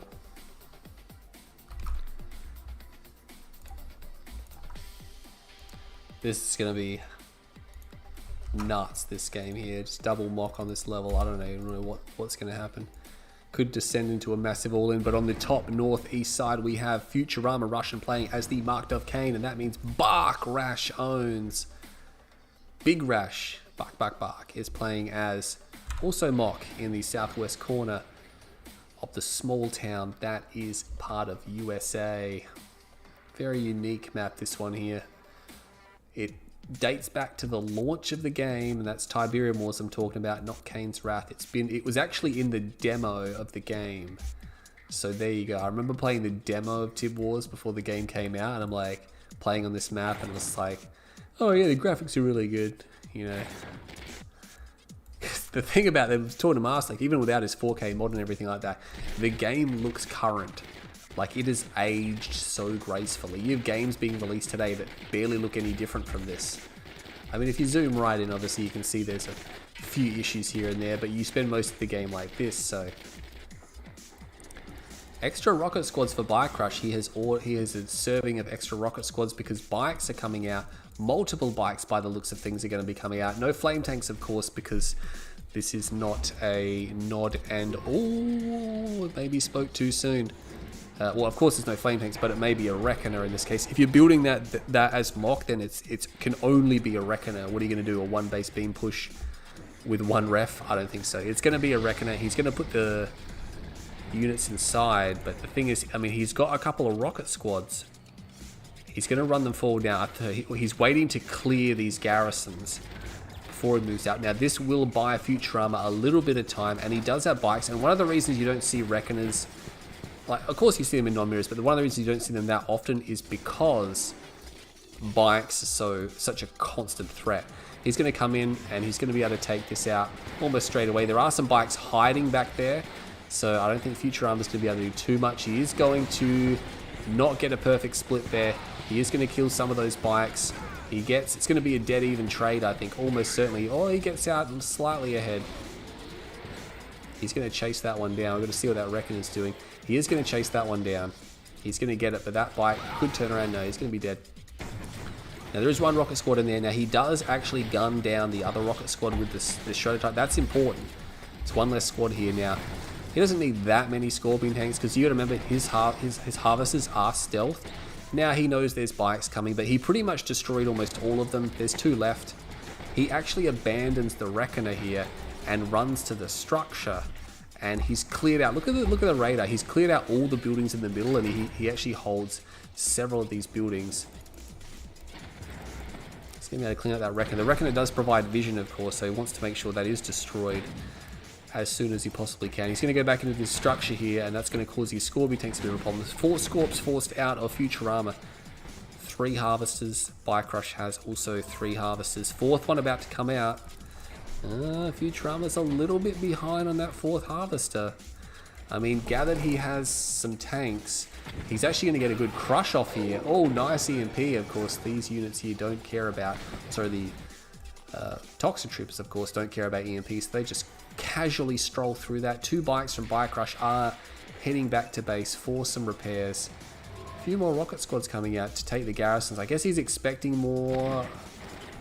Now maybe he thinks he's going to push these Scorp tanks forward. I think it's too late to really push these Scorp tanks forward now. Bike Crush has had too much time to prepare. He's sort of pushing them forward anyway, trying to clear out these garrisons. Tier 2 is up. He's short a harvester, but there is the harvester. 1, 2, 3, 4, 5. Bike Crush already rocking 5. More rockets. He's taking more garrisons in the middle of the map, and this is just to cause Futurama problems. It's to make it so it's to make it impossible for tanks to move through cost effectively. And it goes back to what I was saying on the Dust Bowl game. Tanks in urban combat don't fare well. You know, he's going to need a Toxin Trooper of his own to clear these out. He's just rushing down the clicks. He's rushing down his clicks. He's got a tech center. Bike Crush's tech center is behind.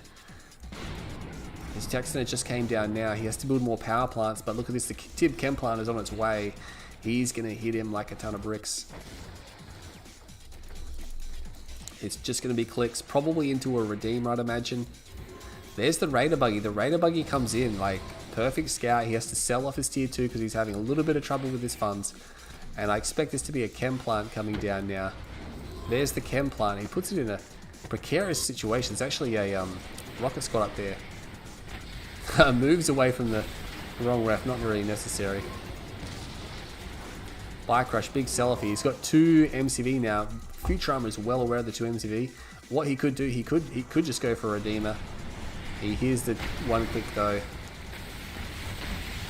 Looks like that harvester may just go across to get some repairs. Not quite in range of that. Or whatever that was. Oh, I was going to say, are you kidding? Is he doing the exact same build as well? He's going for 2 MCV. It's going to be Obelisk pushing. Now, if he goes for Bike Crush's base, then it's definitely going to be over a lot sooner than we think.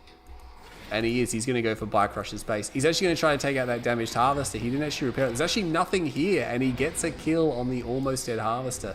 Now, he did rebuild a ref, but so did Bike Crush. Those bikes are actually going to get away. The Scorp tank was somehow circumvented. Does he have a Redeemer engineering facility? No, he does not. What has Bicrush got planned? There's an obelisk down now. Oh my god. He's got 2 obelisks. He does deploy, and look at that. It shot at it, but it did no damage because it obviously glitched out there because he deployed right as it fired. Beam cannons are coming in. Oh, I don't know about this. These beam cannons, where are they going? What are these beam cannons doing? Why are they there? That's wait. Oh, is he charging that up? I don't even know. I don't even know. This is crazy. He's got Tib Troopers here. This is Bicrush's Tib Troopers, causing him problems. And Bicrush is just, he's now he's got 4 obelisks. This is GG. He's not going to be able to take this now. Bicrush is such a massive lead, and these beam cannons just filing in here now. They're obviously to charge up the obelisk, but they weren't done very well. He's actually going to mount an assault here. I mean, he gets one of the obelisks. He can range that one there as well. The MCV's gone. I mean, he's going to kill that one, but what now? What now? This obelisk is sort of stuck over here. A few bikes. I think Futurama's done filing his units into the enemy. As these Tib Troopers coming down here now. He's going for a Redeemer. Not sure if Bicrush has that. He's trying to pump some. I think he's trying to go for his own Redeemer. We'll have to see if it's a ref. Even if it's a ref, he's got plenty of time because this Redeemer's a long way off. Even if Futurama has the money to actually build it, which he doesn't. He looks like he's stalling. He's stalling. Bicrush, what did he go for? He went for a ref, so he's just clean refining now. Big EMP blast, these 2 bikes which he saved. This is what I'm talking about. If you save units like that, at some stage they're going to come back and cause problems. Bicrush obviously not deeming that important enough to actually save that time. Ooh.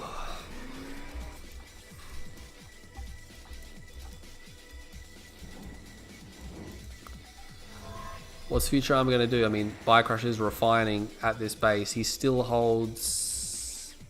He's still got 2 MCVs. So he can transition into any tech he wants. Once he gets his economy down, he can transition like a madman. Now, he doesn't have an engineering facility down yet, which is a concern because the Redeemer is actually now out. Now, he's going to put Toxin Troopers in there by the looks of it. Nowhere near as dangerous as Flame units, but still could provide the anti-infantry he needs. And again, there's just some random bikes here that are causing problems. They might get another Harvester kill.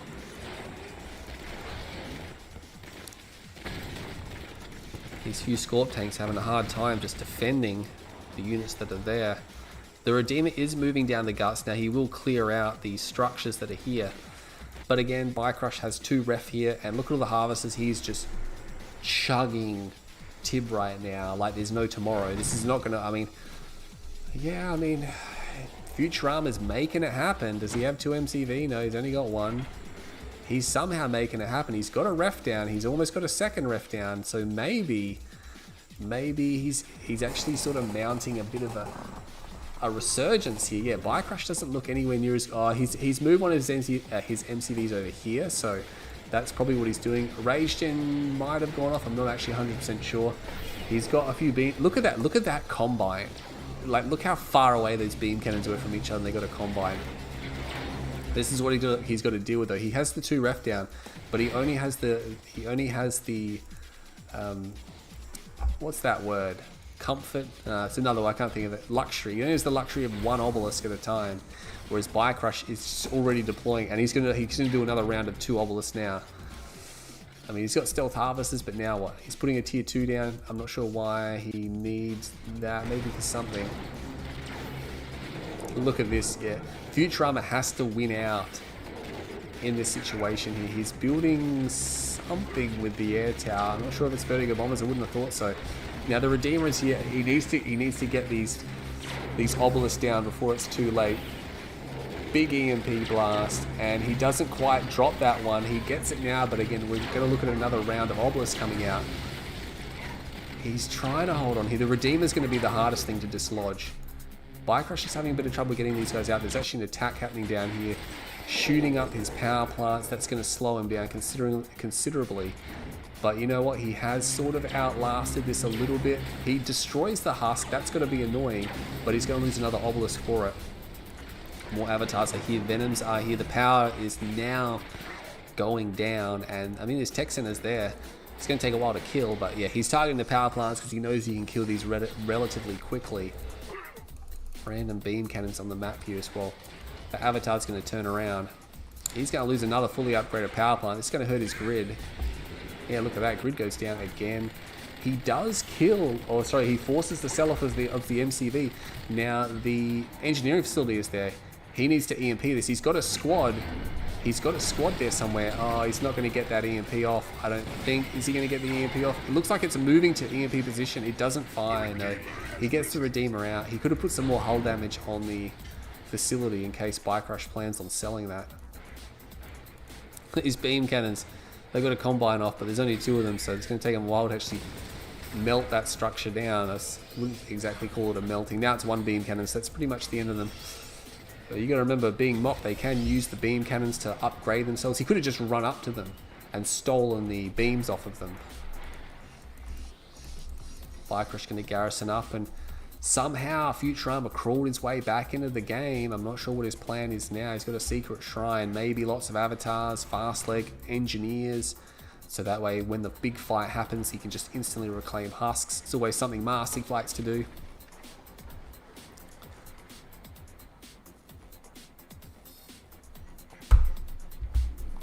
Ugh. So all of a sudden a big swarm of Venoms comes out of nowhere now. Futurama doesn't have charged particle beam, so he's going to lose his Venoms there. But I'm not sure how many harvesters. He's actually destroying the damaged harvesters, so there you go. But there's a SAM turret here now. A lot of these harvesters were very badly damaged. That's actually quite interesting there. See if we can get another one on the way out. No, not quite. So yeah, there's actually a lot of damaged harvesters that he was actually able to focus down. Futurama's been left with just 2 harvesters, 3 harvesters. He's going to have to rebuild some harvesters. It's not enough. He sold off the AA as soon as the Venoms left. Like, he knows there's still Venoms. He has his own supercharged particle. He's going to click him as well. Not going to do a lot since there's not exactly a lot of harvesters. But still, where is Bike Rush's Redeemer? Actually going to try to sneak this spike. This is quite surprising this game went for this long. Normally this level doesn't facilitate Nod mirrors going this long, but where is Bike Rush's Redeemer? I'm not sure where his Redeemer actually is. Venom's clashing. Bike Rush just has more. The Redeemer's over here. MCV is moving. I think he still has 2. No, it looks like he's only got 1. Futurama cautiously encroaching over here. He's going to run through. The problem is that Futurama's tech center is there. Bike Rush's his tech center is there as well, but I mean, the Redeemer's turning around. I mean, he's going to have to try to defend that. Rage Gen goes off. Big Rage Gen. I think maybe his Redeemer's cloaked. I'm not 100% sure. He's going to turn and face these guys, but I mean, he needs to get an EMP off. He's got the EMP. Nice EMP there. A turret comes down. Doesn't have Tib Core, but I mean, the Venoms don't exactly have a lot. Another EMP comes down now. I don't think he's going to be able to do enough damage though. Once he clears the Venoms, things will be a lot easier. Doesn't get that EMP off. There's too much anti-infantry there. He's going to have to forego this area, and he's lost 4 avatars as well. And Bike Rush he's not even losing that many Venoms. Like, he's just destroying a lot of these anti-air turrets before they even get established. Big Rage Gen goes off, but these units here, looks like they're already queued up.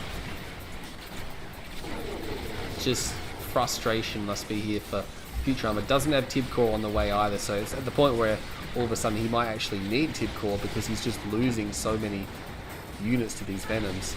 I guess he's still shooting quite a lot of them down, but he's just claiming the husks. This is really bad for Futurama. He got 3 of his, oh no, maybe only 2.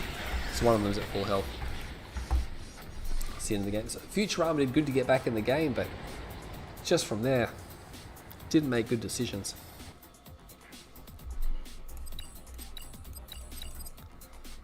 Again, he did good to get back in the game. Wasn't actually that far behind. I don't know, he just seemed to have a bit of trouble resetting up.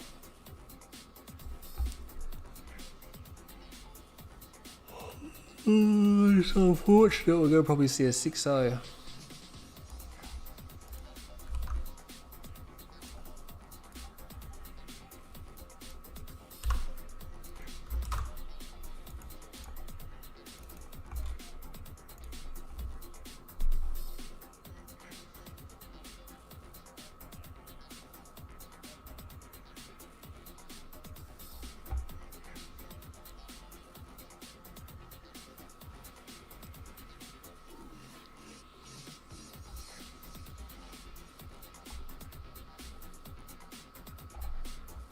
Bike Rush, he never loses. He never loses that map. Literally never loses that map. It's just so unreal. I think Bike Rush thinks it's over, but it's actually a best of 11 for some reason. Panda.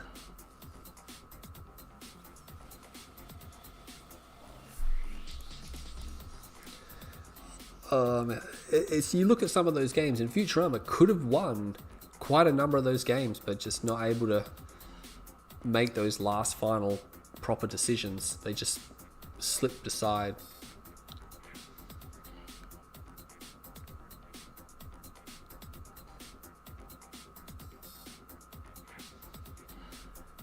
Ooh, I am looking for, what time is it now? It's 2:40. Come on, Bike.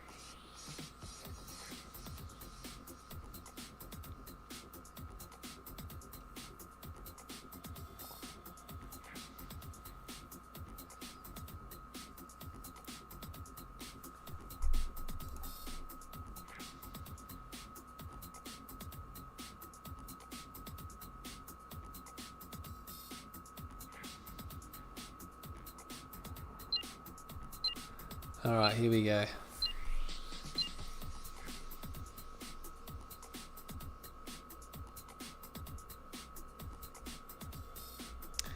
Futurama's gonna cycle back to his beginning faction, which is that of Black Hand.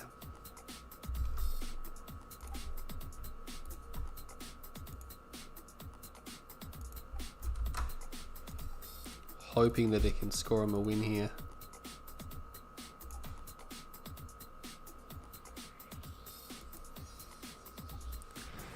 Alright, so on the south side of Tournament Dust Bowl, we have Futurama Russian.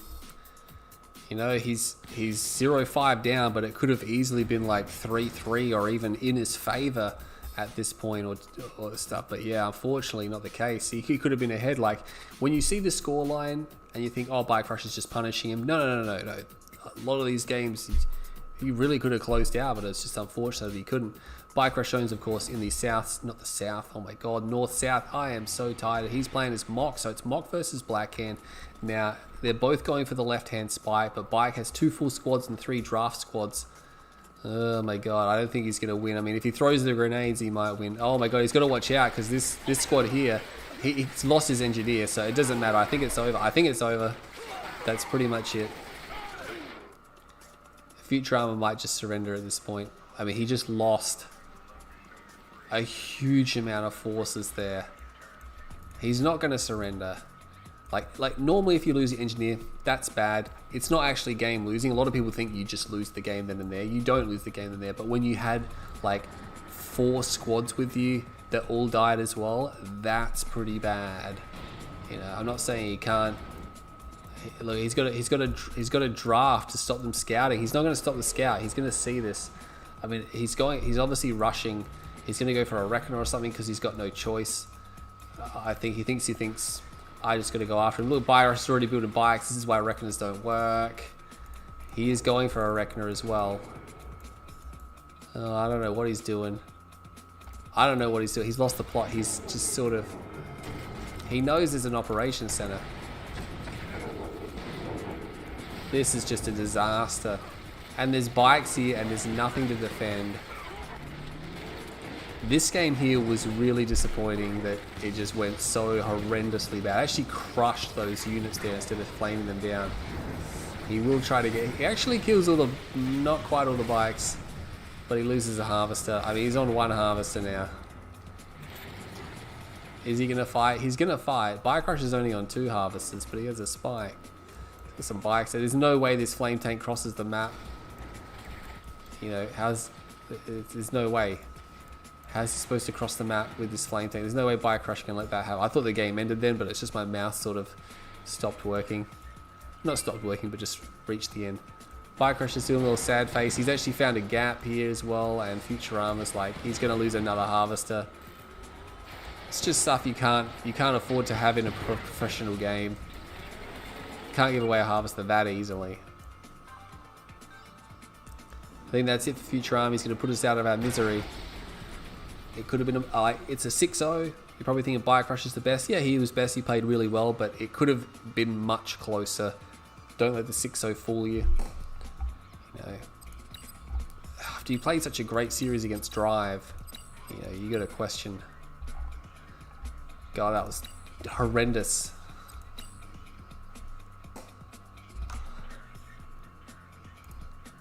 Horrendous.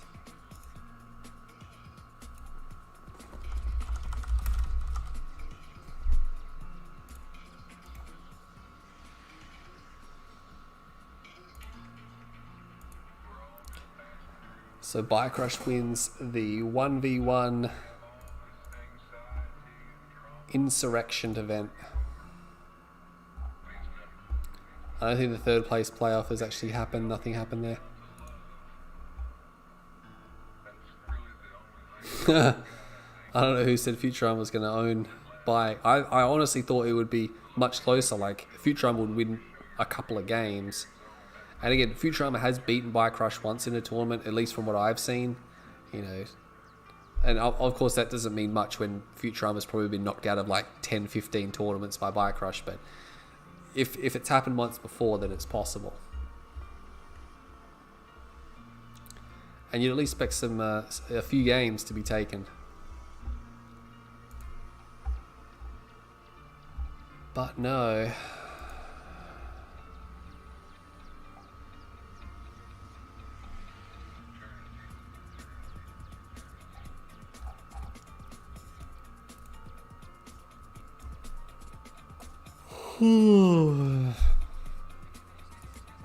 But guys, I can't really carry this stream on much longer. I really got to go to sleep.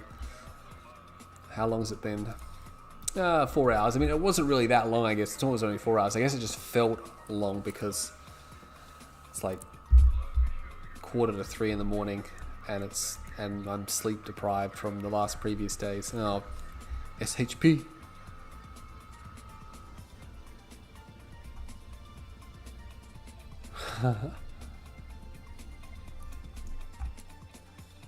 But yeah, that's the end of the tournament, guys. Hope you enjoyed that. I'd like to stick around and talk about it some more, but I just can't today. I'll, again, do my best to try to bring in some more videos and streams, anything I can whenever I want. But if you can't get enough from me, go to the archives that I've got. Check out Master Leaf. He's got tons of content coming out recently. Cybit's doing a lot of work these days as well, so there's always something to watch. And yeah, definitely appreciate the follows and everything like that. But yeah, thanks for tuning in, guys, and I'll catch you on the next video stream or wherever it may be. Until then, see you next time.